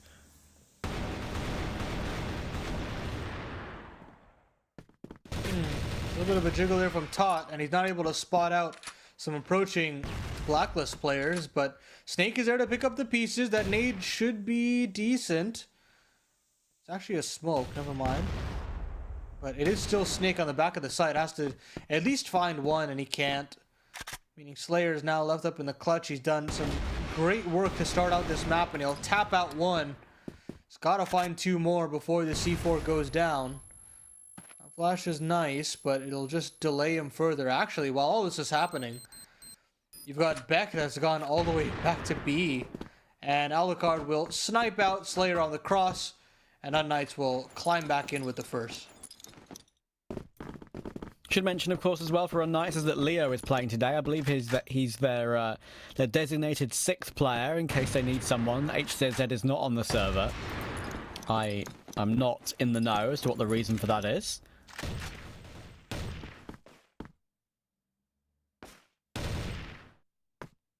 Early 1-for-1 in the following round. Slayer down very low as well from his troubles.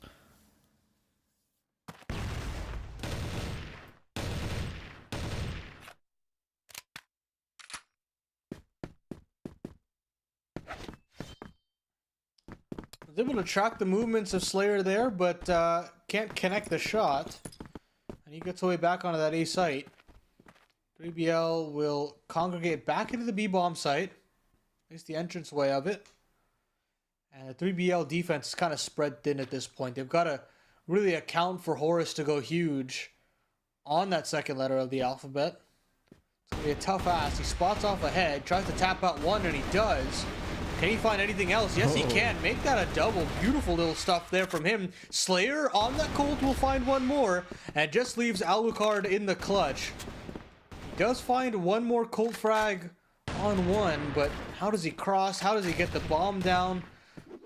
And the answer is not really possible. So good work from the global risk side to claim themselves a 3rd. And you've got to give credit to Horus to holding down the fort here. Yeah, Horus especially, without a doubt. Yeah, getting a 2nd is definitely unlikely in that situation he's put himself in, and he does really, really well.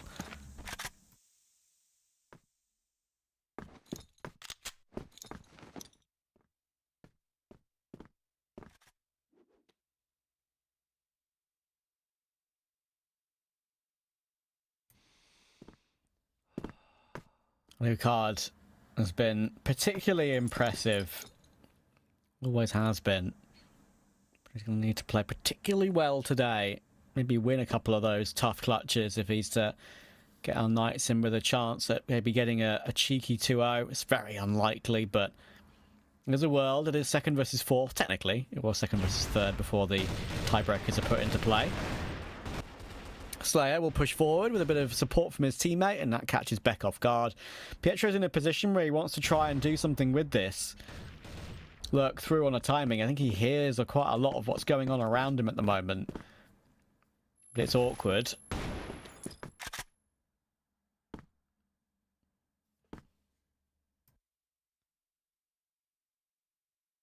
Todd will muscle himself back into the back of doors. Hopes that he goes unchecked. We hit the minute mark for unKnights, and they've got to start congregating back again, and they're thinking of that B bomb site one more time. And this time it's not Horus that's there, it is Slayer instead. And looks like people are going to start going for some hunting. Horus and Todd both strike. They clear the exact angles as to where these Blacklist players have gone off to. And Slayer will find yet another. Leaves Kiko on a very minor sliver of HP. And oh, it looks like that flash might have been good enough. But Snake is there to close it out. 3BL will march up to 4 rounds now. And this first set is looking mighty fine for them, even on unKnights pick.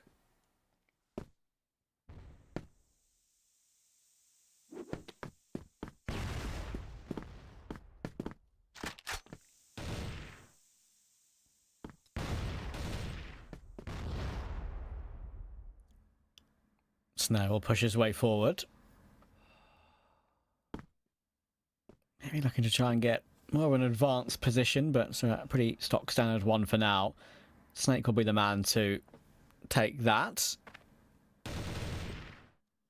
Pietro on the line. Can he react in time? Oh, it's messy. Oh. And Snake takes it. Pietro is maybe guilty sometimes of being caught off guard a little bit like that. Not getting some clean sprays in.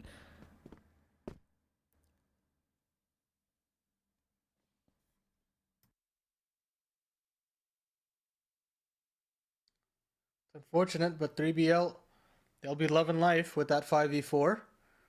It's now Todd up to bat as they look to pounce out of the doors and start to scale through. Footstep given. Beck should be aware of this, and so should Kiko. The free fire is there, the shots aren't connecting, and Todd can only do some damage. Whew, a beautiful no-scope there from Snare.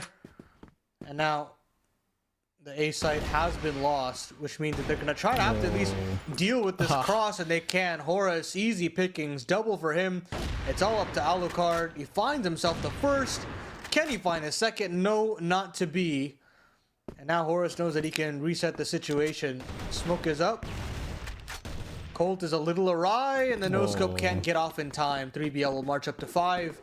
And now they look very, very comfortable, even in these awkward man-even situations in the 2v2, 3v3s. They've just got the better mechanics and a little bit better of an understanding as to how to play the map out. Yeah, a couple of those occasions, I'm feeling that Alucard might be able to do something special with those clutches. Snare can't do anything special with that, though. He gets caught off by Kiko.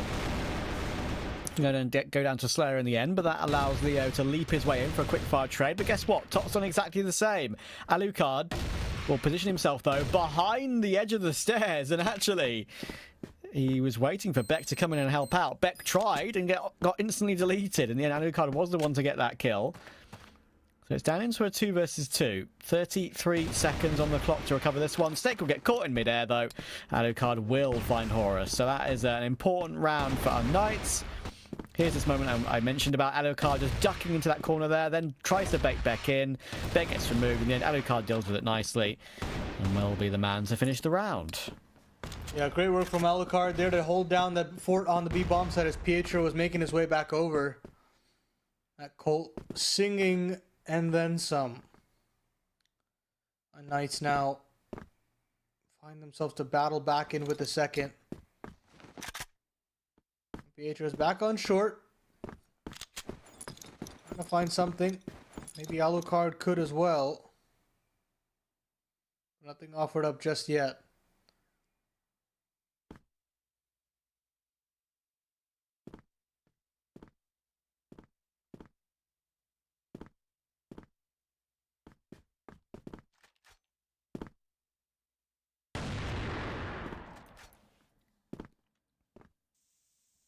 Slayer removed by counterpart Alucard.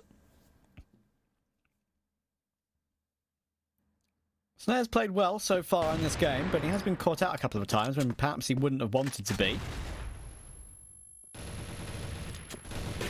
Snare, oh, needs to be prepared, and you know what, he absolutely is. He flicks up toward Kiko beautifully, and that's now all down to Leo and Alucard. Try and recover. The dead body there is somewhat amusing on short. My guy's planking, look at that! Incredible. Beck will manage to deal with Horus, and it brings it back down into a 2 versus 2. 45 seconds. He's aware of the possibility of Top ready to jump through that window. C4, of course, is recovered, and Snake goes for a swing. Leo will stop it, but he has to be aware of Tot in that position, and there we go. We were worried about it earlier on. Now Leo is putting himself underneath the window directly, maybe thinking that Tot's just going to jump his way through. What a standoff this is. He's actually going to go for the straight-up plant directly under the window so he can pull out the pistol instantly as he falls away. But he's thinking that Tot isn't there anymore. He's thinking that he's repositioned, but he hasn't.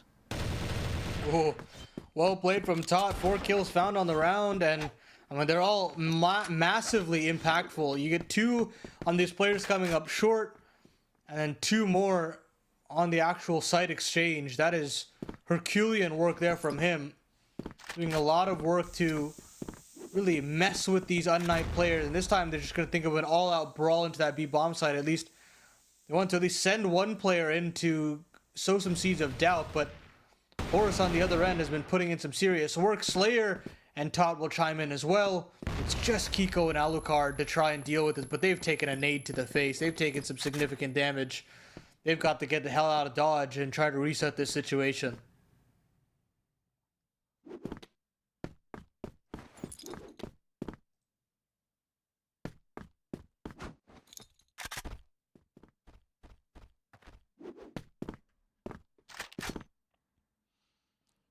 Snare goes for a little jump peek around the angle alongside his teammate Swing.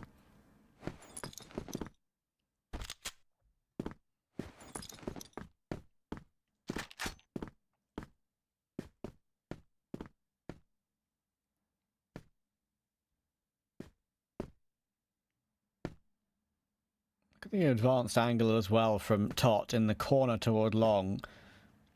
Can be a very fast rotate up toward the A side. They do commit all two up short here, as the 4 of 3BL should be very well set to basically give them no chance at all.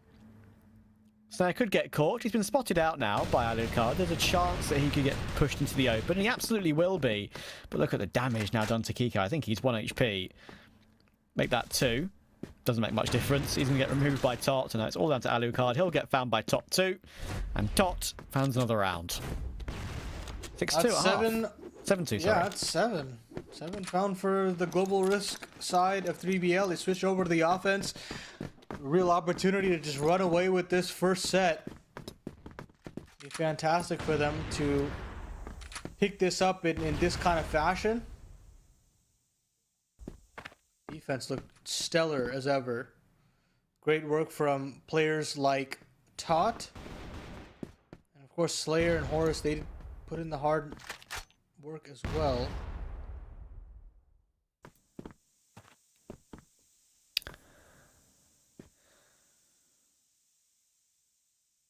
I do wonder if maybe what the reason the Knights aren't making this game slightly closer is that maybe they don't have their full 5. I know they do play with Leo sometimes, but no HZZ today. For now. I don't know the current situation. I am not aware. But 3BL are certainly at full strength. You can see them in the team house there, in the player cams.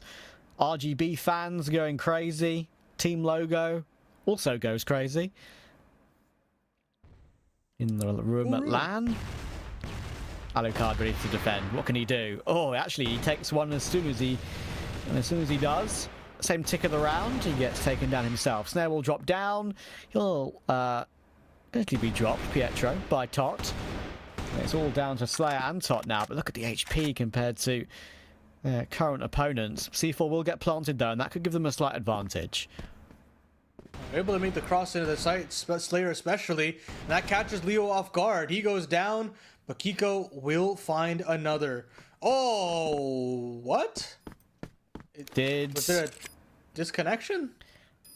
What I will say is that to be honest with you, I missed it. I didn't see how he died, but there are a number of occasions where sometimes you can just walk into a box and die. The game's a bit goofy sometimes.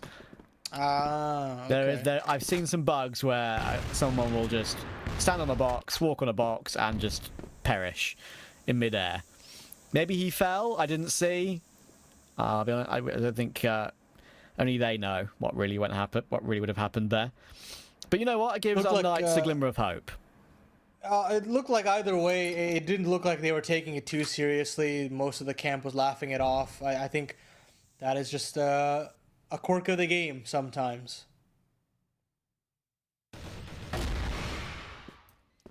Good reaction from Slayer. Pietro's had a bit of a rough game. Maybe got the drop slightly, but reaction was too good.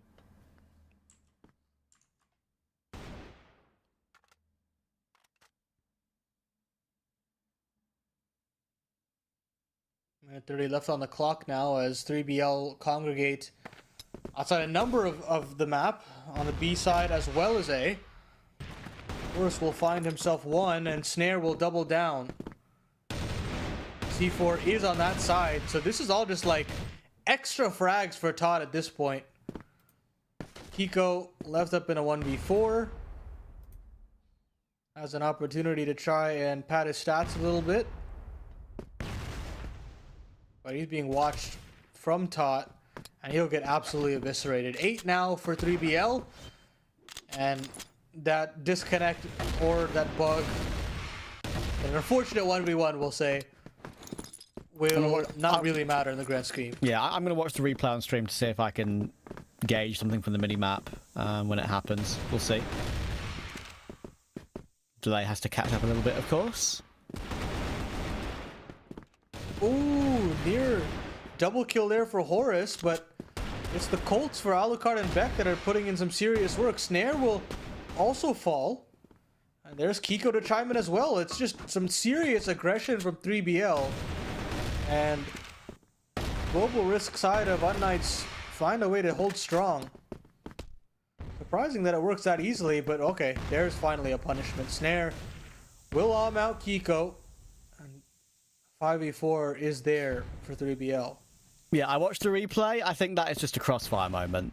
I'm pretty sure. Tot is just shift walking along the bridge on short up against the wall, and I think he got glitched into the wall and died. That's definitely it. Heartbreaking. Just a crossfire moment, I'm afraid.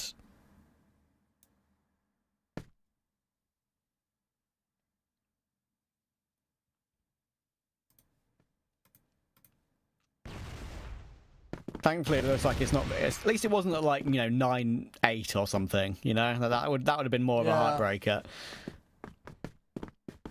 Yeah, as you said, they're all giggling about it. They know the perils of crossfire. That's for sure. People actually have a round on their hands here. It's 2v3. They've got the C4 down. Leo, Beck, and Alucard need to try and recover this one. They are still quite far away, though. There's only 25 seconds now left on the C4. Taking quite a long time to get this rotation sorted, and Snake will already catch Leo immediately. They know the trajectory of one as they see the nades coming through, but Beck will take it in the end, and now Horus needs to clutch. 1v2. He knows where both these players are. Alucard, both of them are so low, but he can't pull out the Colt in time, and the defuse will come through. Man, 3 seconds left on that. Really cutting it close for unKnights, but find a way to make it happen. Unfortunately, these crossing players were just a little too overzealous trying to duel. And I get punished because of it. On control trying to be established by 3BL, and they'll make their way out. There's so much smoke and flashes all around. But they still find themselves into that position. Opportunity for maybe a sniper to sit back, but Snare has other ideas. He wants to go back in mid and duel instead. Back and forth, a pendulum for 3BL. They take long control, they immediately move back into the B bomb site.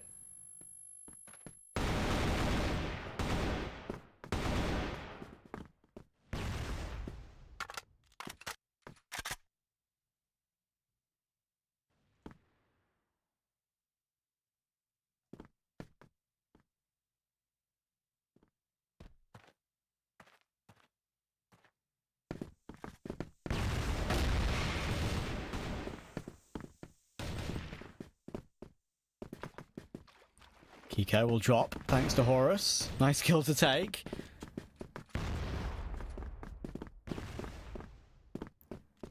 Looks like they're going to try and back away from B with a minute to go.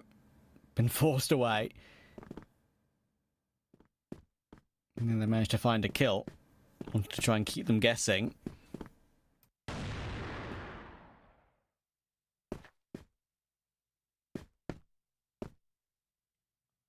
And Snare fires another, but 40 seconds left on the clock. They've got to start making some moves. Leo has a little bit of a flank brewing, but nothing too useful. Alucard really has to be the one to shut it down. He hits a nice little flick to take out Horus, and he'll find another onto Slayer.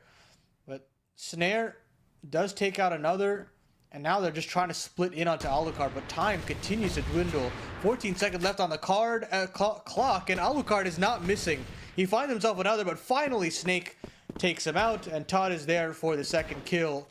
3BL find themselves set point, and my goodness, was it a confusing round to follow.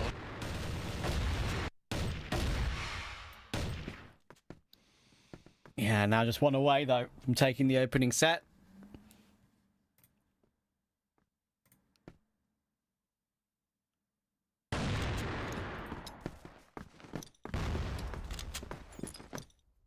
Mid doors getting a lot of pressure, as they always do.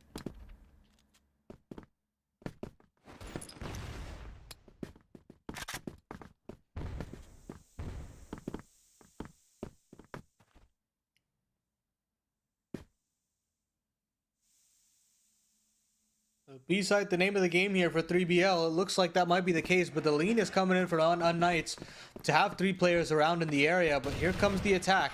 Flashers seem to be good, but Kiko still finds one before he goes down. Leo stuck cowering behind the back of the bomb site, trying to find anything that he could, but as the dust settles, it's still a 3v2, and it's the Alms that have to try and retake this B bomb site, and I don't know if that's necessarily possible. It's always going to be difficult, especially to be on snipers to try and overwhelm. It's got to be the Colts to defend their honor.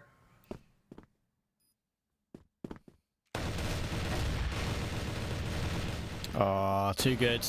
Snake has the angle, Slayer has Beck, and that is the opening set for 3BL. As we expected, maybe unKnights not at their full strength, playing with Leo and not with HZZ. Who knows? I'm not in the know when it comes to this particular situation. But yeah, what I will say is that it's still probably the expected result.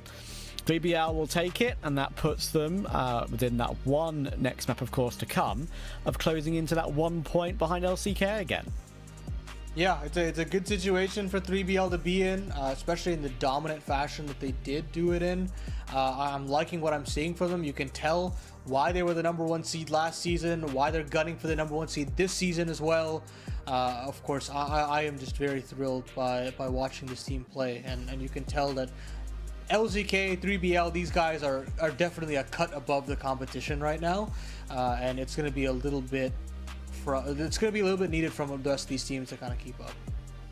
Yeah, and it's kind of, I wouldn't say amusing in a way, but kind of sad for unKnights that maybe the one round that they won, and one of the rounds they won was purely off of one of the wall glitches, right? Which is, what it kind of shows the domination of the game for 3BL. And, some of these teams that have more support, I guess you could say, from the organization, and are in a LAN room too. I mean, I think it's obvious to see that there's a lot of cool stuff going on with 3BL. They are one of the best in the league and in the group, as we know, for a reason. But yeah, that is now one job done. I need to finish the job. We've had 3 2-0s today. Can we make it 4? It'd be cool to have a nice clean sheet across the board. I mean, honestly, a lot of these games have not been that close. Apart from our GV Lazarus game, this has been for a game for a day of where all the games matter so much. I'm surprised that it's not been as close as I was expecting, as much of a competition. So tough stuff, but we'll see if unKnights can kind of climb back into the driver's seat, try to reclaim a little bit of lost time, get themselves a map if possible. But overall, CrossFire West League looks good for 3BL. It looks good for them. We look at players that took them over the edge. You got to give the edge to Tot. What a splendid job he was able to do on the B bomb site when they were on the global risk side, and then we switch over to the offense, and he's got so much impact there as well. Splendid and splendiferous. That's for sure. When you hear the word splendid, for some reason, I don't know what it is, in my brain, I always think of the word splendiferous as well. It just exists. And I think it's funny, and it's goofy, and it's cute. But we're going to have to see if it's going to be funny and goofy, or silly and goofy, going into the final map of today's play. And of course, this is going to be the penultimate day and penultimate match before our final day of the group stage of this particular split. So, yeah, there's going to be a lot of things to figure out before we get to those playoffs. But we're going to go to a break. When we're back, last map of the day.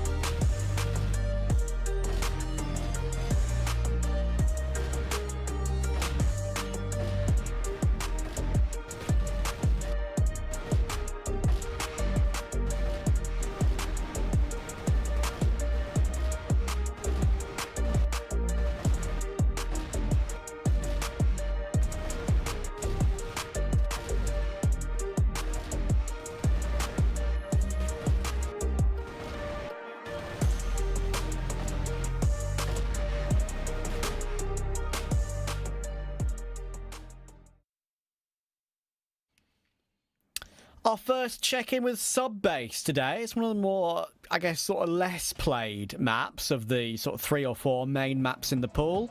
We got one, of course, that's completely unplayed whatsoever.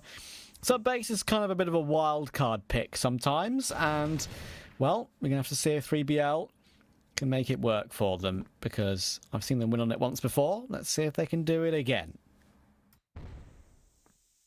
Straight into the action between 3BL and unKnights.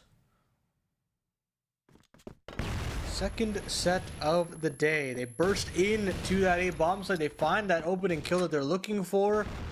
They should be able to get that C4 down, but we've got a lot of defensive forces to deal with.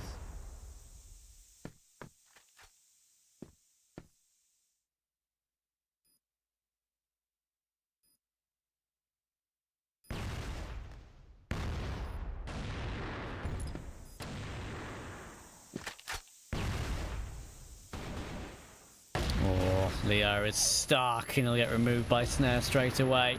Absolutely wiped out our unKnights. Pietro, Alucard and Beck will hit the ground. Snare gets a double alongside Horus, and it's a great start on Subbase.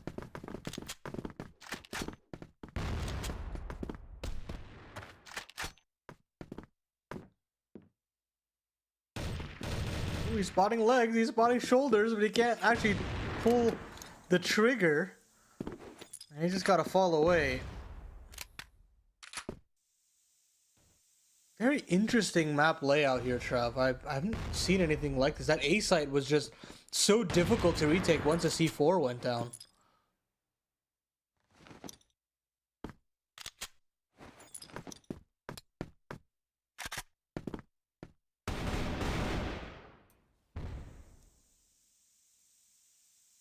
Close up.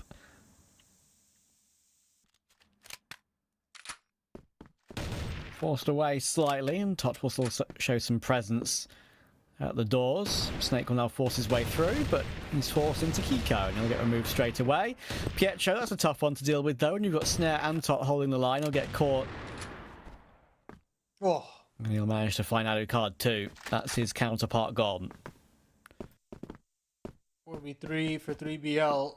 They can now trounce their way into A if they so please. Kiko's still alive. He's still here in the back of the site. Snare triples down. He finds himself another. And Kiko can't find anything. Horus whips out the Colt. And 3BL got themselves another plant on this A site.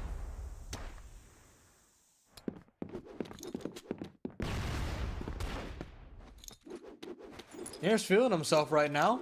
6-0 to start out this game is not too shabby, Trav.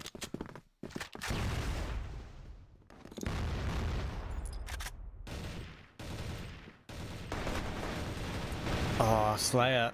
Getting caught there. I wonder if IP's connection's okay. I think it was glitched. Yeah, IP's connection's alright, or it's not, wasn't glitched. It looks particularly weird in that particular timing on that one.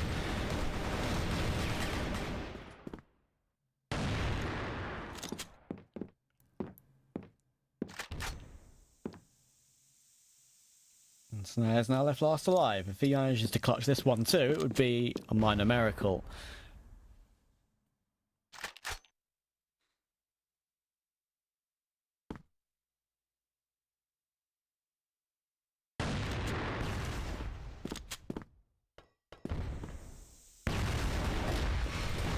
Oh, Snare. There's a chance, but now he's down super, super low. Literally one bullet from death anywhere, and Beck will find it in the end, thanks to the assist from Pietro. Our Knights get off the board.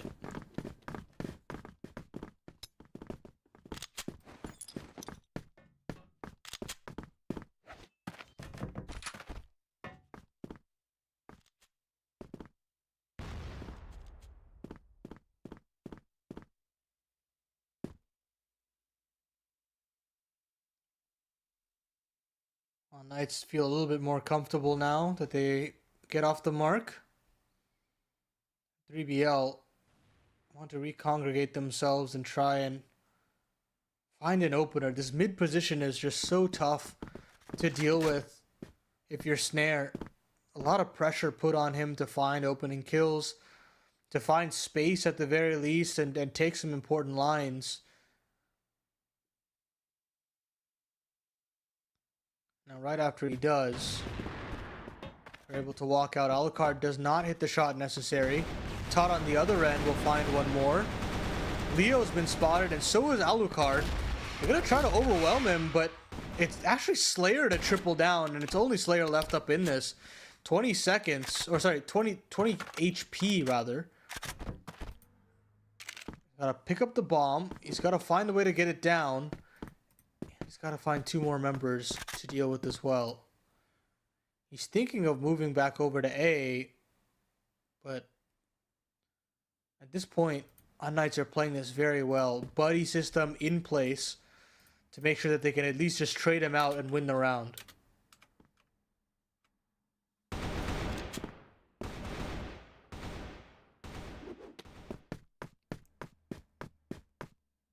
Slayer's going to try a full rotation with the C4. Ooh, trying to catch one on the cross, leaving a little gap between the railings and the chain link fence.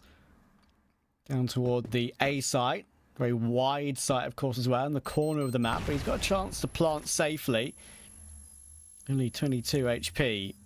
How does he find a way out? How does he isolate these duels? Pietro and Kiko together. And if they peek on a timing on that corner, it's very awkward. Surely they can see him on the angle. Oh, they couldn't. And Slayer lines them up disgustingly. That is the only way that could have gone wrong for the side of UNK. And oh my goodness, yeah, give us another one, Prod. That is beautiful. And now Snake's just running out. Horus, rather, is just running out to get some kills, and Snake will find himself a double as well.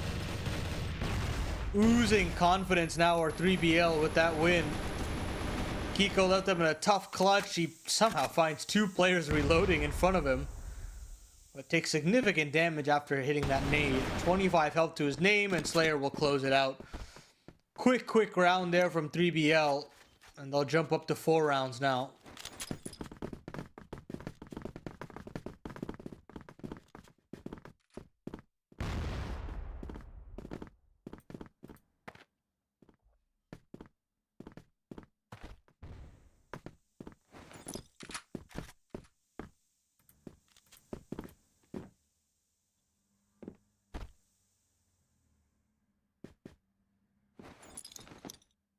BL getting ever closer to getting 1 point away from LCK again. The battle it's been over the course of the season between those two.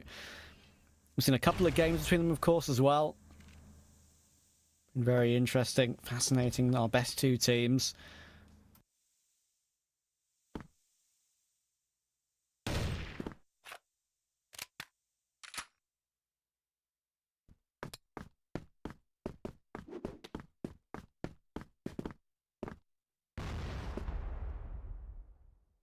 Snare moving back over to join his compatriots. They want to try and bully this A side again. It's been very kind to them in the clutch and in man-even situations.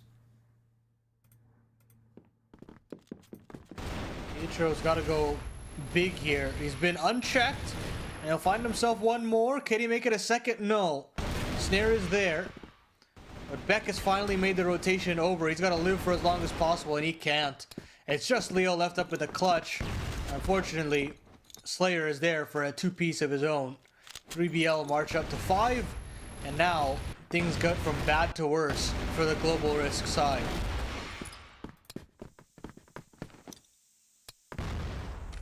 Tot, he'll go down at the start of the following round, and so will Horus as Alucard catches him nicely. Bit of a faster play coming in from unKnights, a bit more aggression, and they're going to hold 3BL at base. Snare's about to get naded out of the round. He couldn't escape from that one. He's done for.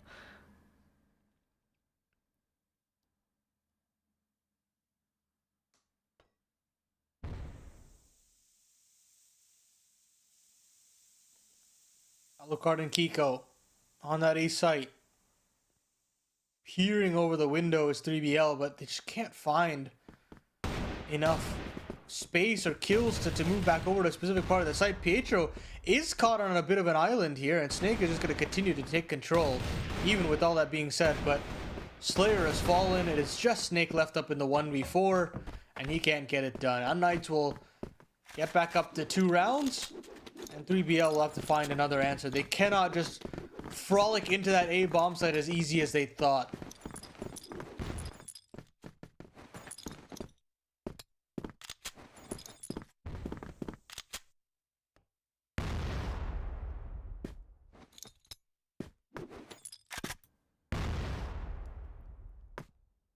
It's all about consistency, though, and I feel like that's the thing that 3BL and LCK in particular just have over the rest of the teams in the groups.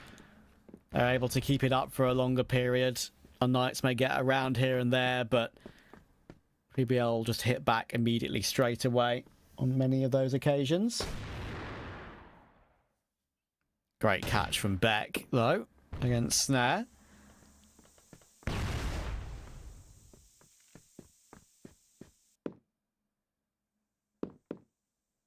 Double arm setup looking good so far. Pietro will fall. Now this B bomb site is definitely under threat. Nice little pre-fire available, and Slayer, Horus, they find 2 kills between the 2 of them. And site has fallen for unKnights. Another plant secured even after getting the 5v4. Beck, oh my goodness, he's trying to trigger discipline, trying to track, and he does. But now his position is noted. He's gonna have to hit some incredible shots. That's a nice one. 20 seconds left on the clock. Gets the reload in. But, oh, this crossfire is just so tough to deal with. And Snake will pre-fire him out. 6 rounds found for 3BL. And we're approaching the last rounds of the half.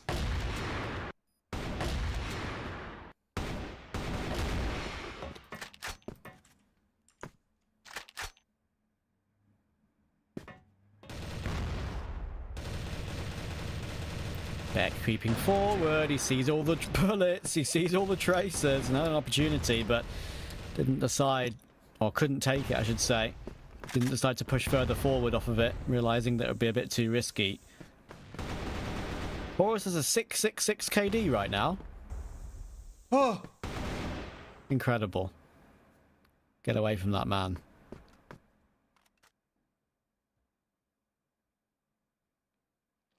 We've also got 6 rounds.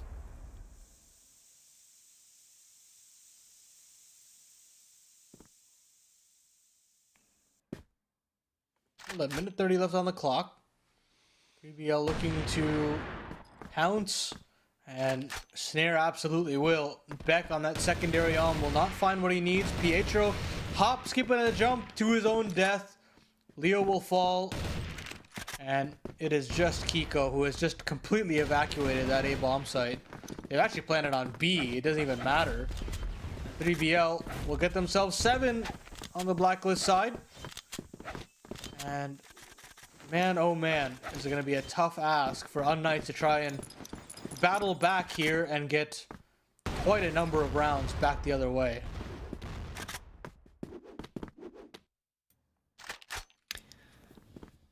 Yeah, unKnights have kind of been owned in this game. Maybe there's a bit of thought process of them going into this one, thinking they're obviously on 19 points, alongside Anubis are also on 19. They have been overtaken by Anubis, of course. They have a slightly better, something slightly better on the tiebreakers that gets them to the position above unKnights. So, it looks like we might be ending the day with Anubis and unKnights both on 19 points. GV on 16. I don't know what they're going to have to do in the final day of play tomorrow. I think they might have to hope that Anubis and unKnights both lose 2-0 and they win 2-0. But I'll keep an eye on it. It's actually going to be quite close. Obviously, I'll be there to take you through that tomorrow. I'm going to be very interested to see exactly how that ends up, because I don't exactly know. It's a tough matchup for Anubis, but a very doable one for unKnights against TBI. It's going to be an interesting day. It's going to be a close bout. It's going to be some exciting crossfire, to say the least. I am looking forward to those results. Yeah, it could be very, very squeaky. Very, very squeaky. Nice job from Slayer there at the end of the round again. You've got the team performance across the board from 3BL. Everyone fragging well. Shows you what a well-drilled unit they are. Ooh. Nearly on the mark there for a snare. These smokes can be a finicky thing. He'll shift his attention back. Tot crouch spamming to get a little bit more information. Nade is decent, and he's getting wall banged, actually. That whole box is bangable, and eventually Tot gets uncomfortable. He swings out, spots 3 players, and loses his life pretty much instantaneously. So, nice for unKnights to pick up a 5v4 here. But harder situation is they've got to convert this. They've got to find a way to start piecing and stringing rounds together. Oh, look at the gap that Alucard has, but whether he can use it is another matter. He is able to use it for one. What? But a snare with a swing with the Colt. That's a kill feed. Back into a 3v3.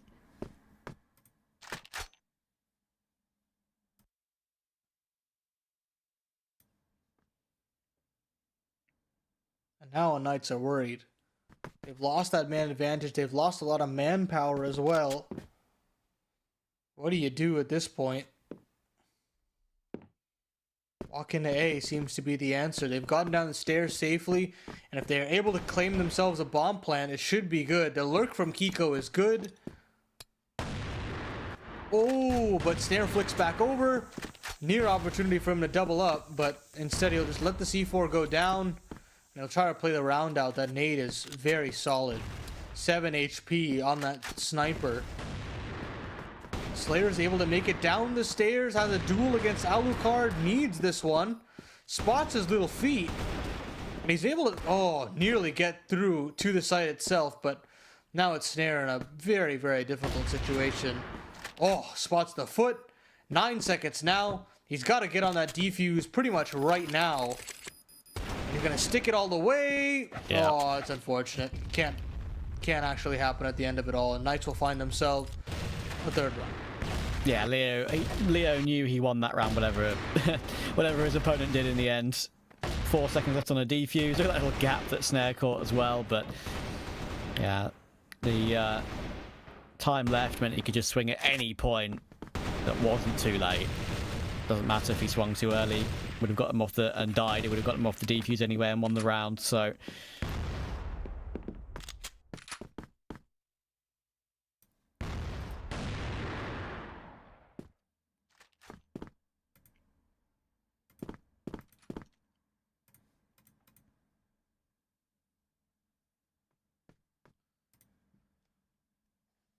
we're cutting down to a little bit more of a standstill now between these two sides. 2 rounds needed for 3BL to close this series out 2-0.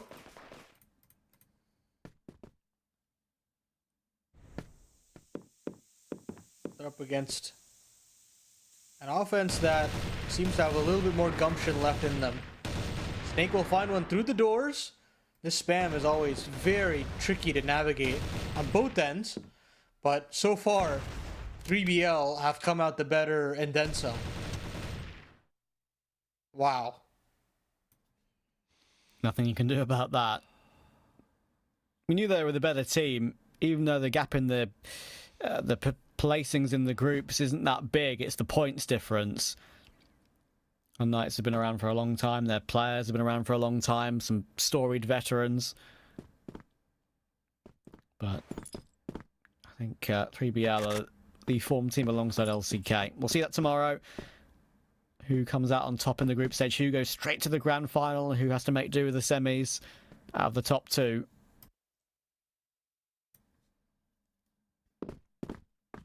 Oh, Horus could get caught here.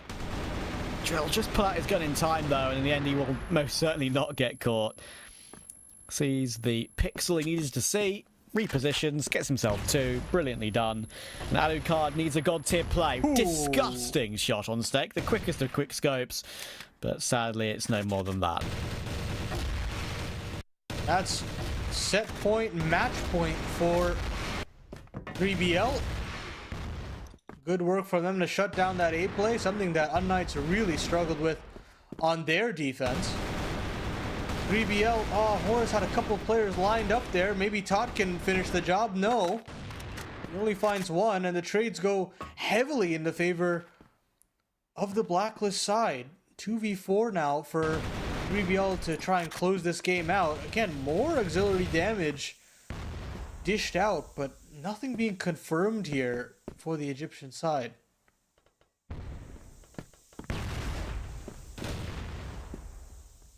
Snake pushing his way down. Oh, timing is not great. He's out of bullets and he's dead. Only the one. Slayer trying to catch Beck through the corner. Underneath, through the wheels. Good find on Kiko. But he will get taken out by Alucard. And it will keep this game going on for just a little while longer.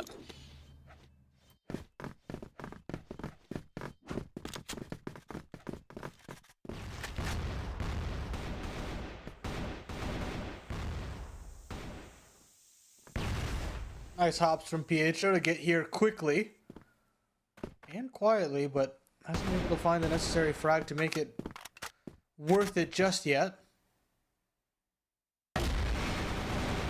Oh, nice kill from Slayer, and he'll double down. The spray transfer is good. Leo nearly falls as well. 30 HP to his name. Tot is there to potentially make matters worse. And look at how much damage is being pumped out by Tot right now. So much.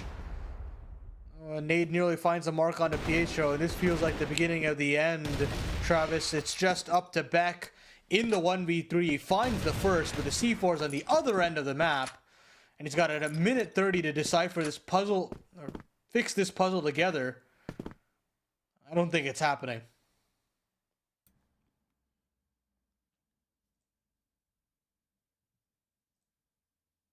Both Snare and Tot tagged ever so slightly, but yeah, C4 is so far away as well. More than enough time to get it, don't get me wrong, but the positioning of Snare and Tot is just probably going to be a little bit too much. He can at least afford himself a reload. Sadly for unKnights, if you have all of your team not managing to reach double digits on the kill count, there's always going to be rough for you. He's going to need Beck to reach that number 10 if they're able to stay alive in the game. Slayer, Snare, Snake and Horus all above that level, and Tot very, very clean as well with a nice KD, everyone performing, and that is what shows how good they are. Beck has managed to nab the C4 though, and absolutely he has time to plant, so he can try and get away, but unfortunately he doesn't think that Snare is going to be there so quickly, and that is that. Done and dusted for 3BL. They continue their good form in the league, and will make sure they stay just that 1 point behind LCK going into the group stage finale tomorrow. Good work here from 3BL. They definitely look like the better side. They definitely look like they had their act together. You could tell they were locked in. They understood the gravitas of this round, and I think tomorrow will be even better for them. They go up against a Lazarus side that have shown some significant weakness, I think, so far in this group stage, and have lost a lot of steam from where they were originally at when they started off this season of the West League. So I'm not necessarily writing off LCK or anything like that, but I do feel like 3BL are marching closer and closer, so LCK will really have to get it together. They'll have a tough matchup against Anubis tomorrow, but I think that final little bout to this season is going to be very exciting, to say the least, Trav. Yeah, absolutely. That was a great clutch there from Slayer as well. That little line up, I think that was probably the best moment of this second set between these two. And yeah, very, very interested to see how it's going to end off tomorrow. I'll quickly reel off those matches tomorrow, of course, that we will have for you. The last day of group play to find out who goes through to those playoffs and who gets put where. We're going to have 3BL versus Lazarus. Absolutely will favour 3BL heavily. GV versus SG. GV have a slight glimmer of hope of playoffs, and they have the easiest opponent to possibly get a 2-0. TBI versus unKnights. That's pretty much a dead rubber, I would say, unless Swamp somehow find a good win against GV. Then TBI would be under lots of pressure to avoid instant relegation. If SG do lose that game, that TBI unKnights matchup is kind of a dead rubber, I would feel. And then LCK Anubis ends off the day, as you said, and that could mean a lot. We'll have to see what happens when we get there, but that could definitely mean a lot. First place in the group, of course, advances to the grand final of playoffs. Second place advances to the semis, and third and fourth go to the quarters. And yeah, with 1 point between the top two as 3BL take it 2-0, LCK 30, 3BL 29. Yeah, that is going to be super interesting. If one of those two teams, especially LCK, as they have the 1 point advantage, slip up tomorrow and only get a 1-1 perhaps, that could give up that grand final slot. But we shall see. That is all to come.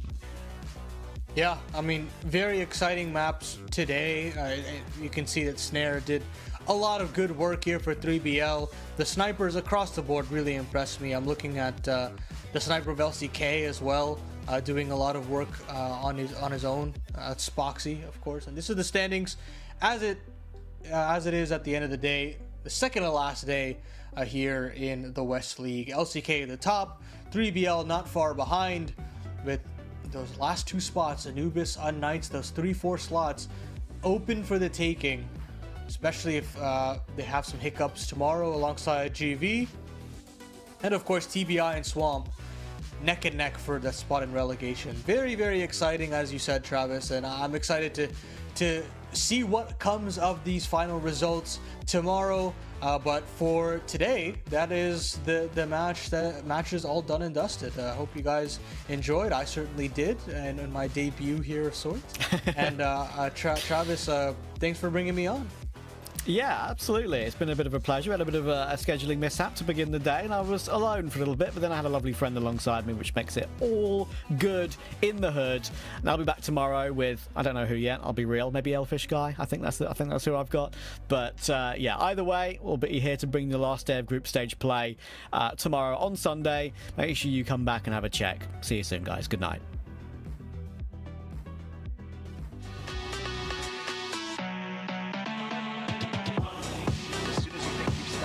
There's another right on top of you there, Spoxy. Lazarus, when HPV is just doing what he's doing. Has to get at least one. Good for one. Good